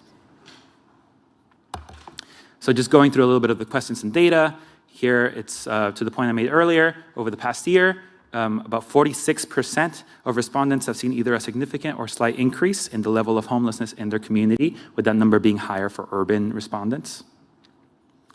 We also asked respondents questions on the severity of homelessness at 3 different levels: local, community, state, and nationwide. And interestingly here, we see that folks identify it being a very serious or somewhat serious problem at a higher rate for the whole country, with 85% of adults, that's over 4 and 5, identifying homelessness as a serious problem nationwide. We also wanted to explore public opinion on perceived causes of homelessness, and we provided respondents with a list of potential causes and asked for their views on whether or not they were major, minor, or not a cause of homelessness. You can see the full list in the slide, but I'll just pull some of the top perceived causes, being drug and alcohol use, poverty, and importantly for today, high cost of housing. So pivoting to the topic of homelessness and housing supply, we wanted to know if respondents saw a link between affordable housing supply and homelessness, and the answer seems to be a resounding yes. Our poll found that 3 in 4 adults think that an inadequate supply of affordable homes either significantly or somewhat contributes to homelessness. And we broke this down by party identification, and we can still find majorities, with 83% of Democrats and 69% of Republicans linking inadequate affordable housing supply to homelessness. So pivoting to federal policy, which is our remit here at BPC, we asked respondents how much of a priority it should be for federal government to help ensure that everyone has access to a safe and affordable place to live. And again, here we see a majority identifying it as a top priority, with an even larger number, about 4 in 5 adults, thinking it should be a priority of some kind. And there is bipartisan agreement on this point as well. Another big takeaway, particularly for our team, we asked what level of government has the most responsibility for addressing homelessness, and a plurality of respondents named the federal government, so a higher percentage than folks who named state or local. And this also was borne out across different party identifications. And since we're in campaign season, we thought it was important to ask what folks want to see presidential candidates saying about the issue, whether they want presidential candidates to develop and advance a plan to significantly reduce homelessness. And again, here the answer seems to be an emphatic yes, with 55% naming it as a very important issue for campaigns to address, and an even higher majority naming it as a priority, if not a top priority. So this being BPC, where we want our research to inform action, real-world action, we also wanted to understand what our respondents saw as potential congressional legislative proposals that they would support or oppose on the topic of homelessness. I don't have the full list here, but I just named the top policy proposals. And like I mentioned at the top, we see very strong support for any policies that assist veterans experiencing homelessness, as well as provide counseling or services for individuals suffering with mental illness or substance abuse issues. However, we also see a very high level of support, around 77%, for housing policy initiatives, such as expanding incentives for developing affordable homes or expanding the Housing Choice Voucher Program. So with that, I conclude my very brief takeaway presentation, but if you want to read our full takeaways document of the survey, you can scan this QR code or check out our website at bipartisanpolicy.org. Thanks so much. Thank you, Francis, for the walkthrough of that public perception survey. There's just so much to dive in just from those survey results alone, which I think we could spend all of our time discussing them. And part of this discussion includes this amazing panel that Bipartisan Policy Center has put together. So to my immediate left is Stephen Ide, who's the Senior Fellow from the Manhattan Institute.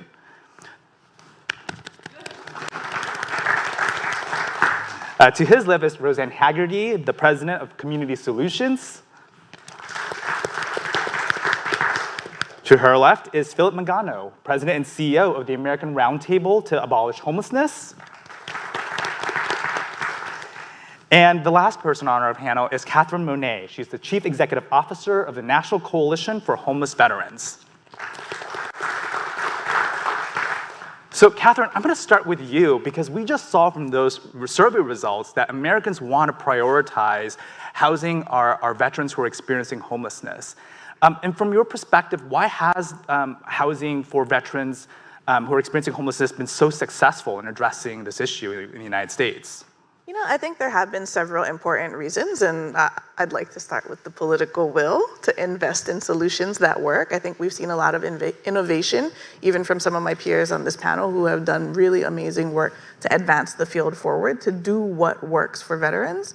But I do think one other interesting thing that we've really done is create an ecosystem where there is a variety of resources available, right? From healthcare to permanent supportive housing to transitional housing to employment, like dedicated employment programs to help people get their lives back together and on track. And I do think that that really matters, right? It's not like what you see for civilians where you've got HUD here, you've got these other kind of fragmented systems that struggle to work together in communities. And I do think that there is a real benefit to having a really cohesive ecosystem of services and support that we see for the veteran community. You know, when I hear the coordination amongst the federal agencies to support our veterans who are experiencing homelessness, I think about the role of the U.S. Intercouncil Agency on Homelessness. And Philip, you led that agency, and I'm curious, when you hear Catherine's response, how would you expand that and apply that to a larger group of people who are unhoused in the United States, recognizing that oftentimes those systems aren't working together? Well, I do think there's a lot to be said in unpacking what Catherine was talking about. One thing we do know is that probably the most significant and important initiative ever created by government in the United States was Jack Kemp, who recognized that it was the depletion of SROs all across our country, in every city, that contributed, was a key contributor to homelessness.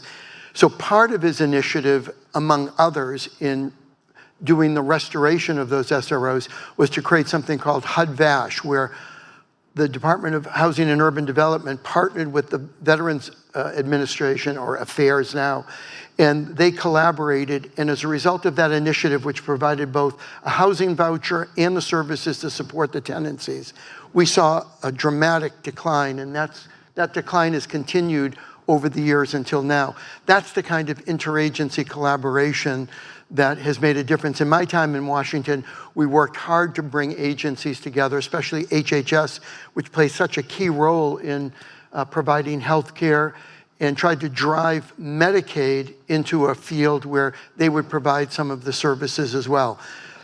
It's difficult. You have to be humble in Washington, D.C. in terms of interagency or even intra-agency collaboration.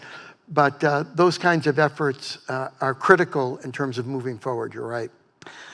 Roseanne, we will get to you, I promise, but Philip's response about different parts of our ecosystem working together, and in particular, the issue of Medicaid. Stephen and I were talking about this earlier outside. Stephen, how do you see and place this collaboration or need for collaboration when it comes to addressing this issue, given the survey's results and given what Philip just said? Well, I mean, for me, what it comes down to is kind of what kind of residential programs we make available to disadvantaged low-income populations. So we have all kinds of residential programs in America. We have programs for domestic violence programs for reentry, residential treatment centers, programs for troubled teens. But only some of those programs do we code as homelessness programs for homeless individuals that are run through homeless agencies.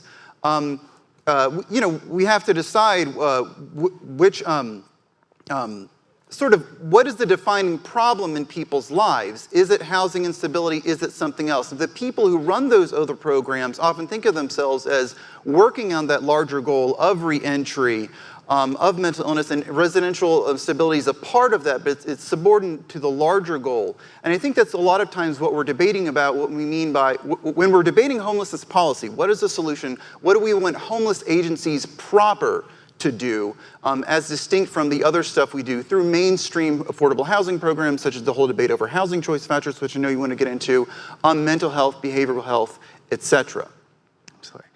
You know, when I think of solutions, the name we have here in an organization, Roseanne Haggerty, your organization, Community Solutions, I'm curious how you bridge this conversation where, you know, we have our public perception survey telling us overwhelmingly it's a federal policy perspective, but we all know here that as much of federal policy involvement is, it comes down to communities and local government involvement. And we'd just love to hear from you about Community Solutions' work in bridging that, but also getting local with that effort. Well, I think it's a great place to start with what solutions look like. In an earlier panel, we heard from Neil Ratliff from Houston, talking about Houston's success in reducing overall homelessness over 63%. And there is what's emerging in many communities around the country that we don't hear enough about, really steady progress. And the elements are pretty straightforward, and they go to what does it take to implement something really effectively locally, at the regional level, at the state level, supported by the right federal policy? It's sort of like a whole of community response that's needed. And what we see is, like, we can't be operating in our own lanes if we're going to solve a problem that is complex and shifting, not just homelessness. Homelessness, we've always seen, I think, as the canary in the coal mine. It's telling us that our housing system itself isn't working, and that many people are at risk of being overburdened with rent, living or foreclosed from being able to access a home of their own, or living in unsafe conditions. And so the work of ending homelessness, we see, is really about driving that collaboration and accountability that's shared across the community for good implementation, knowing everyone by name, not making this idea of addressing homelessness something that is abstract, but making it very concrete, having accountability, data that tells you where you are in that process, and really understanding that everybody who touches this issue in a community has to play their role and play it with a real commitment to that common result. It's that shared, I think, from both what Catherine mentioned at the top at the federal level, all the way down to the community level, working together so that we're effectively addressing and connecting people to housing. And learning and improving our systems as we go. There's not a single policy or a single entity or a single program that's going to accomplish all we need to accomplish if we're going to achieve that goal that Mr. Terwilliger spoke to in the video about a decent home and a suitable living environment for everyone. There is enough innovation, enough resources in this country to achieve it, but we've got to be better organized. What are some of those key lessons? I'm curious to hear from all of you, because you mentioned that just now. So from your experience, what are those key lessons that are emerging from this work? Well, I'll say that, and the pandemic was a great reveal for the country, I think, and people working on homelessness. And I'd love to hear what others on the panel say about this. But if we approached homelessness the way we approach a natural disaster or a clear public health emergency, that our rules have got to fade away in service of keeping everyone safe, of achieving a collective goal, we can make progress in all of these complex issues that everyone has spoken of today, but we have to share that end state goal of everyone in our community is going to have a decent place to live, a suitable environment. We're going to measure how we're getting there, and we are not going to pretend that like some extraneous force imposed these rules on us. We can change the rules. Stephen, I'm curious to hear your thoughts on this too. Well, I want to talk about mental health just for a moment. I know that's came up in your survey, and it just comes up all the time when we're talking about homelessness. So I've worked over the years sometimes with advocates for the seriously mentally ill, and they're not necessarily enthusiastic about these terms such as collaboration, comprehensiveness, because they've seen over the years many, many pushes to do something about mental health in general that leaves out the schizophrenic, leaves out the hardest cases, the seriously mentally ill. And from their perspective, homelessness is a crucial issue along with violence, along with incarceration, to focus the public's attention on the seriously mentally ill, the people with untreated schizophrenia, the people who will not take services even if you offer it to them. So that perspective, which I think is shared by many advocates who are always very active roles in these debates, and who think that if they don't sort of really focus, really target their constituency, their group is going to be left out. So as we're talking about collaboration and working together, we're realizing that sometimes that's what it looks like in the end. And by the way, just to conclude my remarks, this is a group, the advocates for the seriously mentally ill, who want to see things done that are not just housing related. Okay, they have a lot of reforms to mental health policy that they want to see, that they don't want to see completely ignored as we're working to and debating on solving homelessness. Philip? Well, I'd say just picking up off of what Stephen was just talking about, there's no question that actually the greatest advancements that we've made in homelessness in the last several decades is specifically for that population. The whole idea of permanent supportive housing comes out of actually the mental health system. It was developed in that system and eventually transposed over into homelessness. So I think there's a great deal of hope that's moving forward in the country in terms of developing housing for that population. There's a lot of civic will, as we saw from the survey, but there are many housing providers who are working specifically on that creation. I think the larger issue is units. If the units aren't there, you can have the most brilliant strategy. You can have housing first sophisticated. You can have cooperation, collaboration. All of that can be in place. But if the units aren't there, you're still shuffling and cycling homeless people around communities. So it seems to me the focus of all policy needs to resolve in the creation of units. It really goes back to what Jack Kemp was talking about 30 years ago. It's the lack of SROs for the individual homeless population. It's the lack of SROs that comes from the diminution of SROs over several decades. For example, in my home state of Massachusetts, a study was done by the budget department. They determined that in 2 decades, the state of Massachusetts lost 96% of its SROs.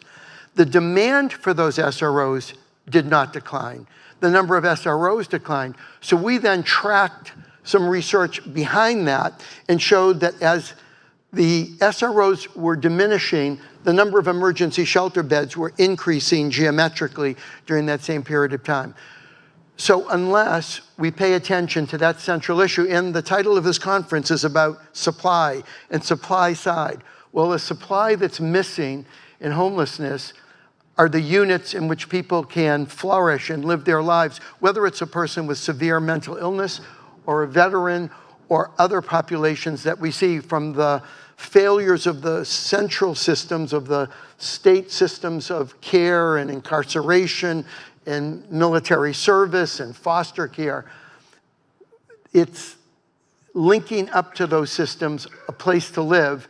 And I would agree, again, 30 years ago with Jack Kemp, that the restoration, moving from the diminution to the restoration of SROs, that's a critical aspect of the work that we need to do. And it needs to be in every homeless policy, needs to be oriented in that direction. If I may very respectfully dissent from that perspective.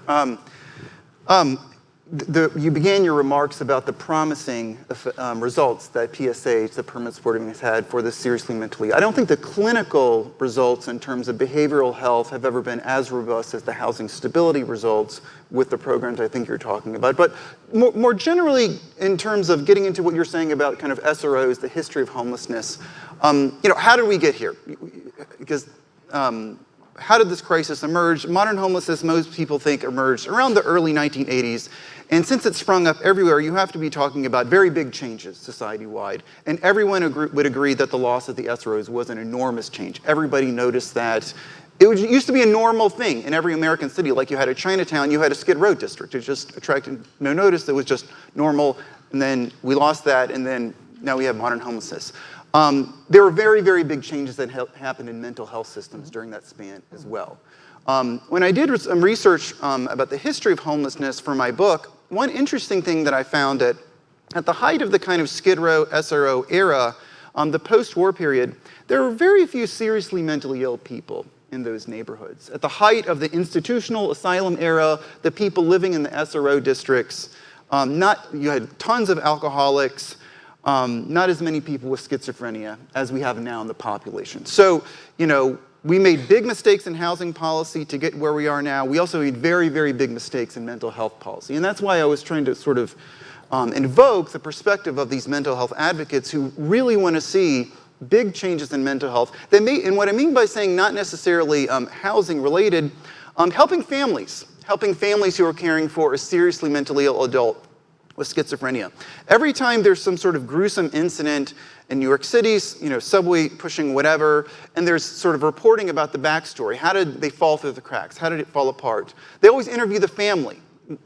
So what happened? And so when you're getting the family's perspective about what happened to this individual, there was a certain point when that individual did have housing. They lived with their family. The mental health system let them down. If we could do more to support families with people with seriously mentally ill, it would make an impact. That's the sort of thing that I had in mind that doesn't have a direct residential program tie-in.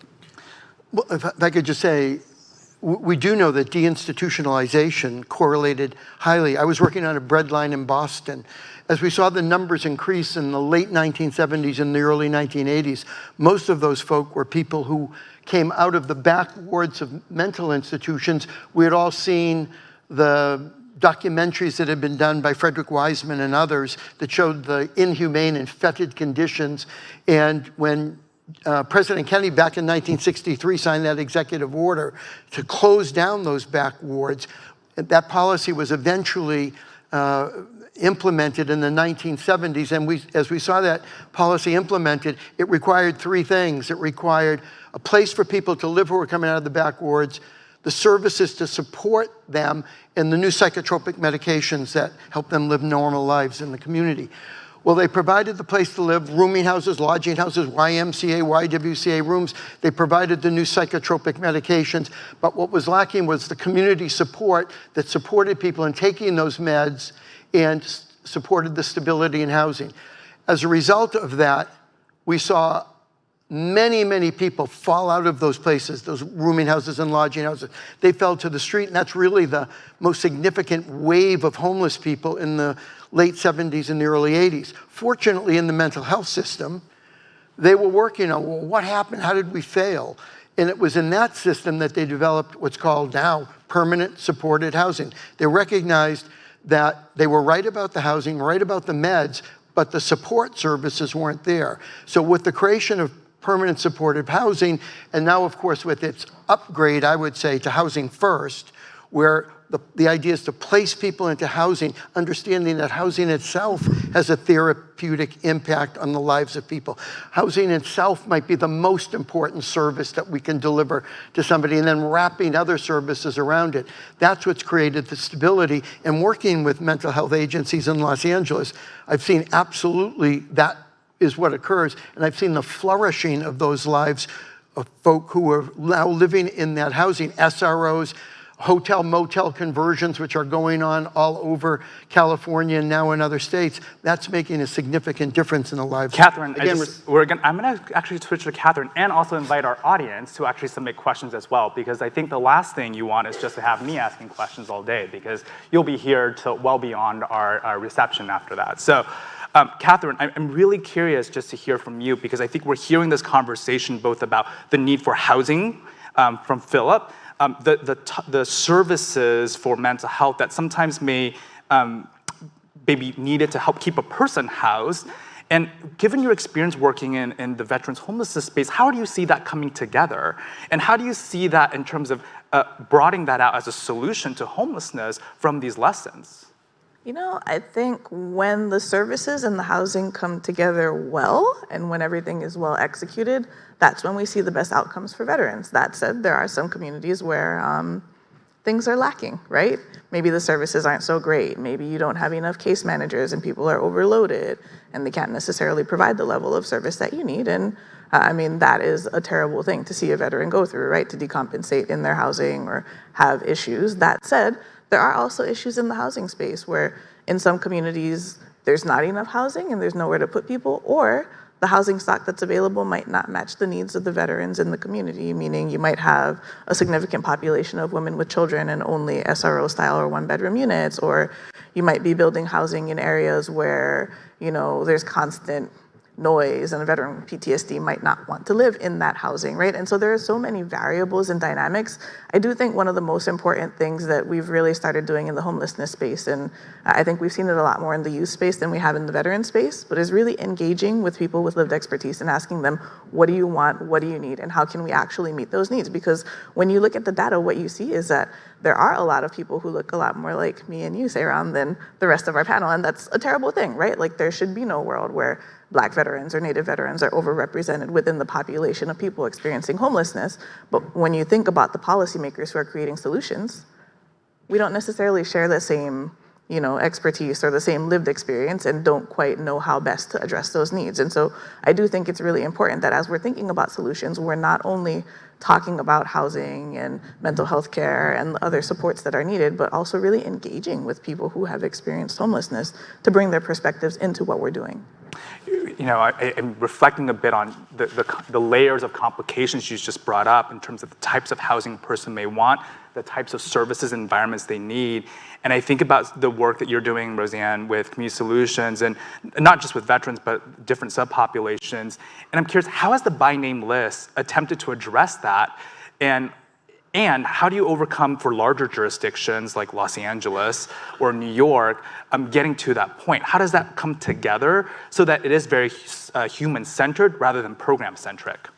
I think I'm so glad you raised that, Sarah, because it really is knowing people by name and that creates that opportunity for community-wide accountability and for individuals to say what matters to them in terms of and to help to design their own solution. So many individuals and families who are unhoused do have, you know, like concrete ideas or resources to activate with support. As Stephen said, I mean, people have families, but sometimes those families need support in order to, you know, re-engage and welcome back into their household an individual or other family members who have struggled.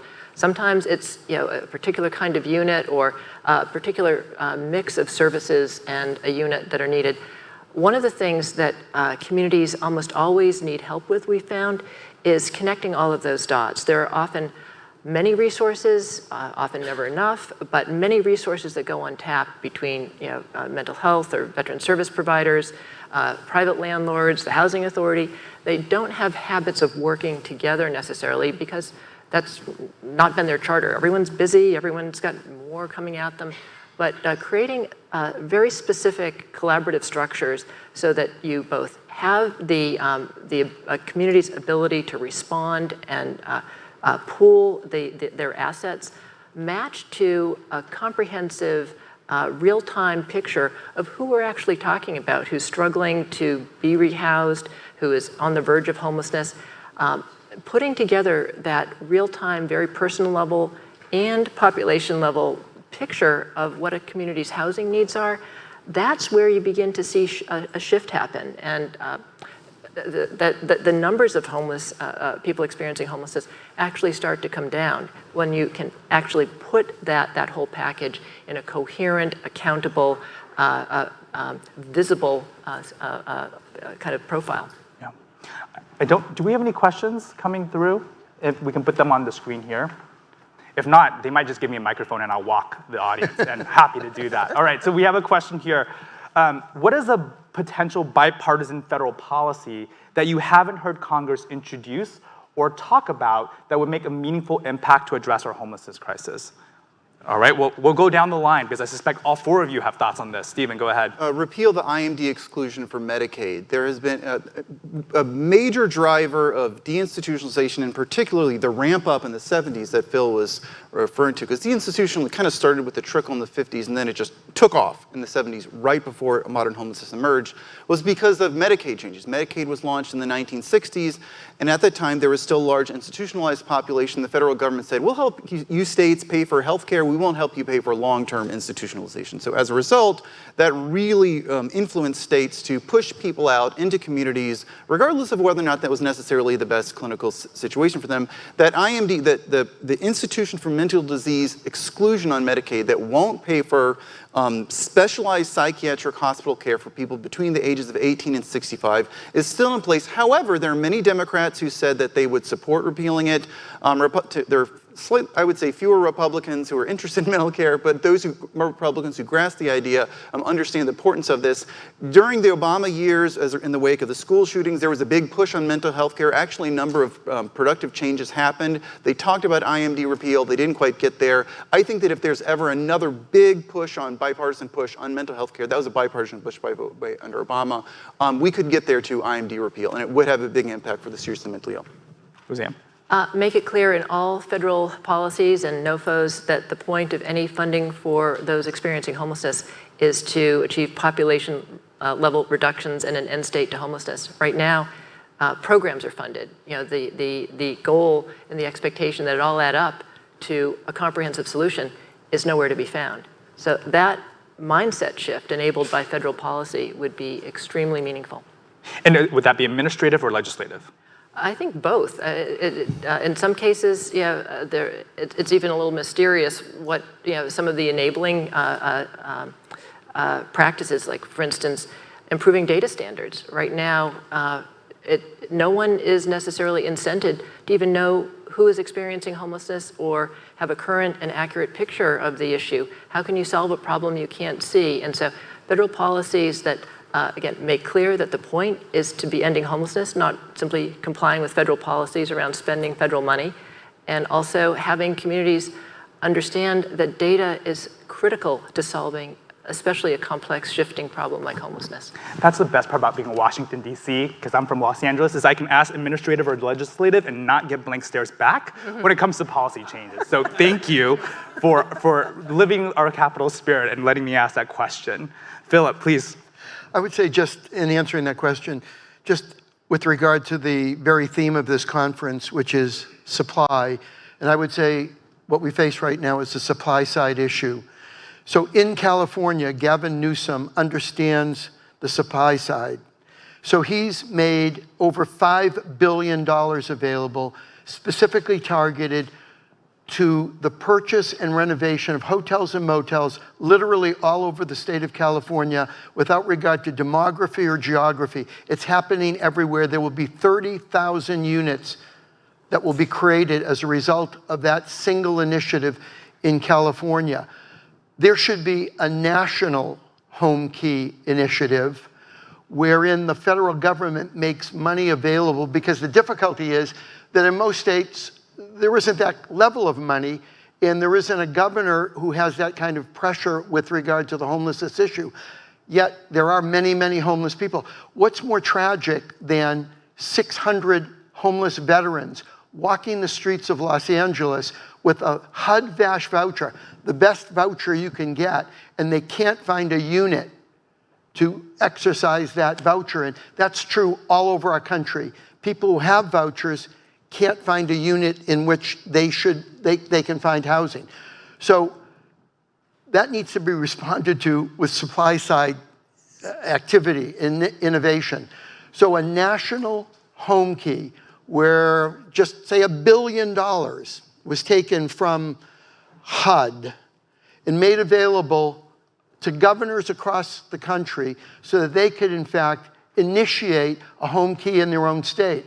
And why a home key right now? As a result of the pandemic, those old hotels and motels around cities and in cities who lost revenue that fell off the table, they're all for sale. You'll never see a for sale sign, but they're all for sale. They're already set up. In the last panel, it was talking about converting office space. Now there's talking about converting movie theaters or malls. Well, motels are set up to accommodate people. Drop kitchenettes in, you've got a studio apartment, and you've got starter housing for homeless people. And that responds to some of the issue in terms of that restoration that needs to take place, precisely because there's been a diminution of the resources, namely single room occupancy, lodging houses, rooming houses for this population. A national home key would help a lot in this country. This is an expensive panel that we have going on here. Catherine.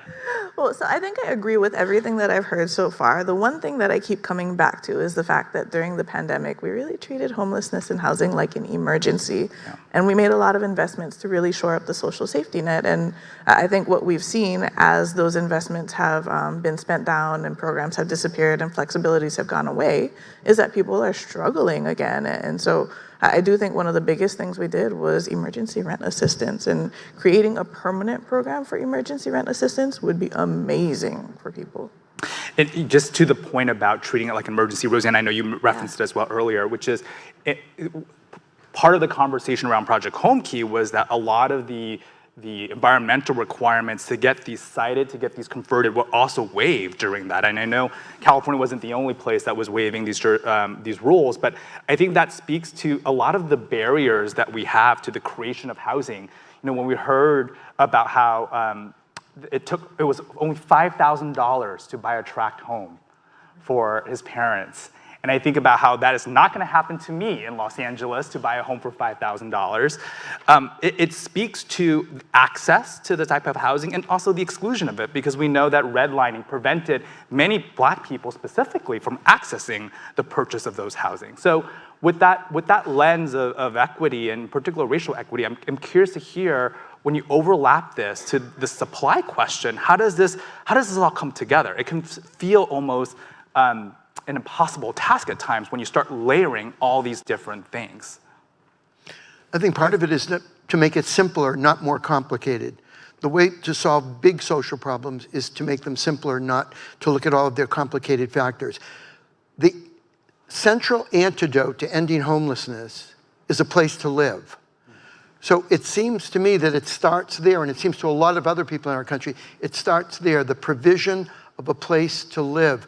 You know, you bring up the $5,000 tract home, and you're talking about Los Angeles, of course. We know that to create, basically from the ground up, that motel room, but in a new building, it's between $550,000 and $650,000 to create that unit. What we know from what's gone on in California is that the hotel-motel conversion, the cost is somewhere around $175 to $225. So you can do 2 to 3 times as many units, and you get them done much more quickly because those environmental issues are waived, and also they're often situated in a place where you don't meet NIMBY issues. So I think in the housing of people, focusing on getting them into housing, and then working, of course, on the social issues, because we know it's not permanent, it's just not permanent housing. It's not just affordable housing, which hardly has an impact on homeless people at all. It's permanent supported housing. We're gonna support the people who live in that housing. And whether it's with mental health services, addiction services, and with now that Medicaid has loosened up and provides a much greater array of service dollars all the way up to the threshold of housing, and then when people are in housing, there's a lot more opportunity to get this thing done, I think, thinking about it more simply rather than thinking about it more in a more complicated fashion. We're going to go to a question audience here, which is, what are some of the most promising solutions you have seen or want to see to address the rapid growing issue of older adults experiencing homelessness? And I feel like, Roseanne, this might be a really good fit for you. Sure. Well, it does go squarely to like 3 things that I think we've all spoken to in part. Right. One is like knowing who you're talking about. You have to identify who those individuals are in your community. You can't have a successful strategy if it's all sort of anonymous and vague.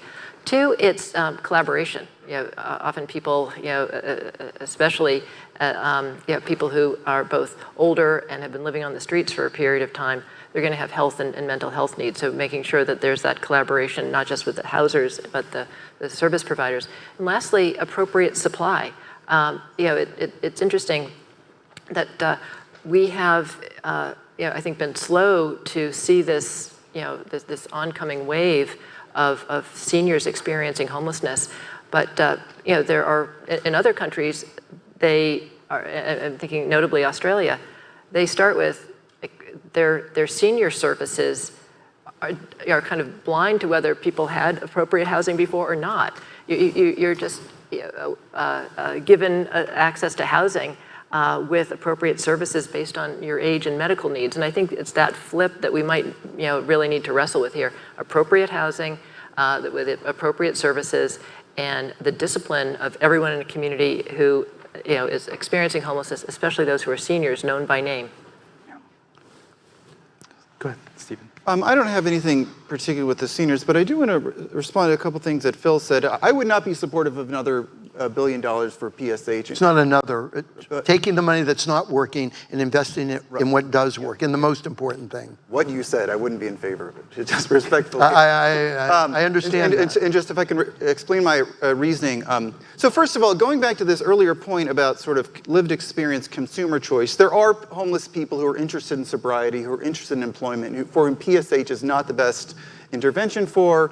They're not getting a lot from homeless services agencies at the moment because of those types of efforts. But the larger issue, I think, is I would like to see more attention towards existing PSH programs to improve them, and that would probably require some resources. I visited PSH programs as well, and I've seen a lot of warehousing, okay, and I've certainly read about warehousing in the literature.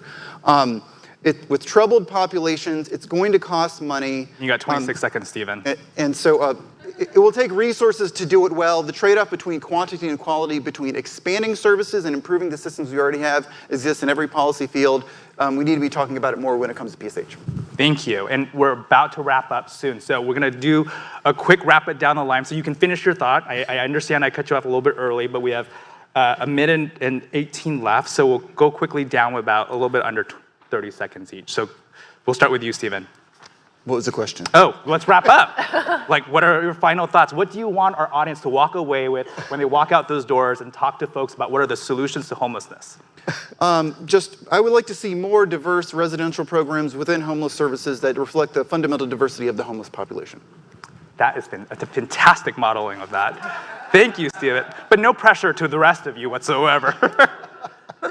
No, we're claiming his extra time, actually. Yeah, no, we'll plus one on... I'm ceding my time. That's what it's called. Yeah. Good, well, plus one on Stephen's observation. And also, there are so many reasons to feel optimistic about the progress that can be made on this issue. And I feel as though perhaps the biggest barrier we face is just a sense of despair.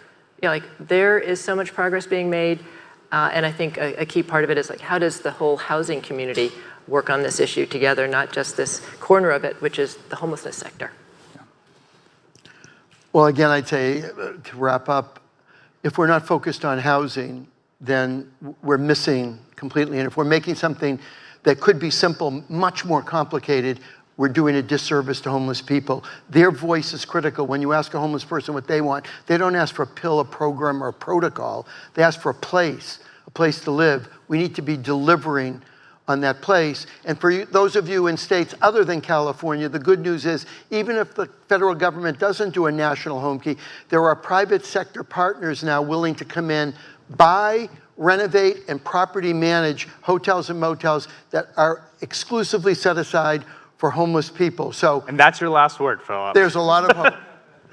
All right, Catherine. So one of the things that I love about housers, and I think all of us are housers here, right, is that we can see a pile of dirt and take it and turn it into something that is big and great, and we can build it up into something. And so I do think that when we're thinking about solutions, we do know that the federal government, state and local government are going to play a vital role. And it's really important for all of us to not only see the pile of dirt and build it up, but to also build up this sense of political will to really invest in and create solutions that work for people experiencing homelessness. And so I hope that that's something that every single one of you walks out of this room thinking about how you're going to do this week and next week and very much into the future. And I will take a moderator's privilege to say, talk to people who with lived expertise, talk to people who are unhoused or have been unhoused, because when we have a human-centered design and solution, that's how we are able to do this together. They're not at the table, they are creating the table for us. And I think that's really important for me as a funder's perspective working at a foundation. So thank you, a round of applause to our experts here today. Thank you for that.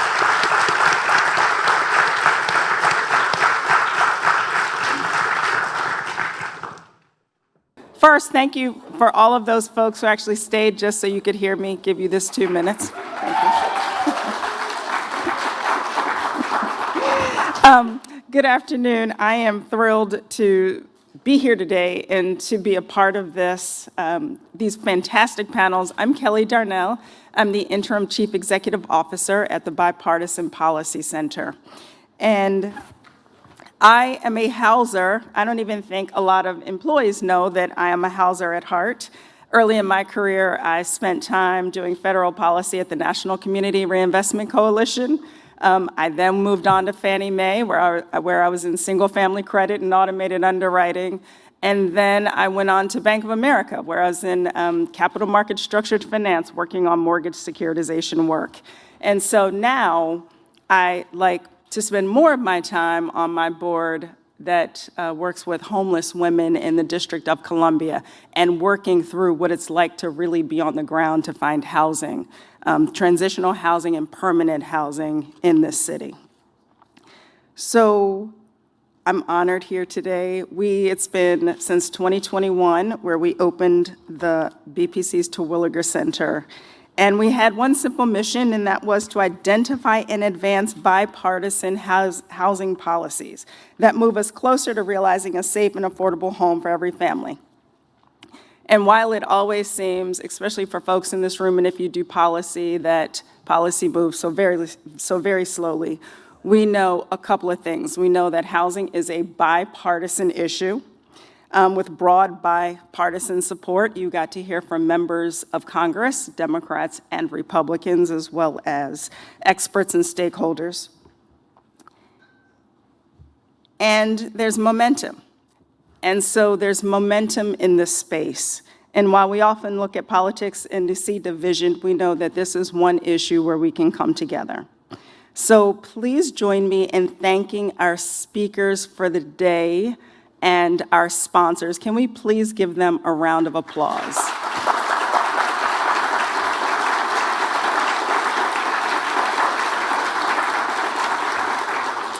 And I'd like to thank all of the BPC team members who made this day possible, and Dennis over there, please, if they can raise their hand, BPC folks. They worked really, really hard on this event today, and I absolutely know it showed. And so now I'd like you to join me at the cocktail reception. Hopefully that's where you guys were running out to and not running to the metro, right? So please continue the fellowship and continue to network, and we look forward to seeing you next year. Thank you.